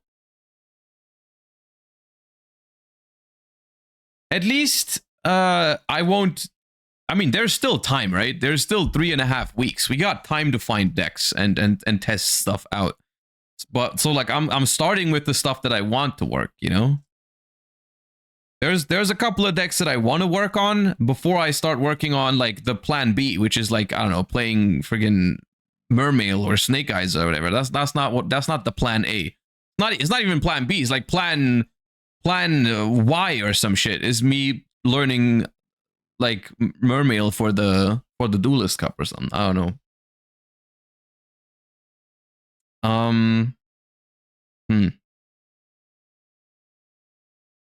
How about Memento? I could see myself playing Memento. I could play myself playing. I could see myself playing Memento. Which I don't know what it is about Memento. I realize this as I'm saying it, that like Memento is not that different from other combo decks, but for me, something about Memento is different to me. I don't know what it is. Maybe it's the fact that it's not like so linear and not as over popular. I don't know what it is about Memento, but I just find it a lot more fun than like Snake Eyes. And I really don't have I can't really put my finger on why that is even, right? It's the same thing. If I lose to it sometimes, it's because my opponent has like had the right extender or the right whatever ways to play through my hand traps or some shit. But for some reason, when Memento does it, I'm just like, I have more respect for it because I feel like they like do it properly. Like if they do it right and win with it, then I'm like, okay, you know, you kind of earned that. I don't know, something feels different about it to me. I don't know what it is. I can't even. I know it's weird, but I vibe more with Memento than other decks. I don't know. The same can be said about Mermail going second. Yeah, Mermail going second is a fun deck. I played some game. I played it for some games in the Dice Rally. Just blind second Mermail. That was fun.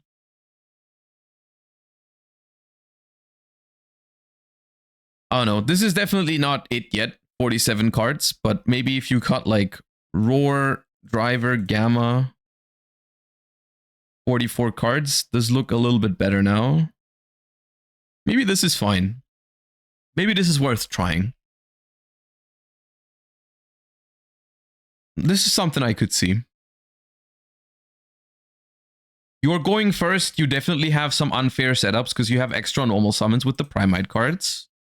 You have Drill Beam for extra interruption, which is very strong. You have Regained for the grind game as well. Like, you have a lot of strong different grind engines in case you don't open with Fiendsmith. Or in case you don't open Primite, you still have Lubellion. If you don't have Lubellion, you can still have Primite. If you get... And they don't clash with each other as well, right? If I draw Lubellion and Ether Barrel, that's fine too. Maybe it's okay. This feels like a good stuff deck. Yeah, but it's like all good stuff that I like. So if that works, then maybe that's something. Is Seals an option here? Seals could be an option, I guess. Maybe.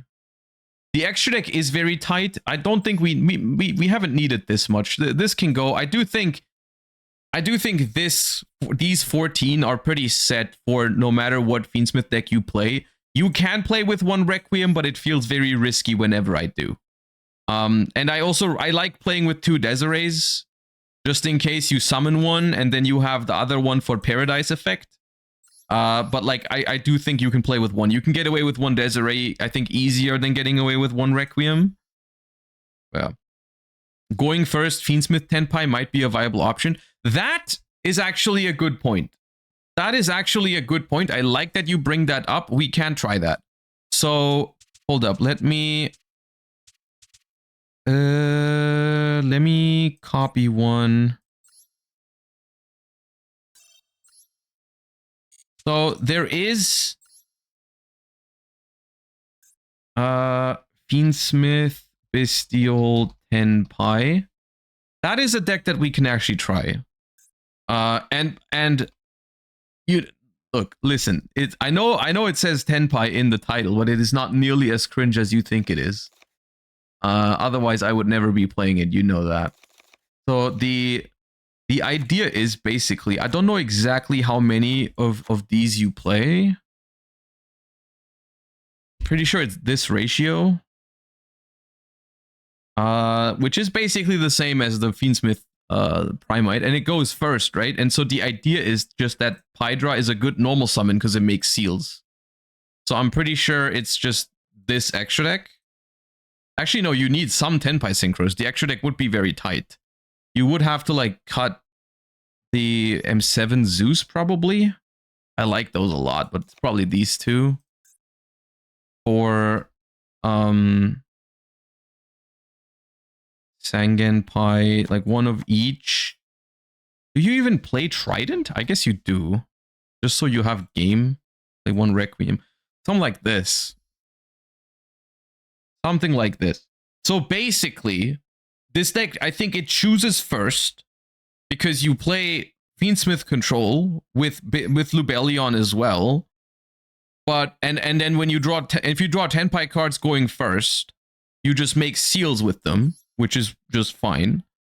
Cut Chaos Angel surely. Nah, Chaos Angel is mandatory for Fiendsmith cards. Because like even like Fiendsmith plus Lacrima, it comes up so much.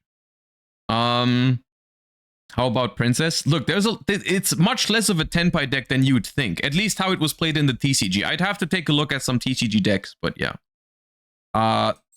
It's something, maybe we can showcase it tomorrow a little bit and try it tomorrow. Yeah, I don't know. We need to try different things with the Fiendsmith stuff because the initial stuff. This one was still fine, by the way. The the tour guide into Sangan stuff has been doing okay for me. Like this list was also fine. I was doing okay with it. Maybe take out some Bisteals for other non-engine or whatever, but this is also fine. Basically, just the way how this deck feels more unfair going first is because you search Maxi with Sangan. It's kind of like the equivalent to Ether Barrel searches Drill Beam, which is really good. And this one is like Tour Guide searches Sangan searches Maxi going first, which is really good. Those are like currently the ones that have been best for me. Is Millennium not an engine worth considering? I just don't know what you do with Millennium in a deck that's not super unfair. Because like I genuinely, it sounds weird, but like paying 4,000 life points, as irrelevant as life points are in modern Yu-Gi-Oh, I don't think in Fiendsmith control you can afford it. Because like you're under so much pressure if you pay 4,000. And then what do you do with it? You just do your standard Fiendsmith line. Oh no. Sangan summoning instead of summoning Sangan. Yeah, so this one this one is Fiendsmith summoning Sangan. And this one is Fiendsmith Sangan summoning. I like that. Hold up, let me make it short so it fits.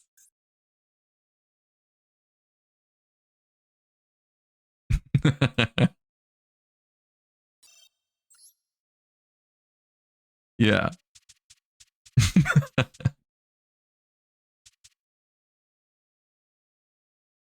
I do need to try this one. This concept was a strong deck in the TCG. Or maybe even still is to an extent. I don't know, if I haven't really seen it in a while. But this was a working concept in the TCG that was topping like regionals and stuff like that, and even YCSs. This is something we should definitely try, because it seems good going second, of course. I mean, because going second, after all, you're still playing like hand traps and Bisteals and Fiendsmith and Tenpai cards. Like it works, I think. And then yeah, going first, it just makes Seals plus Caesar or something, which is pretty good. Okay. Yeah, that's gonna be it for today. I hope you enjoyed the stream, even though it got a little salty towards the end. It's been a rough day. I've just been trying to make my pet deck work a little bit, and it hasn't worked out quite yet, but we'll continue to do so until the second stage of the Duelist Cup. I hope it was enjoyable gameplay for the most part, and I hope you have a wonderful rest of your day. I will see you guys tomorrow, where we continue our preparation for the second stage of the Duelist Cup. Thank you all for the support. I will find someone to rate real quick. And then I wish you guys a wonderful rest of your day. Let me see who is playing Master Duel right now. Master Duel.